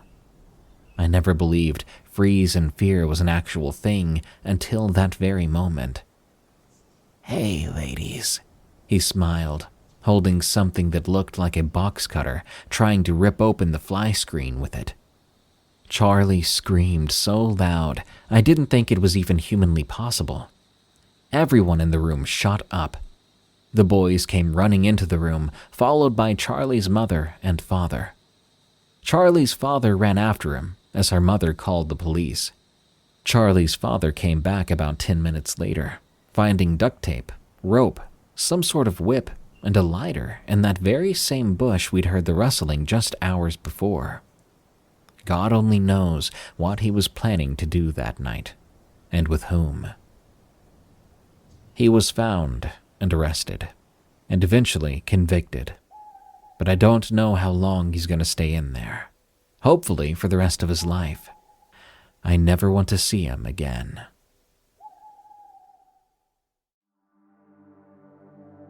Water hazard. From SurpriseSydney. I have an unconventional job, to say the least. I'm a professional golf ball diver. The title is pretty self-explanatory. I dive into lakes and ponds on golf courses to retrieve lost balls. It's tough, dirty work, but it pays surprisingly well. I have contracts with various courses that allow me to collect the balls, which they clean, repackage, and resell. For every ball I recover, I earn a fee, usually 13 to 18 cents a ball, depending on the arrangement. It may not sound like much at first, but when you're hauling in 3,000 to 4,000 balls a day, it adds up fast. The story I'm about to share happened a few years ago, during the height of COVID-19. Like so many others, I found myself struggling financially when the pandemic hit. Golf courses shut down during quarantine, which meant my work dried up overnight. Though the job pays well, I live pretty modestly, so even a short disruption in income was hard on my bank account. After some time without work, I'm ashamed to admit I turned to night hawking, which is illegal diving on courses. Being well known in my local golf community, I knew better than to trespass on active courses. Getting caught could destroy my career and reputation. Instead, I targeted abandoned courses. Most folks don't realize just how many failed golf courses are out there. Some get sold off and turned into housing developments. Others are simply left to overgrow and fade back into the wilderness. I'd been in the business long enough to know where many of these forgotten greens were. I had even worked on a few before they went under. In the dead of night, I'd drive out to one of these courses, fill a couple of bags with balls, and head home. These places were gold mines, untouched for years with piles of balls just waiting to be scooped up from the bottom of the ponds. It was almost too easy. After some time of alternating between 3 courses, I decided to tackle one I'd been avoiding. This one had been abandoned for much longer than the others, and I'd stayed away for good reason. Not only was it completely overgrown, but it bordered a stretch of swampland that made it difficult to access. This particular course was built in the middle of nowhere. It had been designed as an exclusive retreat for VIP clientele. After just a decade or so, the course went under, and the swamp aggressively reclaimed its territory. That night, pulling up to what was left of the road leading to the course, I was greeted by a row of orange, water-filled barricades, clearly placed to prevent exactly what I was about to do. This road was the only way in or out of the golf course, and the course itself was still a mile ahead. I already knew about the barricades, though. I'd scouted the area a few days earlier and came prepared with a gorilla cart to haul my equipment in the rest of the way. Piece by piece, I lifted my cart and equipment over the barricades, loading everything into the wagon and starting toward the course. The pavement was fractured and broken, resembling a shattered mirror more than a road. From those cracks, tall weeds and clumps of grass sprouted skyward. The road was lined with busted street lamps, their frames tangled with vines. The night wasn't as dark as usual. It was nearly a full moon, and the sky was clear. My hat light, combined with the dim glow of the moon, illuminated my surroundings wonderfully. After about half an hour of hiking down the road, I reached the dilapidated parking lot. It was a flat gray plain, stark against the tall greens and browns of the grass and weeds encroaching from all sides. Directly across from where I stood, on the far side of the lot, was the old clubhouse. Its wood was darkened and rotted, with most of the windows shattered. Portions of the roof had collapsed, and one section had a tree growing through it, the branches stretching and trying to reach the stars, it seemed like. I had worked here briefly as a greenskeeper many years back. While my memory of the layout was hazy, some parts stuck with me, like the large pond near Hole 5. That pond was my destination for the night. Back when the course was maintained, it would have been about a 25-minute walk from the clubhouse to the pond. But with the swamp reclaiming the fairways, I knew the trek would take at least twice as long, especially with my cart. I headed toward the left side of the parking lot, stopping in front of the dense wall of foliage. The thought of the haul ahead of me wasn't exactly thrilling. Exhaling through my nose, I put my shoulder forward, parting the tall weeds as I made my way into the green, disappearing behind it. Navigating to Hole 5 was more difficult than I'd anticipated. The overgrowth was nearly as tall as me, forcing me to stop frequently and stand on my tiptoes to get my bearings. The thick vegetation slowed me down, but after about 40 minutes of trudging, I finally came across a weathered and splintered wooden sign that read, Hole 5. Someone had spray painted the word, "but" over it, so now the sign read, "But Hole 5. That made me smile. It was a delightfully brief distraction from my exhausting trek. Approaching the edge of the pond, I paused to take in the scene. The moon was overhead, casting a silvery hue across the water. It was quite a serene scene. I took a moment to don my gear and I stepped into the water. As I slowly waded in, lowering myself further, a sudden explosion of squealing bullfrogs burst out, leaping in all directions and startling a pair of herons into flight. I continued out a little farther before diving beneath the surface. Carefully, I began to methodically scan the pond's bottom with my hands, feeling for the balls scattered below. Although I did have a headlamp, it was practically useless here. It's the only way to do it, day or night. Most ponds are black water, where visibility is non-existent, so everything must be done by touch. It didn't take long to realize this was the jackpot.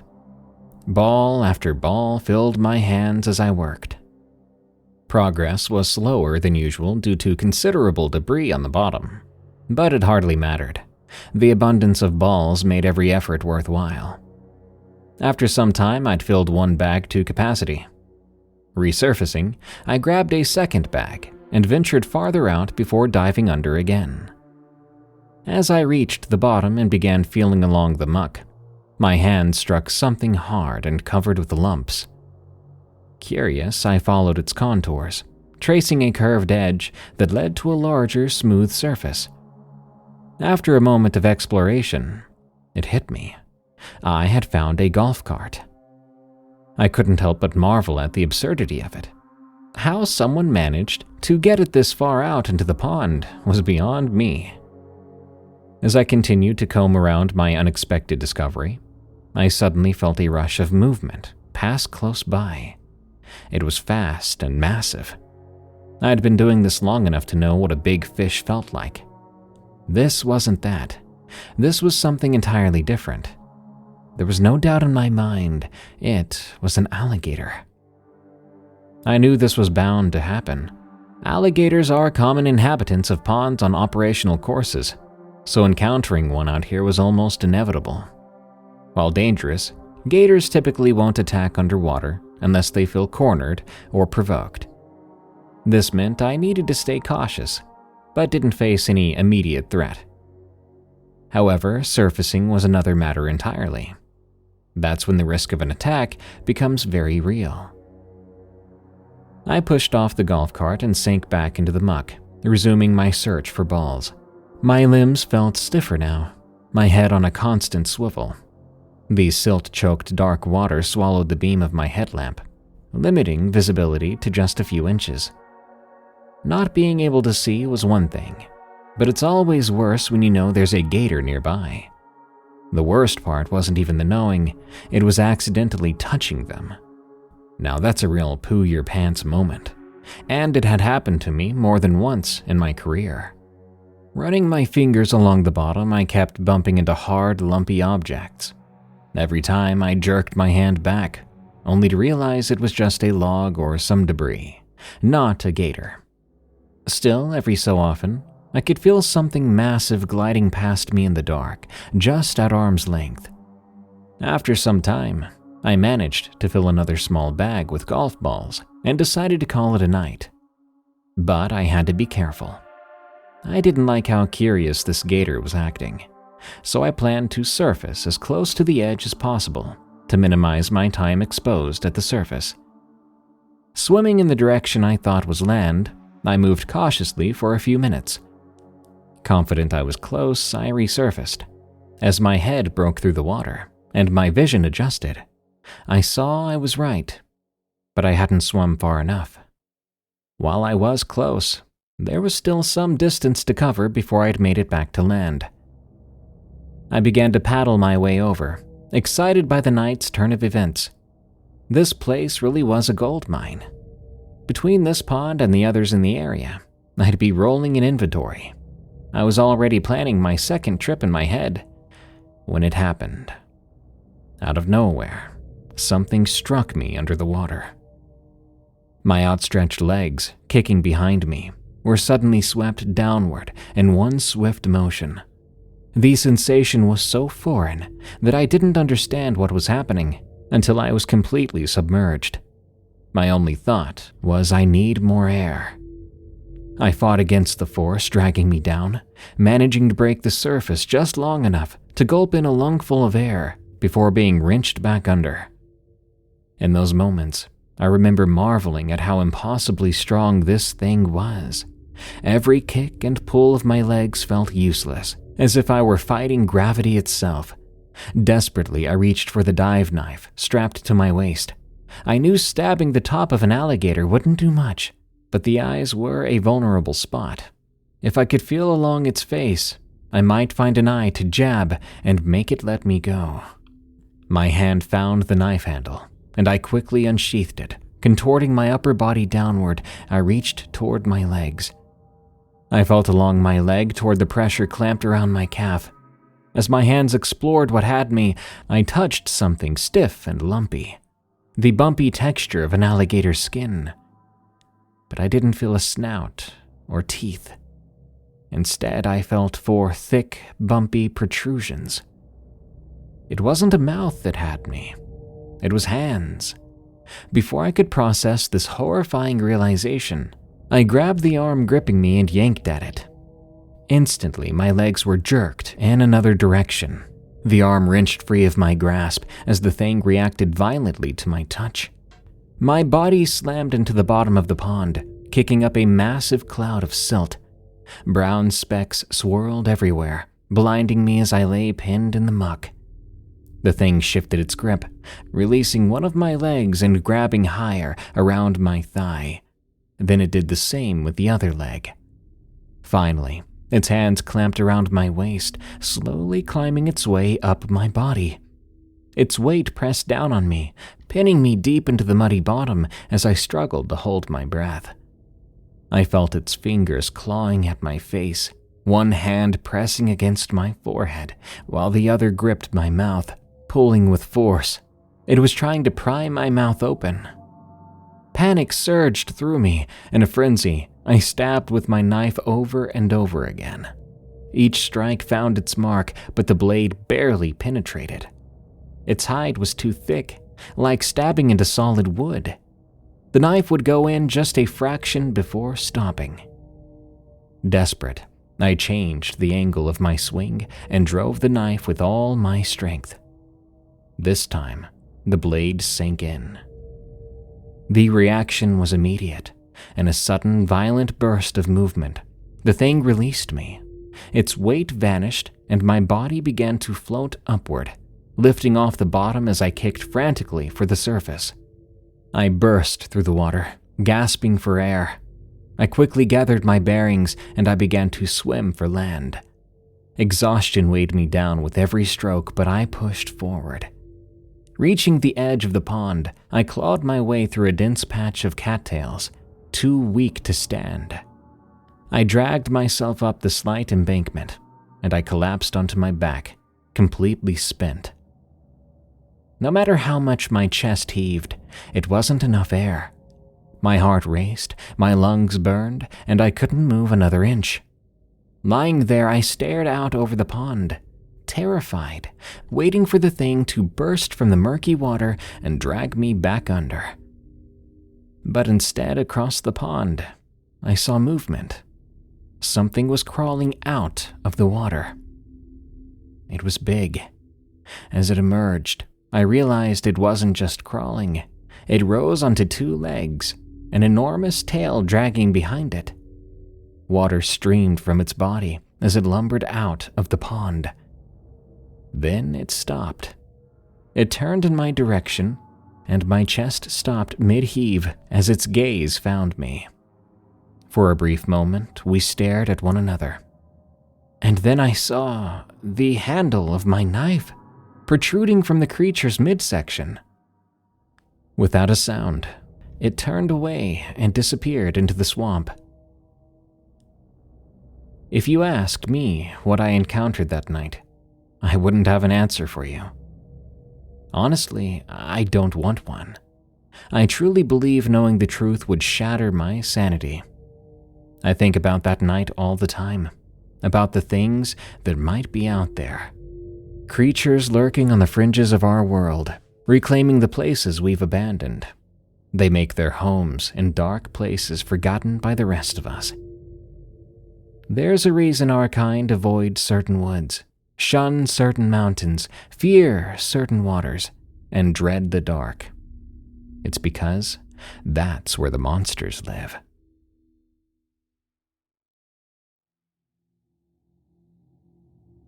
Trapped in the Barn. From Not Afraid of the Dark. I had an encounter that changed my life, or should I say nearly took my life, which happened in the great state of Washington. I was 17 years old at the time. It was back in 1997. I was visiting my grandparents for my summer stay, or as my family and I would call it, summer staycation. You see, I was born and raised in Washington in the town of Newport. It's a small town that borders Idaho. My grandparents lived south of us, in an even smaller town, north of Spokane and Coeur d'Alene. When I was around 8, my parents moved our family to Newport Beach, California. Yes, from Newport to Newport Beach, which we think is funny. All my siblings liked the move except for me. I loved the beach, but I missed everything back home. So each summer, I would return to Washington and spend the summer with my grandparents. That's why we called it my summer staycation.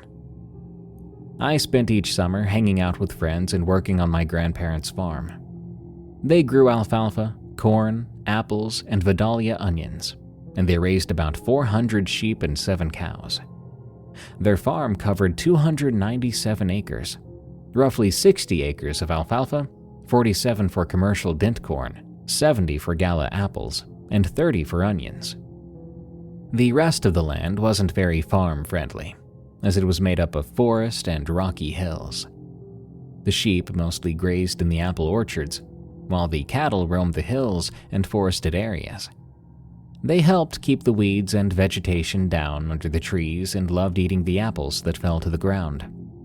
When people asked why they farmed multiple crops, the answer was simple.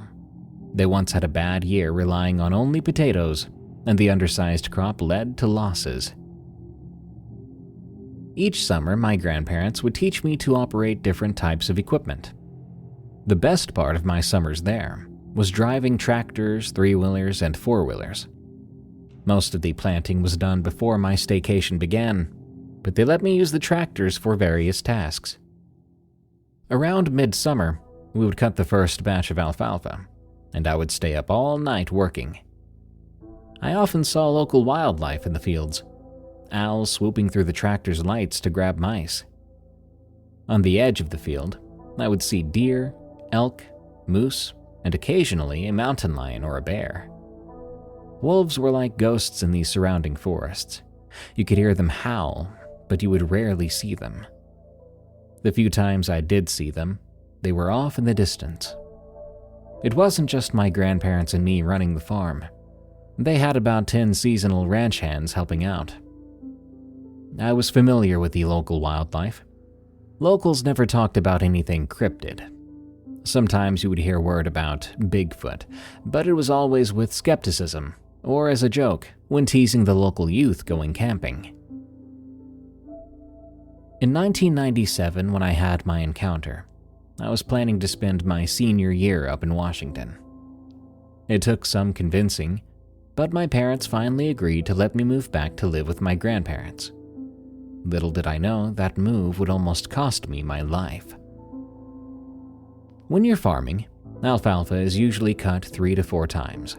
Corn is harvested depending on moisture content, typically between September and late October, and onions are harvested in late August and early September.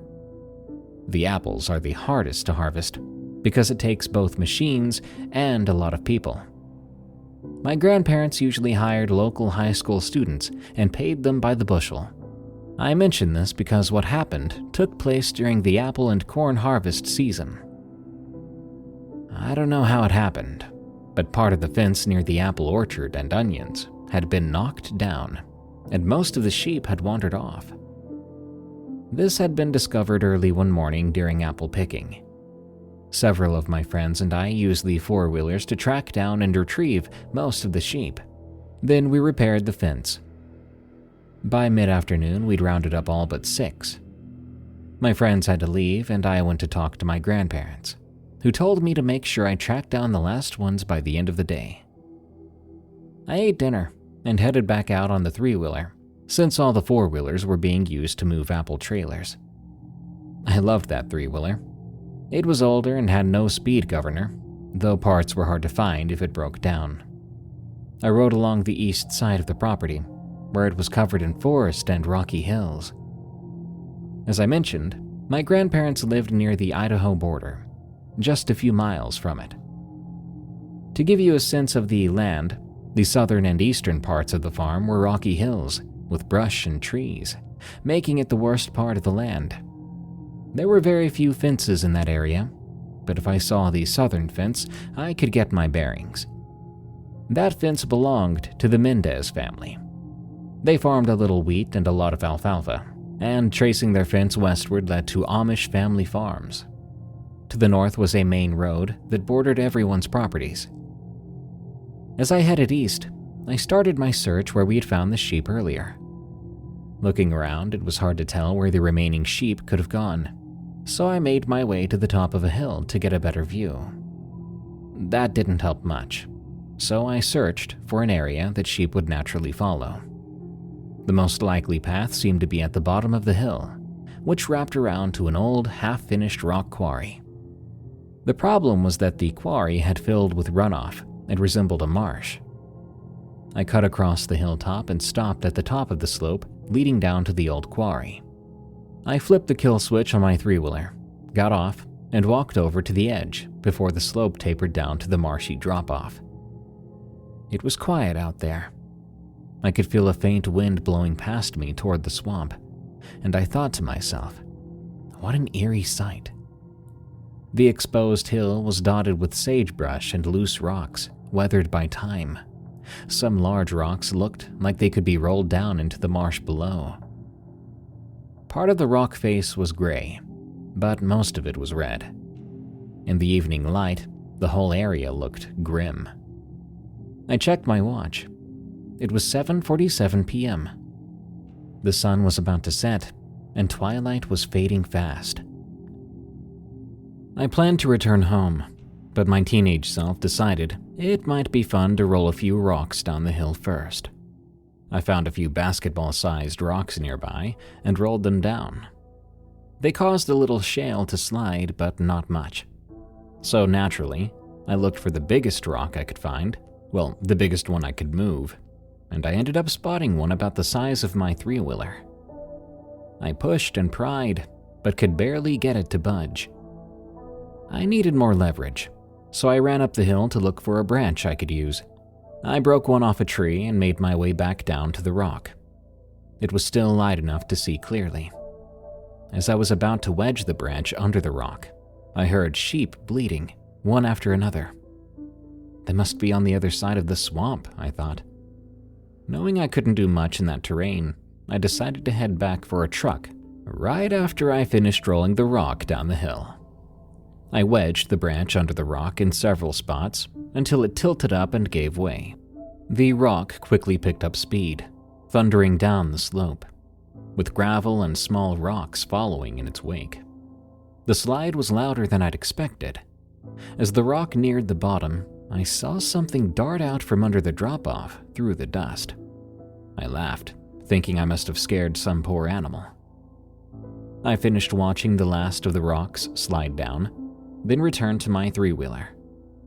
Just as I was about to start it, I heard the sheep bleating again, possibly startled by the noise. I turned and yelled, "I'll be right back," as I moved to kickstart the engine. But before I could, I caught sight of a gray mass moving rapidly towards me. In an instant, I was thrown from my three-wheeler. The blow came without warning. One moment, everything was right side up.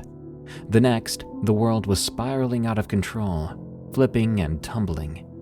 Ground, sky, blurring together as gravity pulled us down the jagged slope. I was entangled with something massive, its matted fur brushing against my face as we tumbled. The first few rolls poked and tore holes through my flannel, scraping my back and leaving me gasping for air. But it only got worse. With every turn, the creature that had knocked me off balance slammed into me, its body heavy, dense, reeking of rot. Each impact felt like it was breaking me apart, bone by bone. I felt the rock sliding beneath us. My head throbbed from rolling, but the creature was taking the brunt of each impact due to its size. Then a sudden pain near my waist pierced through my shirt. Claws, perhaps. But before I could even finish the thought, I came to a jerking halt. The creature tumbled off of me, its hulking mass rolling further down the hill. I clawed at the ground. My hand brushed against something tangled in my belt. A sagebrush. It had caught me, saving me from tumbling further. I struggled to my feet, disoriented. No matter what I did, I kept sliding, the gravel betraying me at every attempt. Then I heard a yelp and a whine from down below.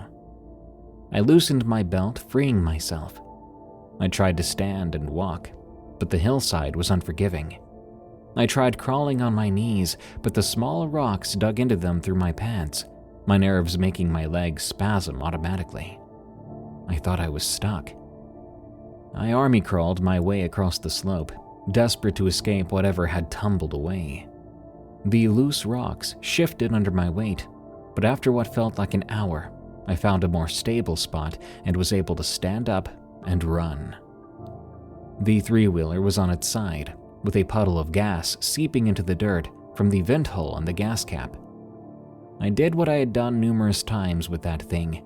I squatted down and tilted it upright by the handlebar and back fender. The engine, I knew, would be flooded. I held the throttle open to help the fuel settle. I didn't want to wait long, but I knew if I didn't give it a little time, it would flood further. As I waited, I heard it. Down below, my attacker. That thing was still there, trying to claw its way back up, its growls warped by the distance. What kind of creature wouldn't give up after that? I muttered to myself. I squinted, trying to see what it was. Its shape looked like a badger, but it was far larger than any badger could possibly grow. Maybe a wolverine, a large wild boar. It kept growling, sounding like something between a whine and a snarl. I could not stay any longer. I kicked the three-wheeler to life. I throttled hard as the engine purred. Just as I was about to speed away, I couldn't resist another look back. It wasn't there, but then I saw a silhouette rapidly zigzagging through the marsh. Good Lord, there's no way that thing is that relentless, I thought. In case it was coming back up the hill, I did not want to be there when it arrived, so I took off. My heart pounded as I pushed the machine. The wind howled in my ears as I tore across the hill, nearing 40 miles per hour. The tree line loomed ahead, and I slowed just enough to weave between the trunks. I turned north, knowing my way back to the trail. But as I did, I caught a glimpse of it. The creature had caught up with me, its dark shape darting between the trees. My panic surged. I veered south, crouching down over the handlebars, hoping to lose it. But my front tire hit something hard, jerking the front wheel up and slamming it back down, causing the headlight bulb to come loose and flicker like a strobe light. The creature dashed by, barely visible in the flickering light. I couldn't believe how fast it was. The forest began to thin, the open hill in sight. But then a violent shove from the side sent the back of my three-wheeler skidding, like I was drifting around a corner. I fought for control, but that thing rammed me again, harder this time, fully spinning me around. Instinctively, I clamped down on the brakes, causing the engine to stall. It was like I was momentarily deaf. All sound around me disappeared. The hair on my arms stood up, brushing against my shirt sleeves. My hands started to shake, and my jaw quivered. Then, a huge mass came around the front of my vehicle. In the moonlight, I could finally see it. It wasn't a boar at all, but something that resembled an absolutely massive wolverine. It growled so deeply, I swear I could feel it rattle my seat. It turned and looked at me, its eyes glowing orange with hatred. As if I wasn't scared enough, it stood up on 2 legs. It wasn't a wolverine at all.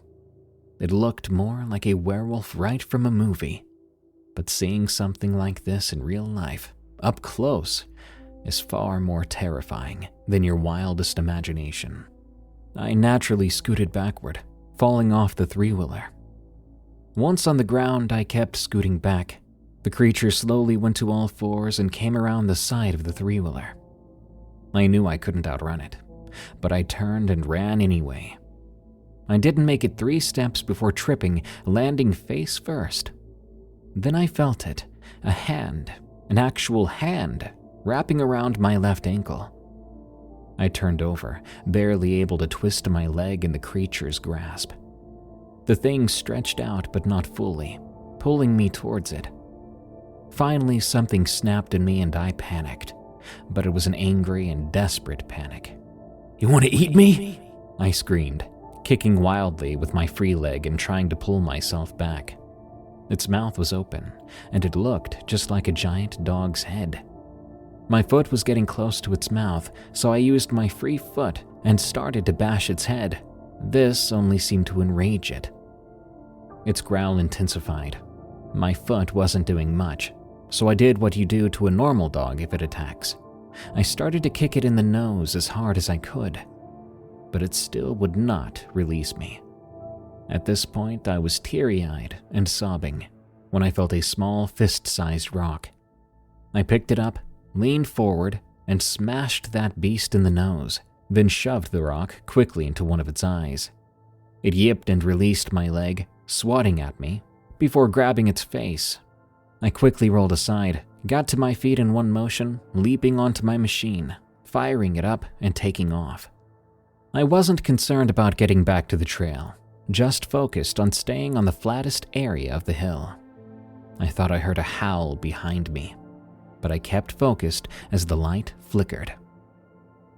I saw the southern fence off in the distance and stayed parallel to it, running over sagebrush and swerving around rocks. The engine drowned out any noise around me. Shadows appeared a ways away, buildings. The old Mendez barn was up ahead. My machine was drawing me closer when I heard a hideous roar. It rattled me through my core, chills running through my body like a cold breeze on a hot day that makes you shudder. Then my 3-wheeler started to jerk forward. As it did, I turned to look down and saw the thing's hands on both my tires, its claws digging in, followed by a slight hiss mixed in with the engine. It had slashed my tires. Revving the engine hard, the pierced tires spun free. The beast stumbled and tripped. My bike felt limp beneath me. The RPMs were high, but my speedometer read only 15 miles per hour. The farm was so close. Revving hard, the speedometer hit 20 as I coasted into the empty area, with old grain silos on the left and an old barn on the right. Before the 3-wheeler even stopped, my feet hit the ground. I ran to the barn, pushing the door open and slipping inside, feeling around for a latch. My hand soon found the familiar groove.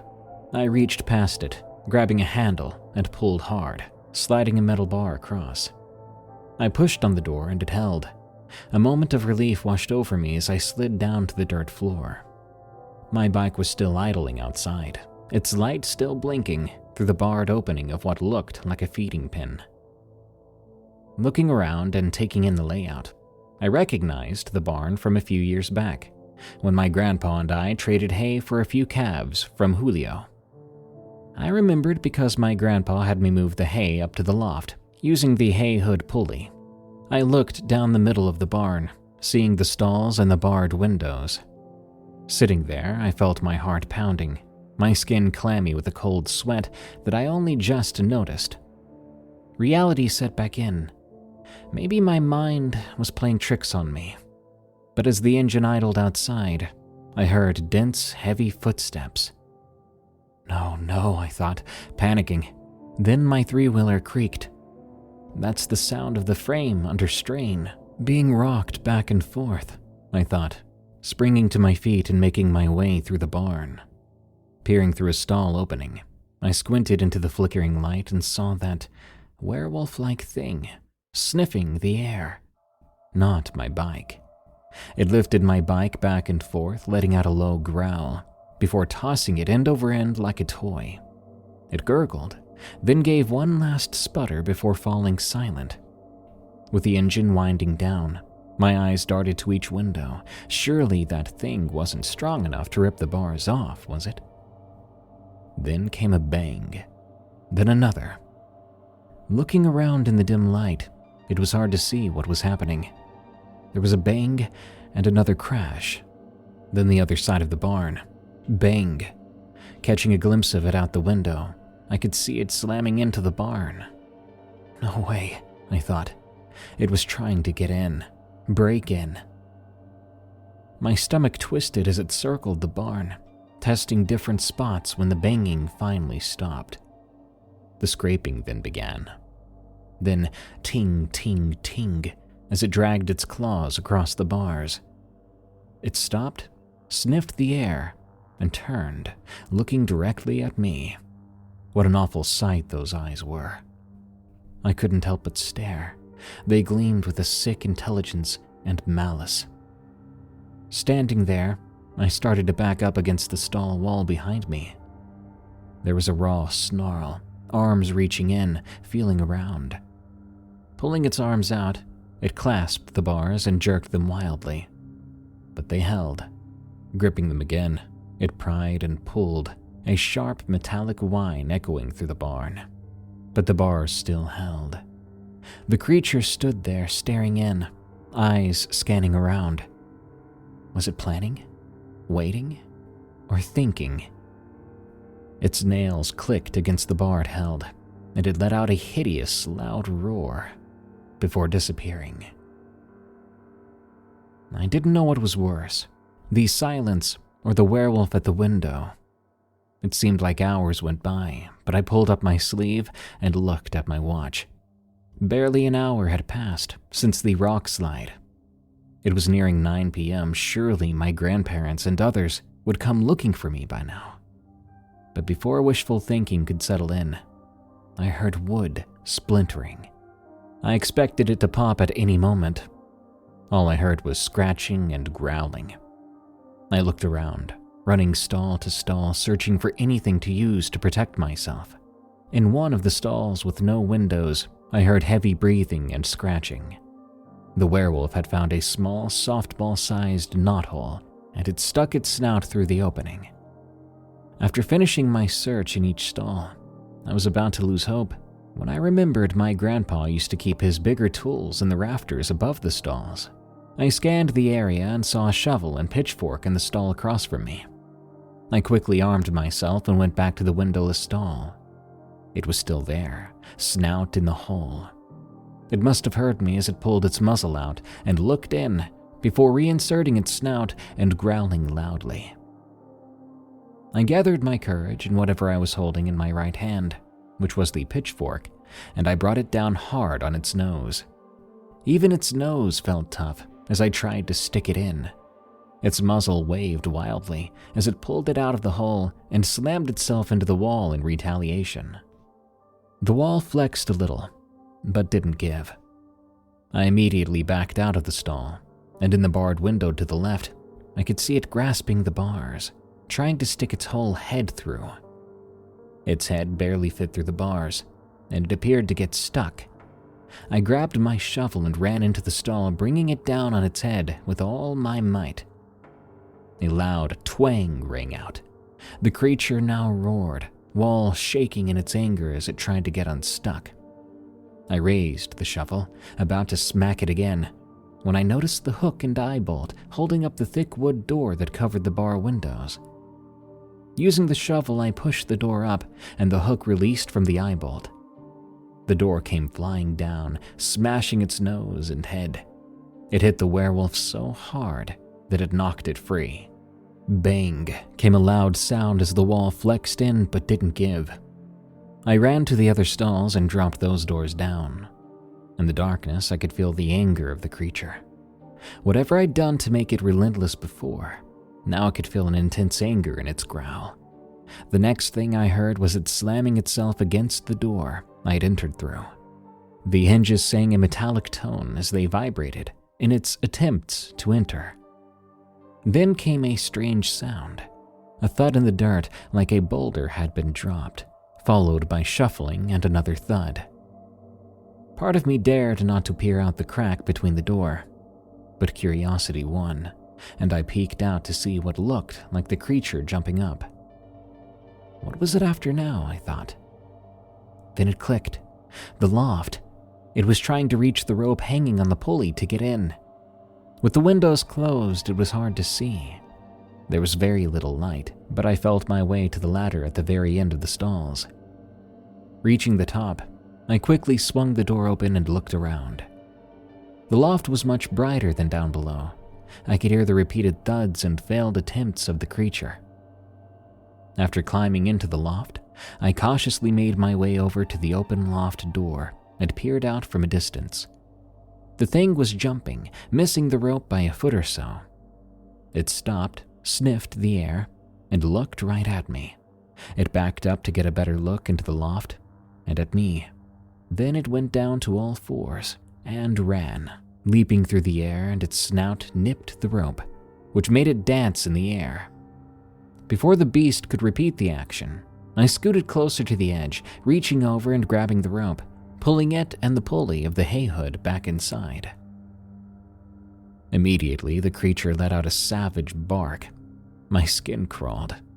As scared as I was equally mad. I'd seen several big bales of hay as I crossed the loft. Looking around, I saw the hay track towards the back of the loft. I grabbed it. I hooked it up to the biggest bale using the attached tines on the track and the block and tackle, and pulled it down under the hay hood. I quickly switched the bale to the hay hood and got ready to swing out over the beast below. My plan was to swing the bale out and drop it on the thing. Looking down at it, I swung the bale out, but the hood wasn't long enough to reach the distance. Now, if it wasn't for the block and tackle pulley, that hay bale would have been almost impossible to hold on to. I lowered the bale in hopes of the creature getting curious and moving under it. As I lowered it several feet down, the creature took off. Dang it. Not even an instant later, the hay bale violently started to sway side to side and got a lot heavier. I nearly dropped it, but leaned back to counter the weight. In the commotion, the beast's arms appeared around the bale. Before it could steady itself in the swinging bale, I let go of the rope. The bale and creature plummeted down as one mass. The bale landed on the creature's upper body with a loud thud. I stood in shock that my plan had worked in a roundabout way. Looking down, I didn't see any movement. Nothing but a wrecked hay bale and a motionless animal. Part of me wanted to make a run for it, but I knew it would catch me if I did. I wasn't sure if the werewolf thing had been knocked out or was lying under the heavy bale waiting for me. Not wanting to leave the safety of the barn, I looked around the loft and saw several bales of hay. Using the hay track, I moved all the bales to the front of the loft, covering the opening and barricading myself inside. I climbed up to the top of several stacked bales and made my way to the wall just above the loft opening. I couldn't see outside, so I burrowed a little way down into the bales when I noticed the smell of old hay. It must have been wet at some point, and was probably the reason it was left up in the old barn. I thought I might be able to mask my scent, so I covered myself in it, lying still, so still for so long, I eventually passed out. Now, I don't remember dreaming or anything like that, but I do just remember waking up. There was a faint sniffing sound followed by a distant rustle. I went rigid as I put together the events of the night. It took all my courage to move an inch. I tilted my wrist towards my face and slowly slid up my sleeve. I peered at the glowing watch hands. It read 6:07 a.m.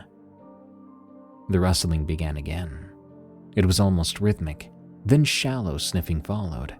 which was accompanied by a muffled sneeze. The fear set back in as my heart sank with despair. It took all my courage to snap me out of my frozen posture. I slowly rolled over and crawled to the edge of the bale. I feared looking over the side and having that beast's face staring right up at me. But when I looked, there was nothing. Slowly, I repeated this process for each side of the bale. What had I heard? It reminded me of when the sheep would nose the piece of hay when we fed them. Then an overwhelming thought entered my mind. The werewolf had somehow managed to get on the loft's edge and was digging through the bales of hay. Putting my head down near the bale, the sound returned. I started to tremble. I heard it sneeze again, the sneeze not so distant now. I slowly crawled up on my knees, getting ready to jump and make a run for the loft door. After moving so much, I think I had let that thing know I was close, as the rustling and sniffing intensified. Right as I was about to jump down, a head poked out of the bottom hay bale and caught my attention. It twisted and turned, trying to look around, but it struggled to look up at me. It growled a very low, menacing growl. Forget this, I thought, and jumped straight down, landing on its head and snout. It let out a ghastly sound. Landing on its head threw me off balance, and I fell just in front of it. Its head shook in anger and the hay bales followed, parts of the stacked bales starting to shake, and hay began to roll down like a rock slide. The bales started to slowly lift off the ground and then exploded as that nightmarish wolf-like thing sprung up, howling in victory. Not even making it to my feet, I scrambled across the floor to the loft door, cracking it open and sliding onto the 2x4 ladder below as the loft lid closed. I skipped many of the rungs as I quickly made my way down, the creature scratching and clawing at the door above me. By the time I was almost to the door, I could hear the hinges being torn out of place, and the door came crashing down, followed by a loud thud. I turned to see it once again standing on the other side of the barn. It started toward me, and turning around, feeling for the door, my hand found the latch and opened the barn door. I squeezed through, slamming the door behind me. I frantically looked at the door, found the latch, and slid it into place. Right as I did this, the door flexed out and the creature howled and snarled. I could hear it crashing back through the barn. Then silence followed for the briefest of seconds before the door flexed out again. This time it flexed out far. I could tell the door wasn't going to hold, being rammed from the inside as effectively as it had from the outside. I ran around the side of the barn, nearly crashing over my upside-down three-wheeler. I kept running, and the nearest thing I saw was the old grain silos. The first two didn't have ladders leading to the top, but I could see that the next one did. As I ran up to the silo, I started to climb it. Then I heard the barn door come crashing down. By the time I was near the top of the ladder, the creature was at the bottom of the silo, snarling like mad. Looking down at it, I could see it trying to figure out how to use the ladder, but after a rung or two, its nails scraped the side of the silo as it slid down. It kept staring up at me and started to circle the silo. I finished making my way to the little platform at the top of the dome. I couldn't see down below from this angle, but I could hear it below. Being up that high, the wind whipped around me. I was starting to get too cold. I looked at my watch. It was close to 6 a.m. It was about to be sunup. At least I thought it would be. But the night was fading slowly. After a few minutes, which felt like hours, it was silent down below. So I climbed back to the edge of the silo and peered over. It was still down there, just waiting. It looked up at me and attempted the ladder again, this time more fearsome than its last attempt. I quickly went back to the top of the silo. I thought I might be able to get into the silo, but if I did, it would really trap me. So I just sat there, as the beast kept trying to climb the ladder. That was when I saw the headlights in the distance. I wasn't sure if they could see me, but I began to jump up and down. The road they were on only led one way, and that was up to these silos and the barn on the side of the hill. As the lights got closer and closer, I believed they saw me. Soon I could hear the roar of an engine, then the suspension as it bounced down the rocky road. It crested the hill, and the headlights shone on the barn as it wound up ever so closely. I could make out the truck. It was Julio. It rolled up past the barn and stopped. I frantically climbed to the edge of the silo and looked down. It was still there, even with the truck, but its head was turned back looking at the vehicle. The truck just sat there, looking like a standoff between man and beast. The door swung open, and Julio stepped out with a 12-gauge. He was hollering something in Spanish. He rested it between the door and the door frame, aimed, and fired. I was looking straight down when this happened, and that beast let out an ear-piercing yip as fur flew from it. Then it turned and started toward him. I heard the familiar sound of the pump of the gun before another blast rang out. This time the creature shook hard and just stopped. Then another blast, and another. I knew if it was fully loaded, he only had 3 shots left. Then, as if by some blessing, the creature turned and ran off. Julio screamed at me to get down and beckoned me over. I didn't know if that thing was going to return or not, but I was frozen in place. "Come on," he yelled. "It might come back." I basically slid down the ladder, jumping into the truck. Julio climbed in. "Take this and reload it." He handed me the gun as he started to drive. He reached down to the CB radio and got a hold of my grandpa. "Harv, I got him. Over." Then my grandpa's voice came through. Oh, thank goodness. My grandpa didn't even say over before Julio replied. Harv, you ain't gonna believe this. You remember a few years ago that thing I told you I saw? Well..." His voice trailed off, but he didn't let go of the mic button. "It's back, and it had your grandson trapped on top of my old silos. Over." Well, just get back here. Let me talk to my boy. Over. Once back at the ranch, everyone hugged me. All the ranch hands and a few others were out looking for me, but hadn't gone out until after 10 to search. One of the hands looked at my back and stitched up several of the big gashes. After explaining everything, my grandpa and several others got in their vehicles to head to the marsh.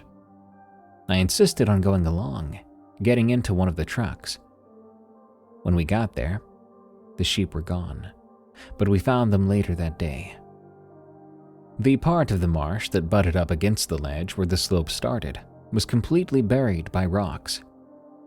One ranch hand said there was at least 2 semi-trucks loads of rocks, which must have come down, filling in the drop-off. Then he said something that made me realize why that thing wanted to hunt me down. He said there were 2 small caves. Possibly the thing had lived there. I had buried its home, or possibly buried others that might have lived down there. If wolves travel in packs, why not these creatures, if they're quite similar? After that morning, I have never seen anything like it since. A note from the author. My story was hard to tell, mainly hard to dramatize the events that happened to me, to give you the feeling that I was feeling that night. The scariest part was when it had me by the leg. That one rock saved my life. I still don't know how it withstood several blasts from a 12-gauge, but a rock and pitchfork hurt it. All I know is, if it had managed to climb that ladder, I would have been a goner. I took care of the farm for a bit when my grandparents retired, and a few of my siblings helped. But my parents now run it full-time. There are scary things out there that I hope the rest of my family or others never have to encounter.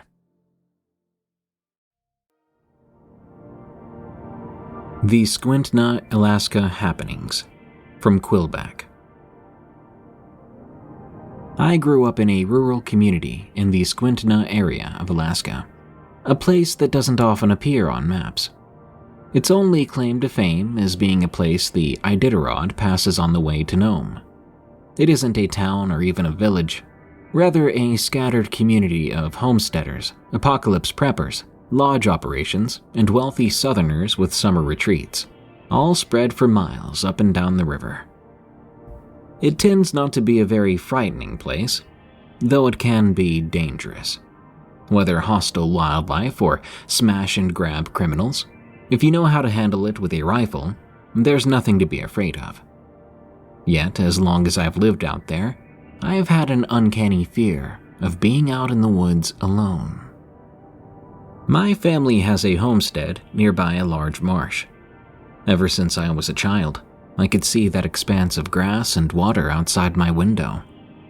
It could be mesmerizingly beautiful watching the wind ripple through that sea of grass, but at the same time, there was always something off-putting or eerie about it, especially when night came. Alaska is known as the place of the midnight sun during the summer. It never really gets dark, unlike the winter. Instead, everything gets suspended in a drawn-out dusk until morning breaks again.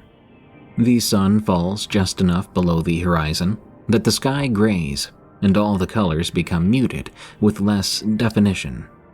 But there's still enough light to see everything, to make out shapes, the perfect conditions to make you think you're seeing things. I'd be looking out my window, watching the mist roll over the now still grassy expanse, thinking I could almost make out things moving on the far side of the marsh. I would always dismiss it. Moose are frequent and love to browse the aquatic vegetation there. And yet, there was always a fear I could not rationalize or explain. I didn't know where it came from. When I was young, I attributed the fear to bears. After all, there were many cases of hungry grizzlies breaking into cabins and attacking people in their beds. This actually happened to one of our neighbors, a story I might share another time. Later, my family had to put down a problem bear that had been breaking into our garbage shed. With it lying dead before me, I realized that maybe bears weren't behind this unknown terror.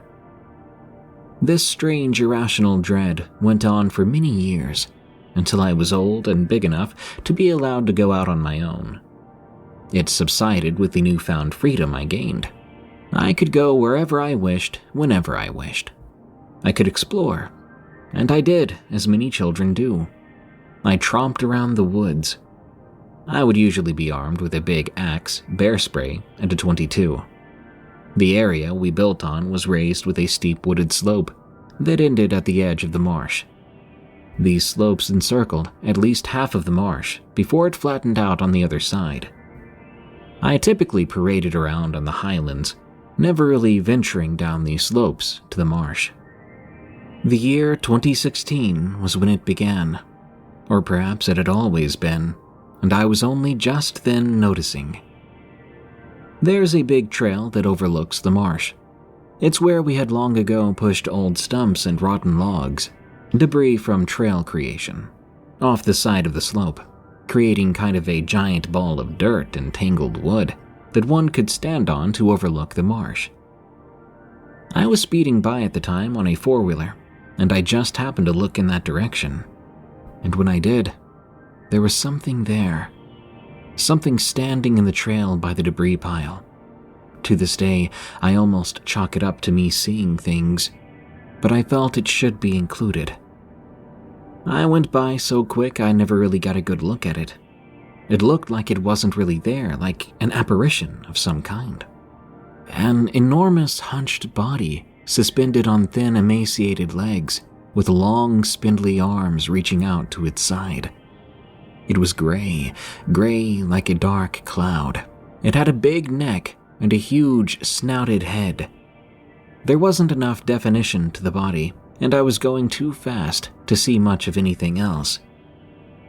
After I'd passed it, I stopped and backed up to see if I could catch a glimpse of it again.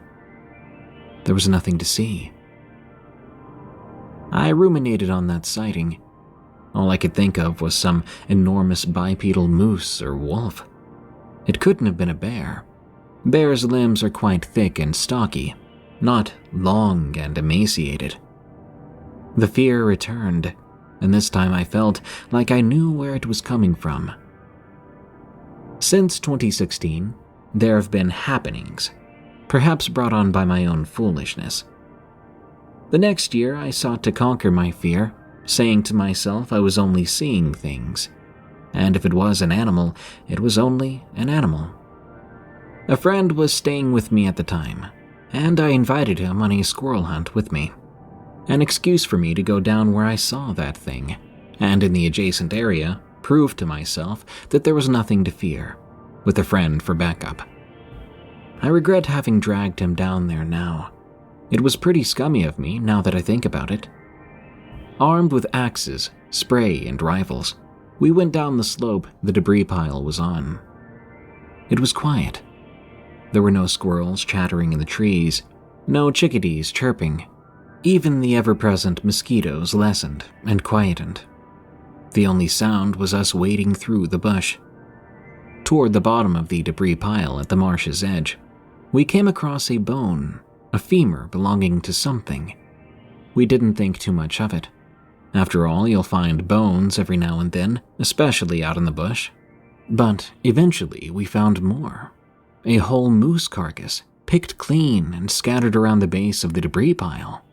Its ribcage lay derelict, bleached by the sun, still interconnected by dried cartilage. We both thought it interesting, stopping to examine the remains. It was old. There was no smell. Perhaps 1 or 2 years had passed since its death. As we sat there over the bones, we looked behind us, noticing that the pile of debris had several tunnels dug through it into the side of the slope. Dense tufts of moose hair littered around it. Perhaps a bear had dug its den here. Wisely, we decided to leave, moving horizontally along the slope away from those tunnels. The dread began to seep back into me, though. I powered through it, making excuses. Maybe a bear had eaten the moose and hibernated there a long time ago, I thought to myself. But as we progressed, things became, well, uncanny. Along the slope, there were many well-worn trails going alongside it, which we walked on to avoid bushwhacking.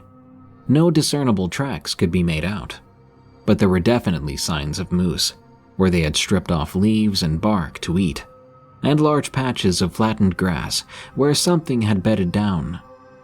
Eventually, we came across another carcass, more intact this time, its bones less scattered.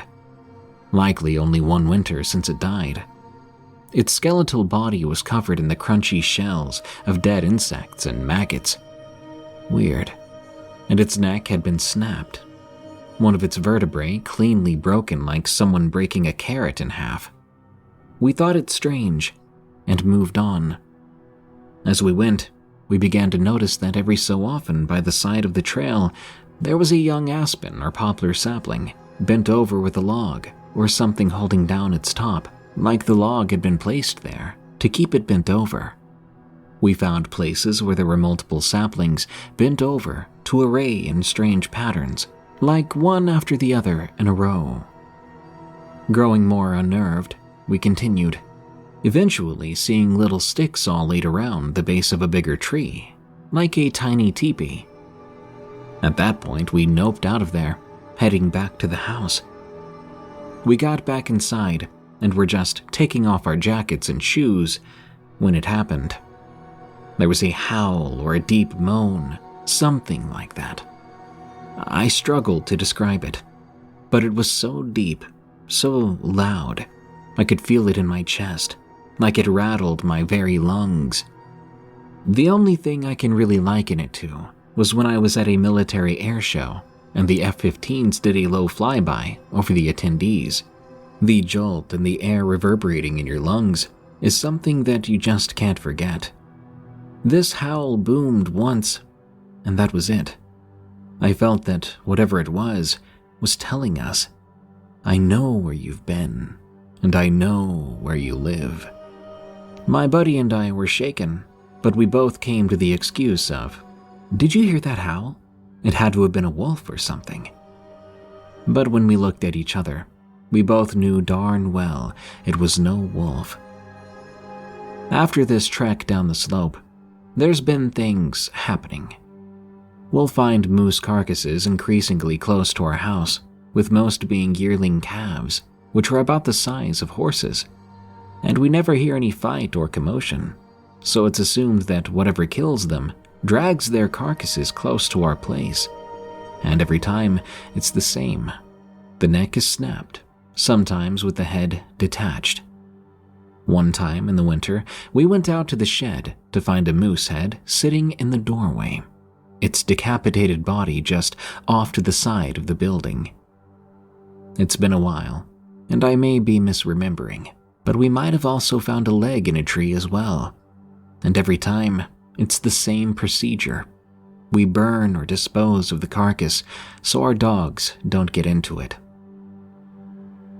We heard one of the neighbors had something big trying to dig under his house while he was gone one evening.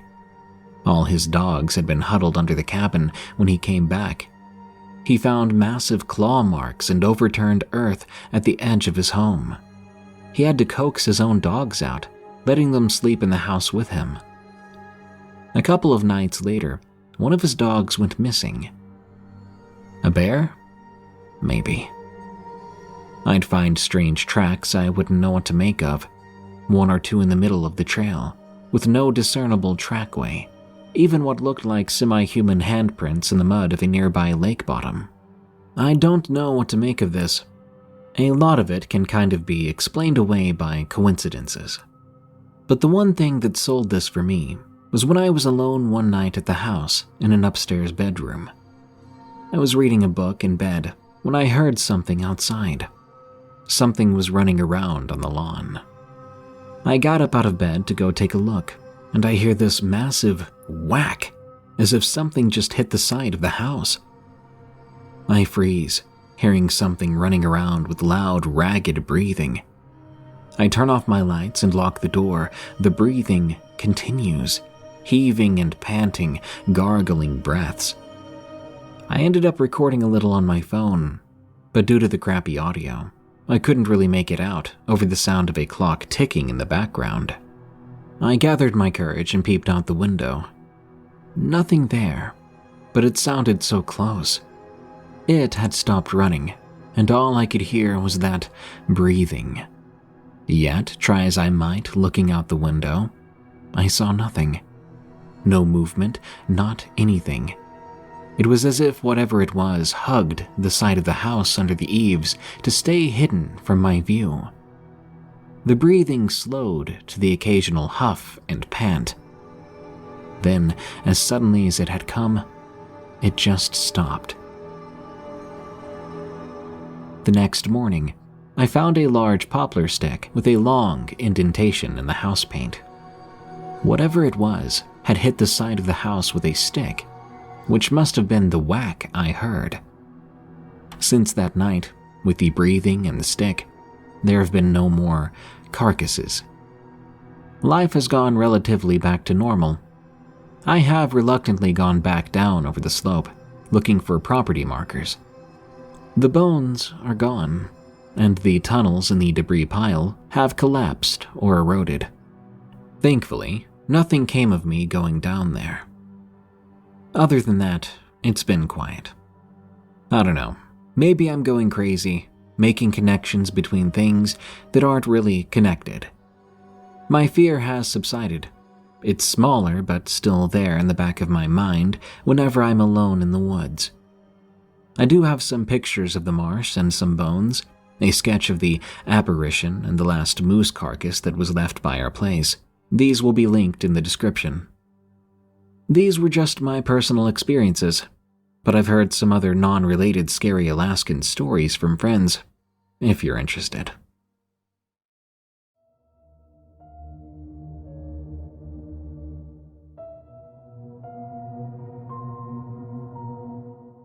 The end is coming. The end of this episode and the end of 2024. I just want to say thank you. Thank you to everyone who tunes into my shows and stories, enjoying the content. Thank you to everyone who takes the time to send in your stories. And thank you to everyone who is a fan of horror like me. So, here's to a better year in 2025. A year of improved health, success, and happiness for all of us. I'm Darkness Prevails, and this has been Unexplained Encounters. Until next time, stay safe out there and stay creepy, because this world is a strange one.